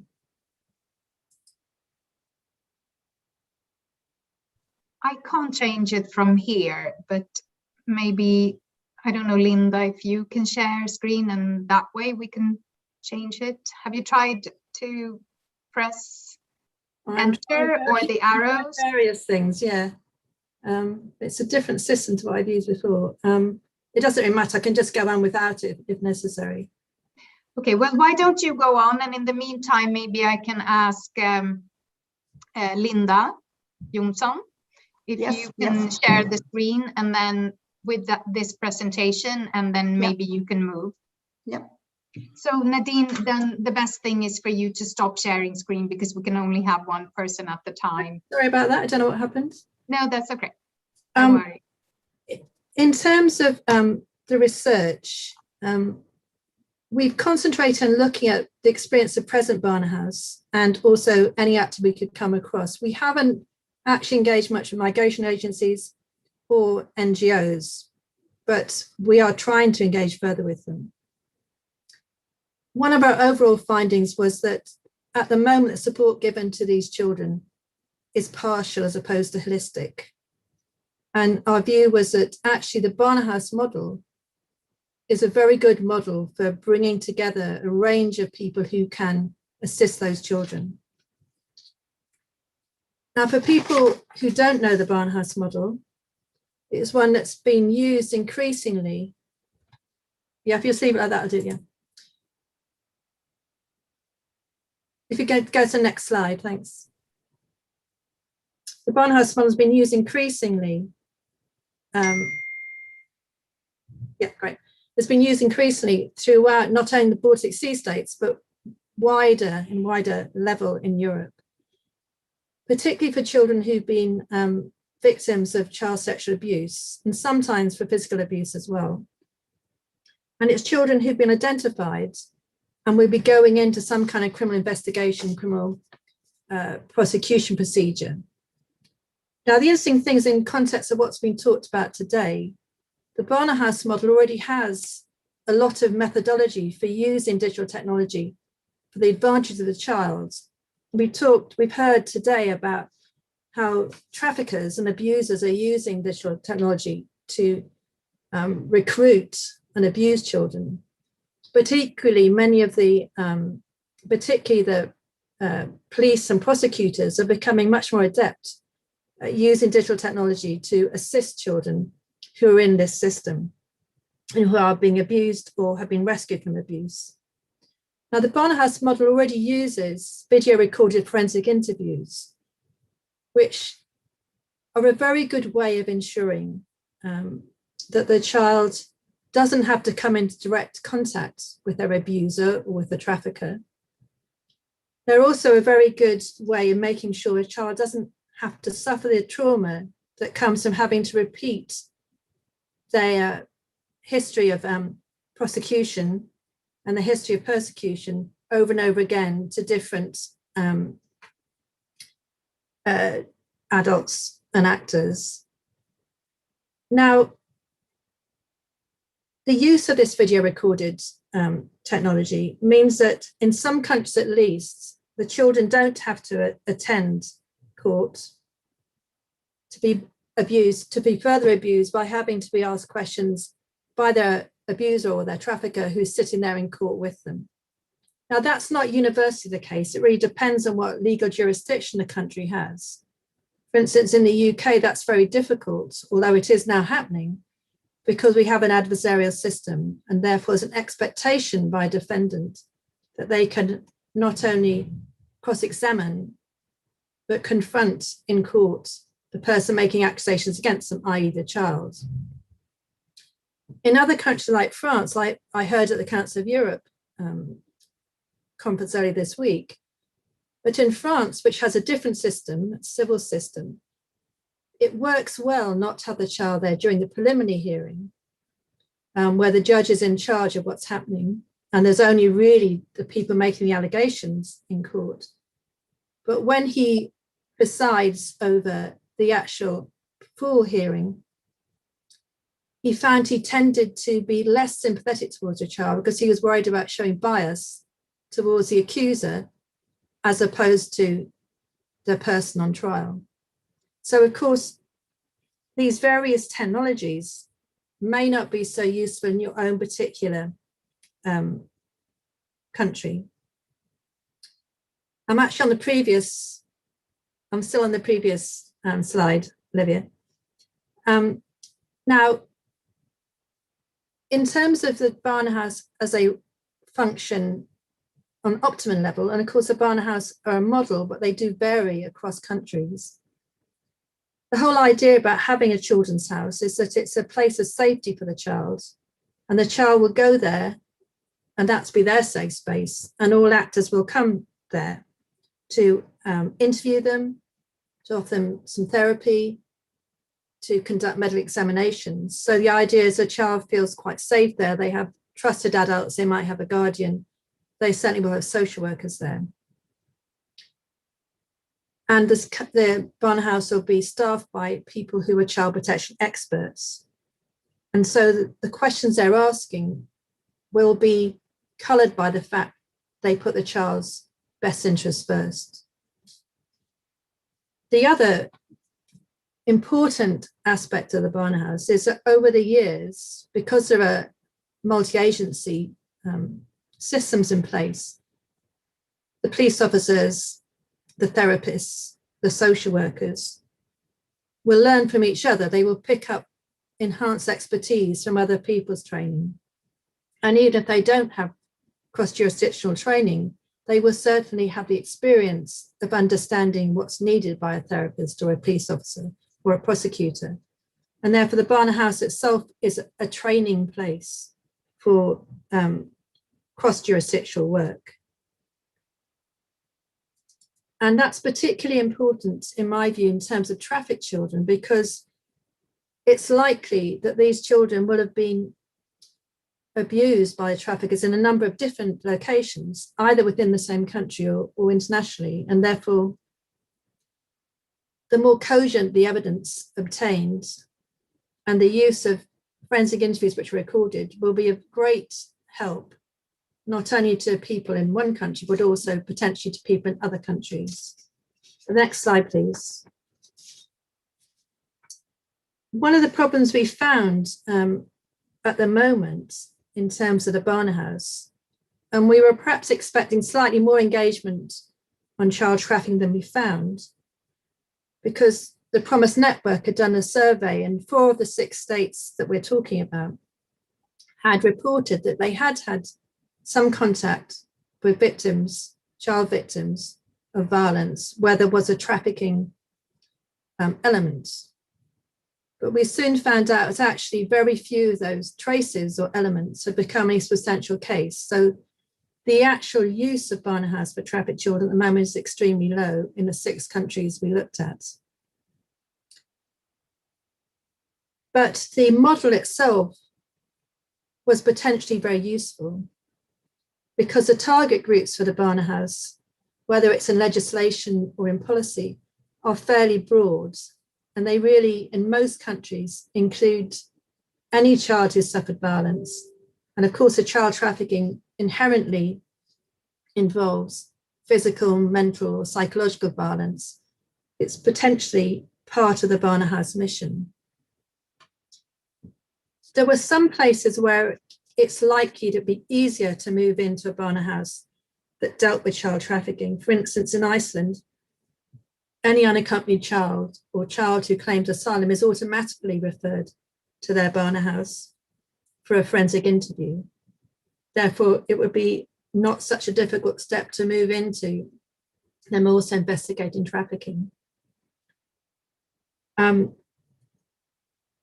It's also in some other countries clear that they're aware of trafficking, and certainly in Sweden, trafficking is on their list of issues that they include in their Barnahus. But again, there were not many cases that were actually reported to us. One of the problems may be that usually the experience of Barnahus is with abuse of a child which was within a small family unit or an extended family unit or community. They haven't had the experience of working with children who've been commercially exploited or trafficked. Now, that's not to say they haven't had children who've been trafficked, and certainly 1 or 2 of the states we talked to said in retrospect they thought they probably had trafficked children, but because they didn't have the training or expertise, they probably hadn't picked up on the indicators or the signs of that kind of abuse. One particularly useful thing about the Barnahus, which fits in with what's been talked about today, is that the Barnahus does use digital technology, whether or not they realize they do, quite extensively at the moment. The very fact they are recording interviews and sharing with other relevant actors, whether they're police or prosecutors, social workers, is a very important protection for the child. Iceland told us that they had collected a lot of information online about countries of origin, because they'd found that they didn't understand the asylum-seeking children or unaccompanied minors sufficiently to really have a forensic interview with them because they weren't asking the right questions. Therefore, this online information database they built up was of use to them. Finland and others are already developing specific child interview protocols. At the moment, they're working on one which should do with online abuse, but they're thinking about doing one about trafficking as well. And they all understood the real importance of sharing existing data about a child's history as the risks emerged. Because of course, one of the real difficulties about dealing with trafficked children, particularly if they come from abroad, is they have no paper trail of information about them. They may be or likely to be unaccompanied. Their families won't be in the country or even contactable. They won't have had a history of going to social services. They won't have had a history in school. Therefore, their protection really is dependent upon people recording and sharing their history as it emerges. Otherwise, they will be in danger of disappearing or further abuse. Can I have the next slide, please? As I said, when we analysed what's happening, there were some obstacles to use of Barnahus, quite apart from the usual obstacles of need of additional staff or more resources. It appeared to us that the Barnahus system wasn't reaching trafficked children, partly because national referral mechanisms in the countries involved were not sufficiently comprehensive to be called national systems. Not all agencies were involved, and data wasn't always shared. Therefore, there were disconnects in the referral mechanism, meant the child was never getting to Barnahus. There was never a referral about concerns about abuse or violence. And this is a particular case because referral mechanisms were typically restricted to 1 or 2 agencies. Typically, either the police and the prosecution controlled referrals to Barnahus, or child protection agencies did. It was rare that migration services had much of a contact with the Barnahus. And it was also very rare that NGOs providing assistance to victims had much contact. In fact, we came across a number of examples of NGOs who provided assistance to adult victims, actually providing services to children who were victims, because the child didn't want to get involved with the police, was too scared to disclose anything. And they ended up in a service which was supportive but not appropriate because it was actually an adult service. Now, the lack of collaboration with migration services was particularly of concern because, of course, it meant that the child may well be returned because they failed to get asylum to a country from which they've been trafficked. Or within Europe, they may be returned under Dublin III to another country within Europe where they'd first encountered their traffickers. Because, of course, a lot of the children migration flow are entering Europe as migrants, but become trafficked children at some point along their travels. For the next slide, please. Now, we're on the final stage of the report. We've got a drafted report. We've still got a few issues to sort out and a few people to come back to. But we hope that the report will be circulated and released quite soon. And we also plan to have a webinar so we can explore with a wider number of states our recommendations and the experience of the 6 states we talked about.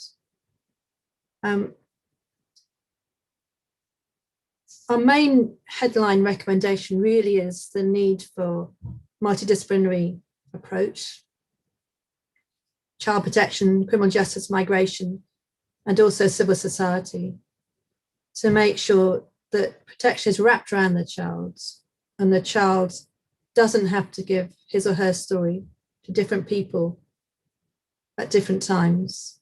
And as we all know, children's testimony tends to degrade over telling as they become more traumatized and as their memories fade.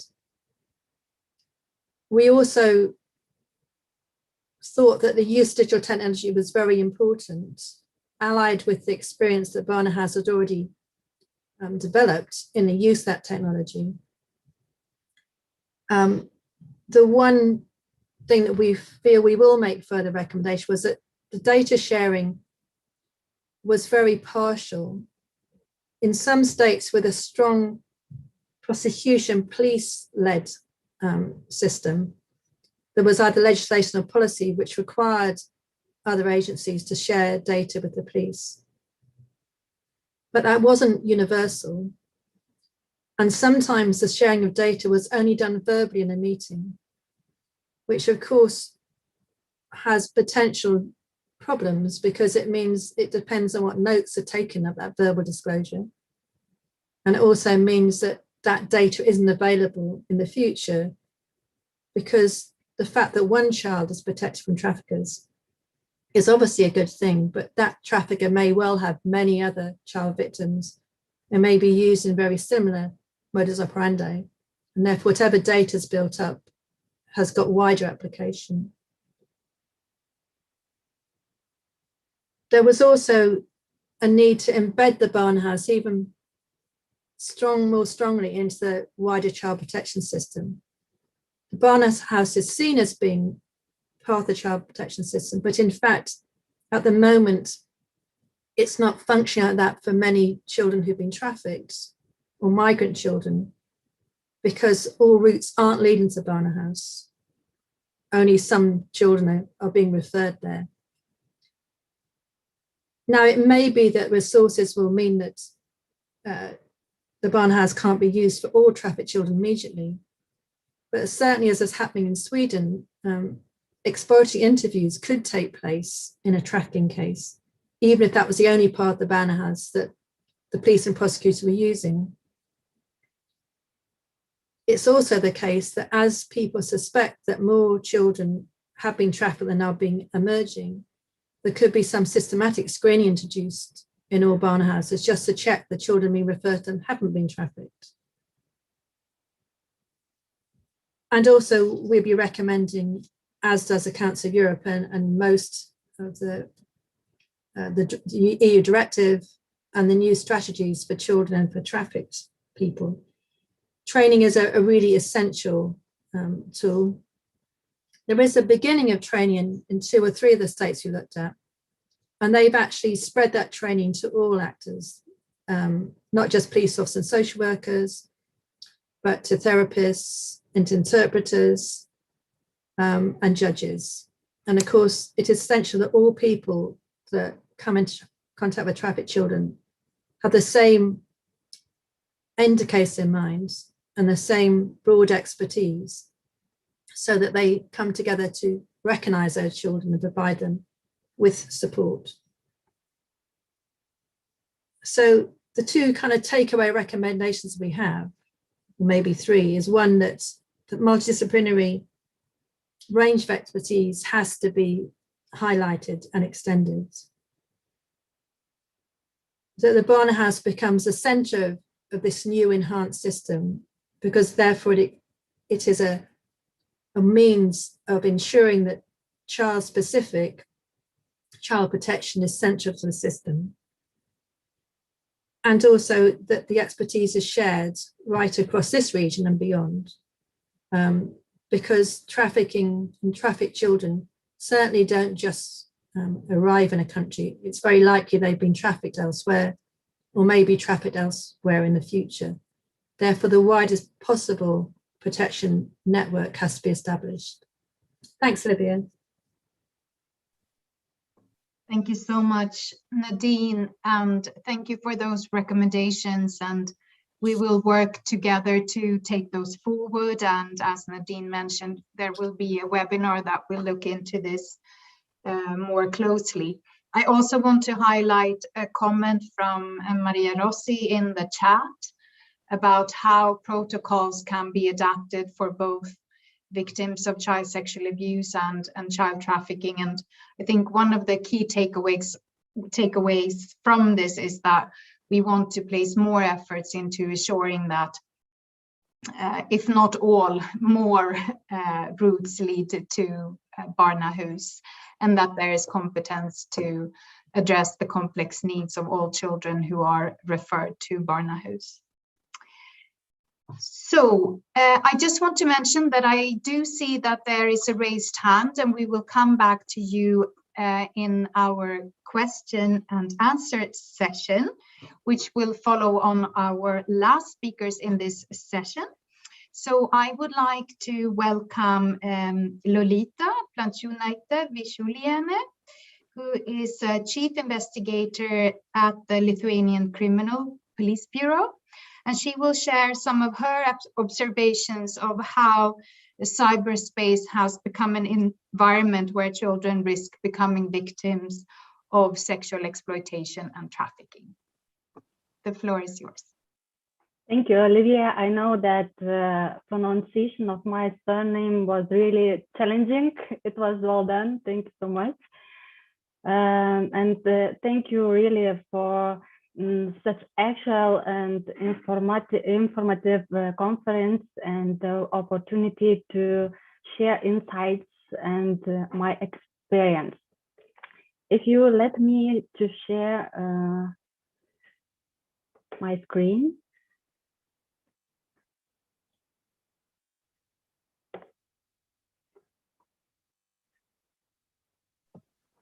You should be able to share your screen if you press the green button saying share screen.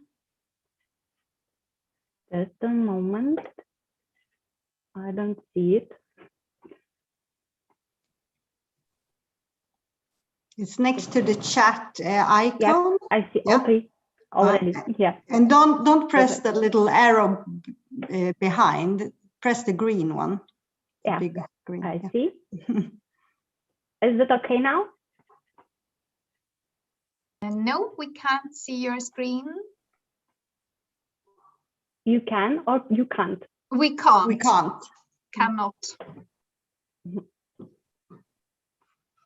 And we even practiced this during lunch. Yeah, it worked.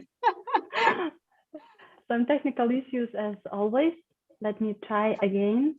Of course. And now? No, I'm afraid not. Maybe Linda, you can help then. And yeah, sure. Share the presentation. So Lolita, Linda will share the presentation and you just prompt her when she needs to change the slide. Okay, let's try to do so. Yes.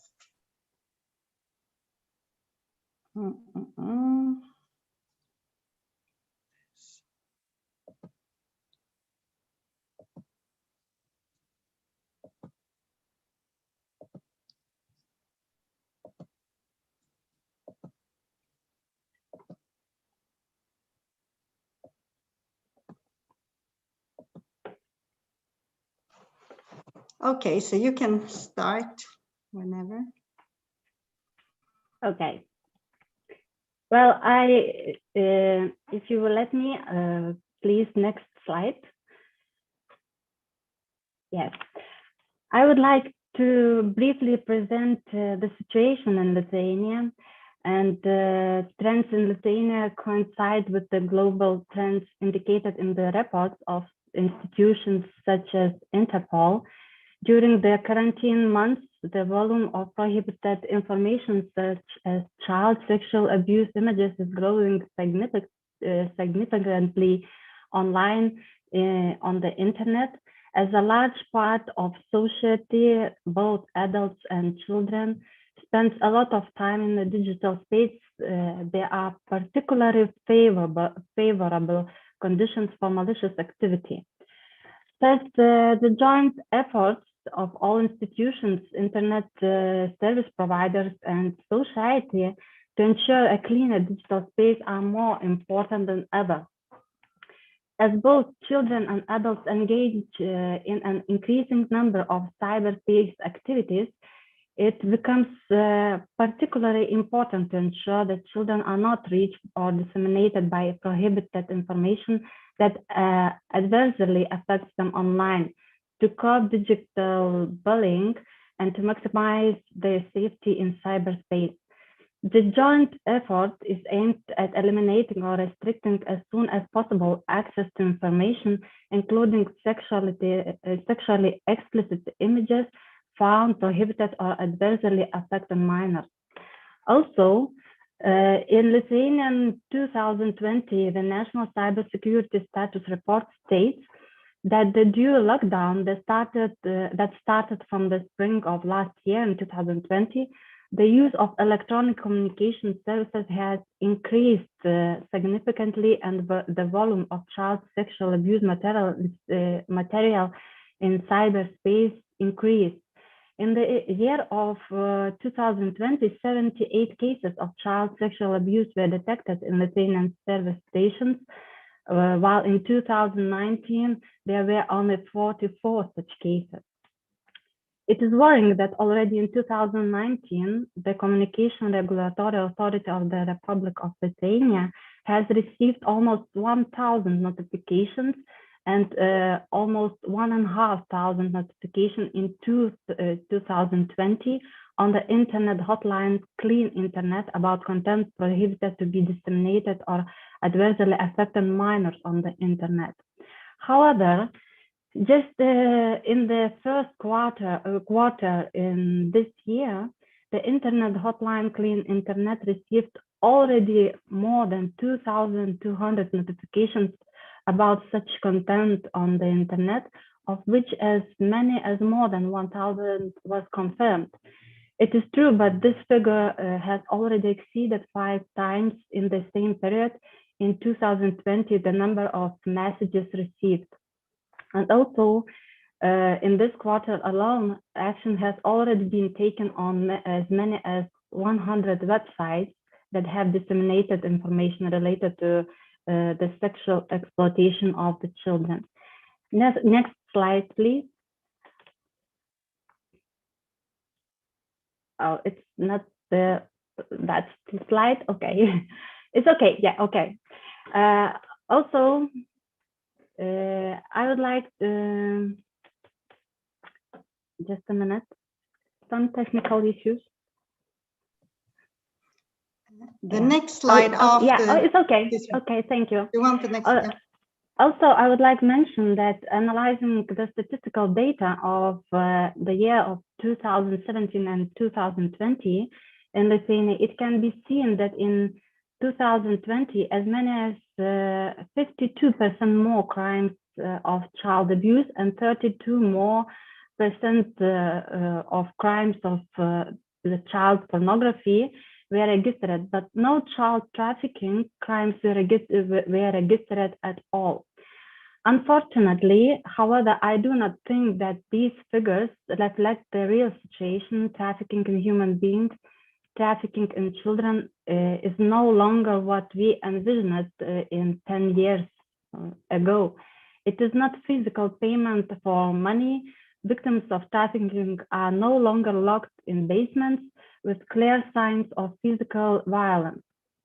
In many cases, they have the opportunity to contact relatives and ask for help, but do not dare to do so because they are intimidated.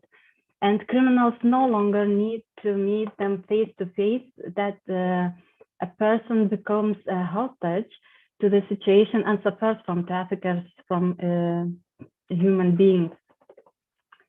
This crime has tamed cyberspace and made it as a tool to make it easier to find victims, recruit them, deceive them, transfer them to other criminals, or even sexually exploit them in cyberspace. Trafficking in human beings, children, has become a refined and difficult to recognize latent crime, often cleverly disguised after other crimes, and therefore even more difficult to identify and disclose. How do we get notified about sexually abused and exploited children online? First of all, of course, we get notification from Cyberspace Society and users, also cases identified by law enforcement agencies, child protection services, social service specialists.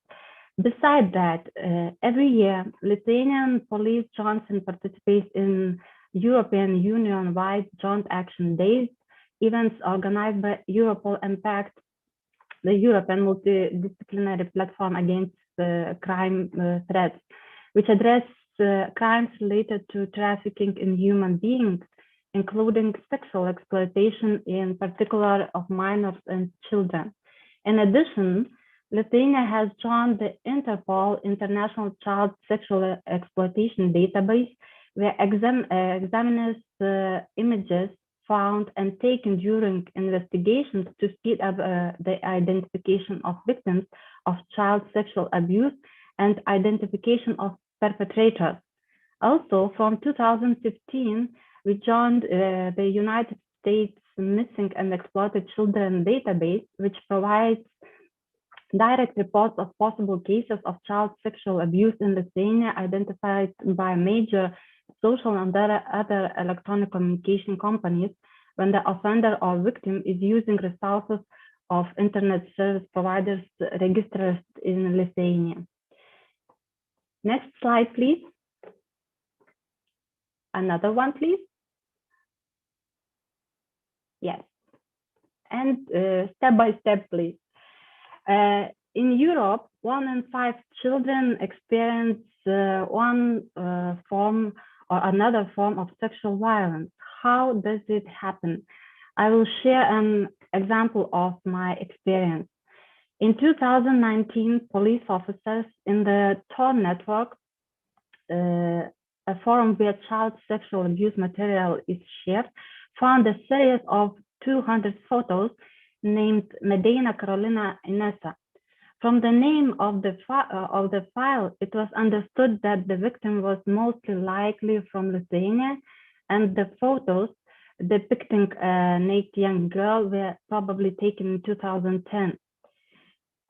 Photos were taken inside the house in the room, and in the photos on the walls there were many inscriptions in Lithuanian, so that the suspicions that the girl was from Lithuania became even stronger.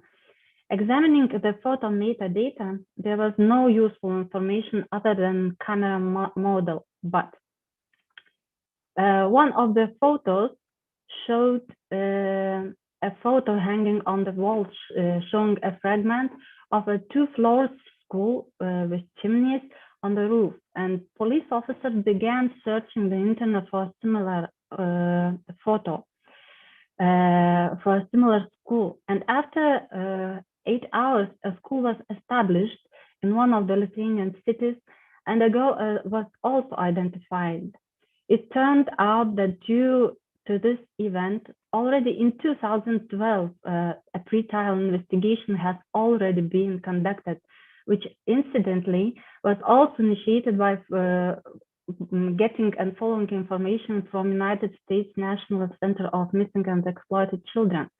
And during the pretrial investigation, it was found that on social network on Facebook, a young girl met another girl who was in fact an adult man pretending to be a peer. He persuaded the teenager to take pictures and appear naked in front of the cameras, later threatening to spread this information about her to her friends, classmates, and parents, and he sexually abused and exploited her, threatening to force her indecently to touch herself in front of the cameras and perform acts imitating sexual intercourse with herself. And all that he was capturing on his screen with camera. Next, please.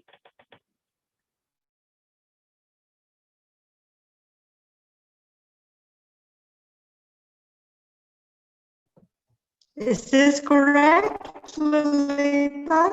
Or is this the slide you want?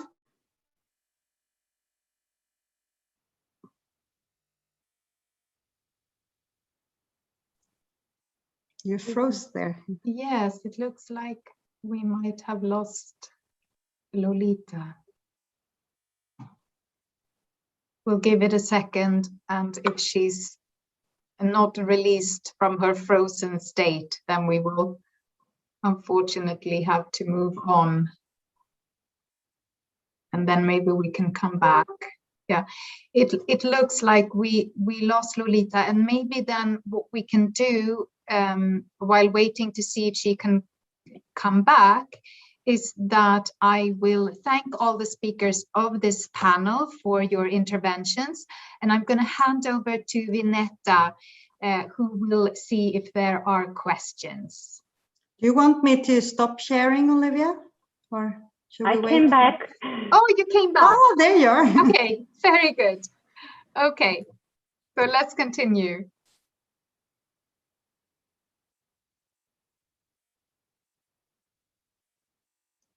Ever so briefly, she came back. I think, Vineta, you can take over. Okay, thank you, Olivia. I guess this is a signal already that we need to wrap up our conference. We are getting close to the end, and please bear with us. And I would like to ask our youth panel if you have any questions to our panelists. Yes, we do. Thank you. Great. I want to raise a concern on how we can protect vulnerable survivors in like a prosecution process. So this question is directed to Jørgen, if he's here. Yeah, in Norway, we struggle with getting survivors to testify against offenders. because maybe of a fear of being sent back to the country they came from, or the potential of being re-trafficked, maybe. And many come from countries with corrupted police and do not trust the Norwegian government and the police when they want to help. And additionally, a lot of these cases end up being dropped or abandoned by the courts because of a lack of maybe evidence or resources. So I'm wondering, how can we ease these, judicial or challenges and secure fair prosecution of offenders, and as well as providing safety for survivors to testify? Thank you. Well, it was a question for me, I suppose, but it was some years ago since I worked with trafficking, and it was in the early 2001 when we got our legislation about human trafficking. So I have to say my knowledge is a little bit outdated, but during that time it was the victims usually came from Estonia, and of course it was organizations bringing them to Sweden. And in some of the cases I investigated, where the victims were taken care of in Sweden and they were allowed to stay with a new identity. And at that time, I thought that was a very good idea, because it gave them the courage to testify in court, and we got a lot of good convictions. But it's a hard task to convince the victims to participate in the process. It's really hard. You have to spend. I've spent so many hours just to try to encourage them, motivate them, and of course the possibilities to stay in Sweden. It's not something you can promise as a police officer, and of course it's also a challenge to it conflicts in the process, but because if like for example the defense attorney get the knowledge about that, you can always say that the testimony given is just because you want to stay in that country. It's a hard task, but I don't know exactly how it is nowadays. But when we got the legislation in place here in Sweden, I recognize the problems you see, but I don't think how they address them right now.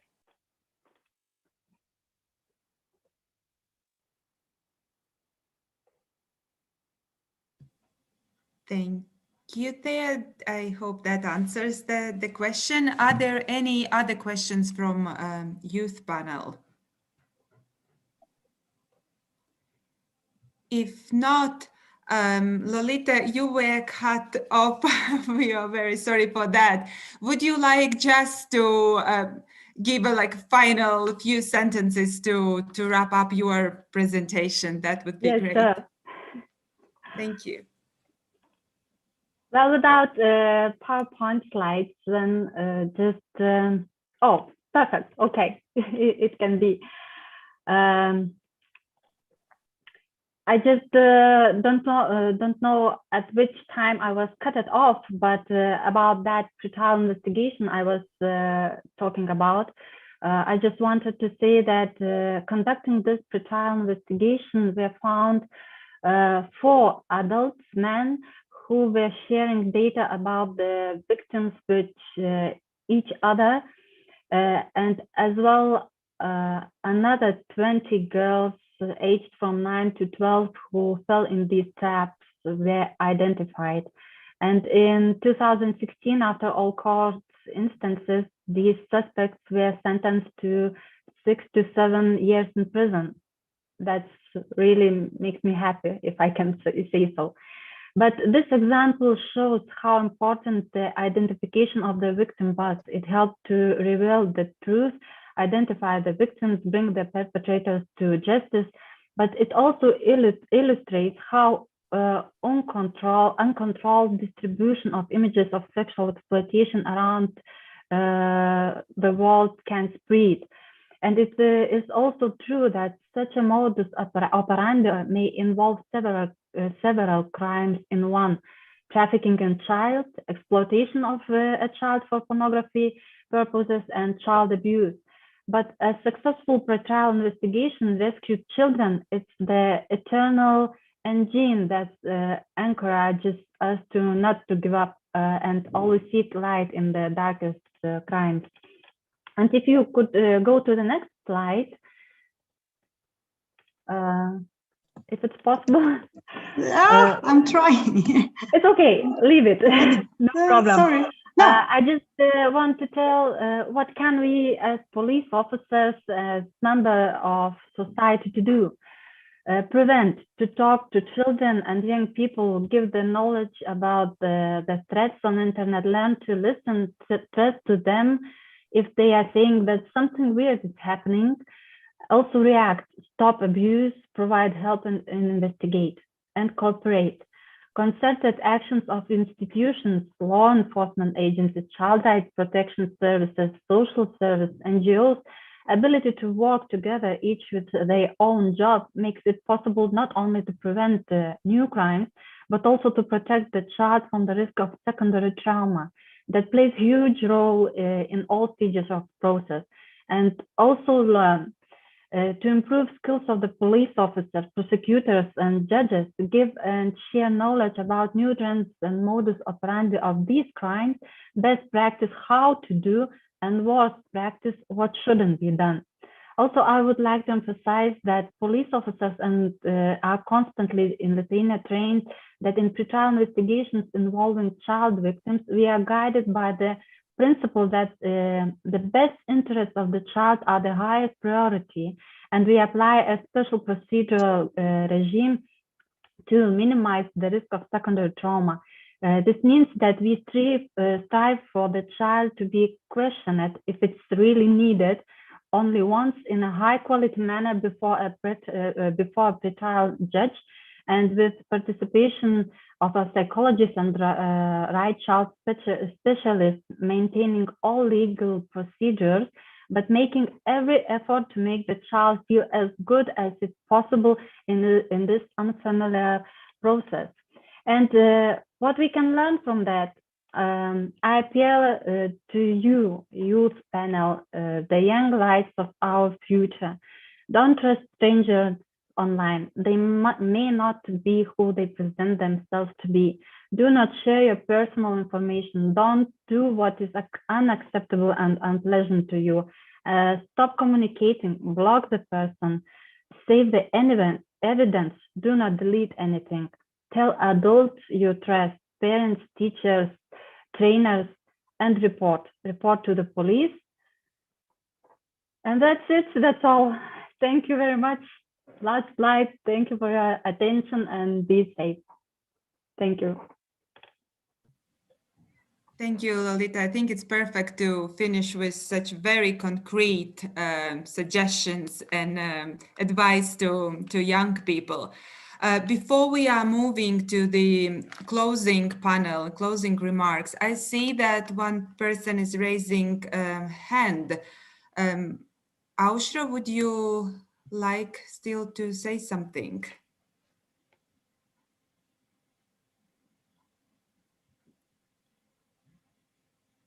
You have a possibility now to, you just need to unmute yourself.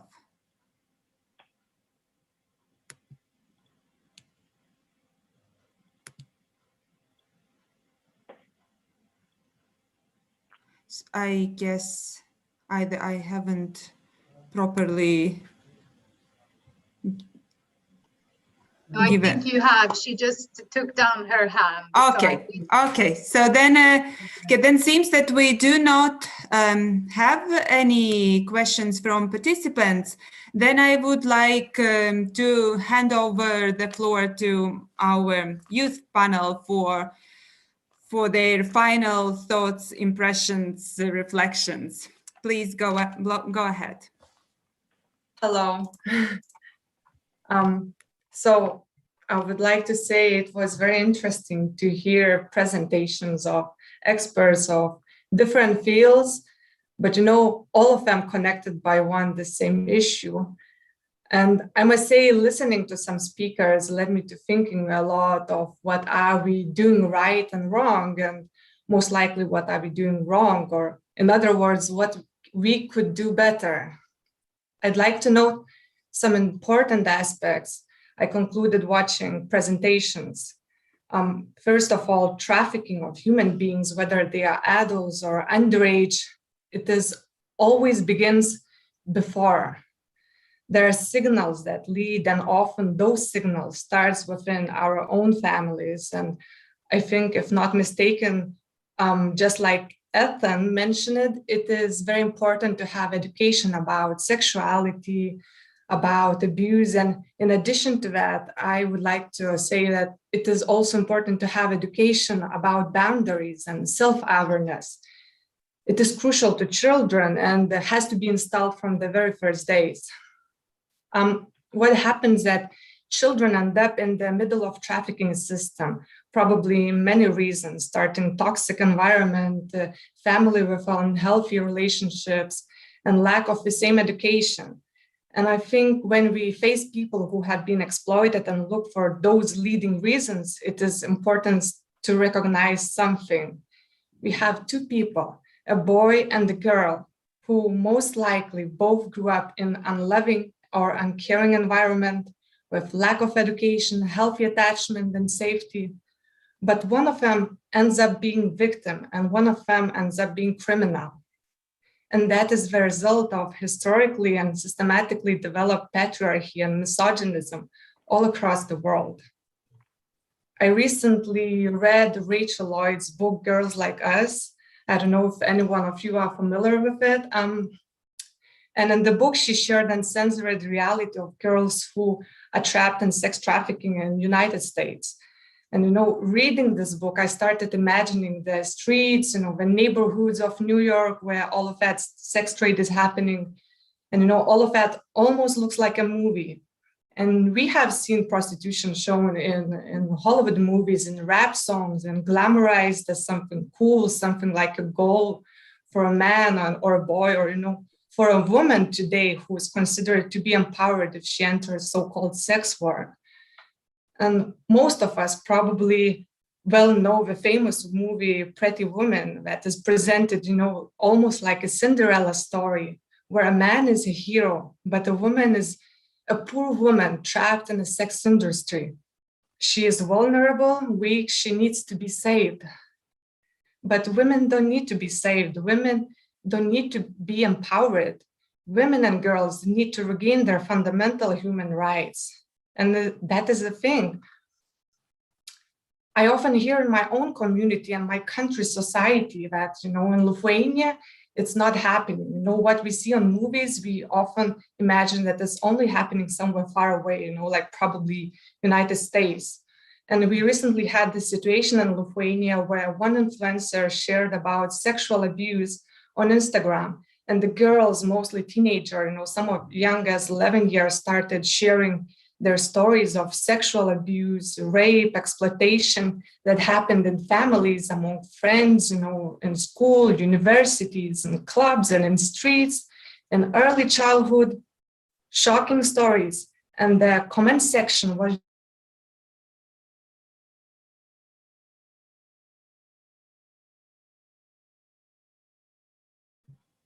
Technology is not cooperating with us lately.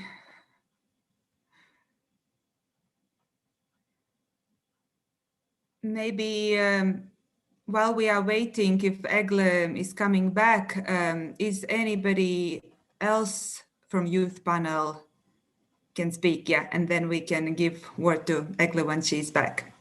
Yes, I can go. Yeah, thank you so much. At the end of such an impactful day, I feel I'm left with both a greater sense concerning the severity of the world we live in, where human trafficking is being more and more digitalized, and at the same time I'm left with just a sense of hope, and I feel encouraged with more knowledge and insight into what important work is being done in this field by all you guys here. Thank you so much for sharing your experiences and insights with us. So as a closing remark, I would like to raise a last concern or a message that we in LITUP find very important. And in order to address the issue of sexual exploitation through online devices, the topics of pornography and racism needs to be talked about. Again, I want to emphasize the need to focus on the demand side of the problem. Young people's main source of sexual education is pornography, while violent, cross-border and sexist pornography has become mainstream. Commercial sex buyers are predominantly white men, while victims of sex trafficking are disproportionately women and girls of color. Addressing sexual exploitation means addressing racism and the systems that allow oppression and marginalization to continue. This leads to mentioning another form of the porn industry's way to manipulate our demands. It's called refugee porn. This search term started to appear around 2015, occurring alongside the refugee crisis. And experts on at the Ludwig Maximilian University state that in Germany alone, keywords such as refugee porn are searched for as much as 800,000 times per month on Xhamster, which is the second largest porn site after the porn giant Pornhub. And the videos that can be found under this category are often very difficult to watch. It is hard to know which one of these videos show pure exploitation and which have been recorded by more professional porn producers. In any case, these videos are incredibly dehumanizing and racist. And in addition, they particularly weaken gender equality. So it's important to notice that mainstream porn reverses gender equality and represents a major challenge in achieving several of the UN Sustainable Development Goals, including goal number 5, which is achieving full gender equality. So in LITUP, we believe that there is no way online sexual exploitation can be stopped without looking at mainstream pornography and the negative effects it has on society. Yes, I'll keep it short and leave it on that. Thank you again, everyone, for such a rich and meaningful day. And I'm so thankful for all that I've learned and just for the ability to be here on behalf of LITUP Norway. Thank you. I'll hand over to Linda then. Thank you, Thea. Before we are going to Linda, maybe we could give a chance to Helga to finish her. Yeah, I hope so. I hope so. It does not die again, the Zoom. But I will just finish up really shortly because there were some key aspects I found out after this conference, and I just wanted to bring attention to it again and conclude a little bit. So I think it is. In order to make change, it is very important, that we develop trainings for officers and social workers, because they are all humans, just like us, and not all of them have this first-hand experience or developed empathy by, judging and pointing the finger at someone we in helping to do progress. So we should rather, look to the positive sides of what we can do instead of, looking for where to put the blame. Also, I think we need to urge individual societies and parents to educate their children about sexuality and boundaries, just like before I mentioned, and also urge parents and societies to educate themselves on these same topics. Psychological aspects of child development and trauma shouldn't be just an interest of psychotherapists or psychologists. It should be a basic knowledge for every person. Educate not only possible victims, but boys too. It is enough we have been asking for girls and women what to do and what to not to do. What about we ask them from men and boys too? And one very important thing that I learned, what options do we create for them? And this question strikes me a lot always. What options do we actually create to women and girls? What options do I have as a young woman? Do we provide women and girls with a choice and a right to happy and safe childhood, education? Do we provide enough choices to work and earn equally as men? Do we protect women and girls from the demand that is brought by porn industry, from the demand of younger and younger girls, from the demand of trophy wives, of humble, smiling women, of covered, uncovered, sexy girls that are measured by their physical looks? So I think it's very important to take a note on that. And when we fight and seek for prevention from trafficking, we need to dig deeper and stop it before it even starts in one's life. We already know the red flags, so it's just the matter of time now to take them out and react. So thank you again for all the panelists, and it was a big pleasure and honor to hear many good presentations today. I'm happy very much to be part of this, and thank you. Thank you very much. Linda? Yes, I want to thank you for all the presentations today. It has been very interesting to listen to all the different topics today, and I have learned a lot from this very important but heavy topic. It has also been heartbreaking to listen all the single cases, the real cases you have shared with us today, but I guess, or I believe it is important to talk about this and really show what's happening. Unfortunately, one of our youth panelists, Lelde, she could not stay here because she had a job emergency that came up, but this is what she wanted to state here in the end, so I'm just gonna read it here. If we really want to fight this and stop child trafficking, then we need to start with prevention, education to police, social workers, judges, etc., and to find a way how to bring this topic in school curriculum so children really understand all the risks rather than conducting a single lecture just because it's needed. And my thoughts from today are that child exploitation is a transnational issue, which makes it really hard to solve. What I feel is the most frustrating is that all these problems we have talked about today would not even exist if these people who exploit children would not operate as they do. Unfortunately, it is not that easy to solve. Something that I'm also worried about is related to these self-generated images and the changes in attitudes among young people to share pictures.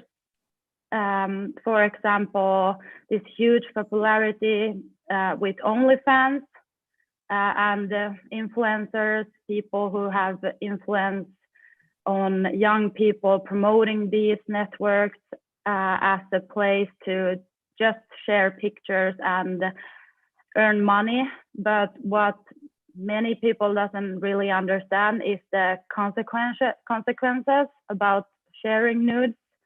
And that is why education is really vital for prevention. I also believe that it is vital to involve youth in solving these issues, and therefore I would like to inform that within the partnership of our Erasmus Plus funded project, which is Baltic Sea Youth Platform, the topic of human trafficking with a special focus on child trafficking has been discussed and will continue to be discussed within the next week. Our advocacy working group, consisting of young people from various organizations around the region, is working on a policy recommendation paper written solely by young people under 30, both experts and general youth.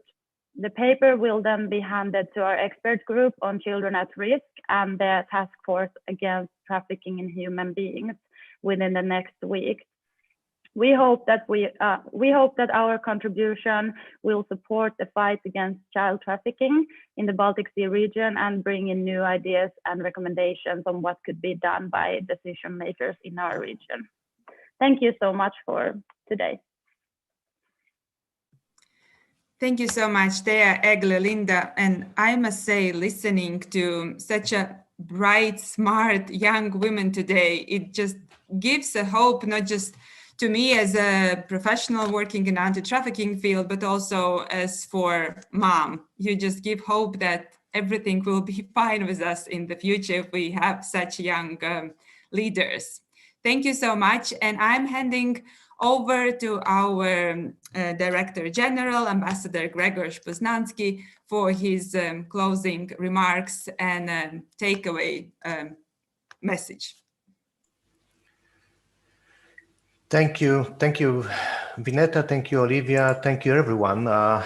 We had really incredibly diverse inputs today, perspectives, contributions. So thank you all for that. We have definitely a lot food for thought from this conference to work further on, and I can promise from the spot that we will be working on it. Let me start with expressing my pride that the CBSS organized this important conference. I thank the current Lithuanian presidency of the CBSS for putting high on its priorities issues of children protection and human trafficking. It's partly thanks to the Lithuanian presidency emphasis we are here today.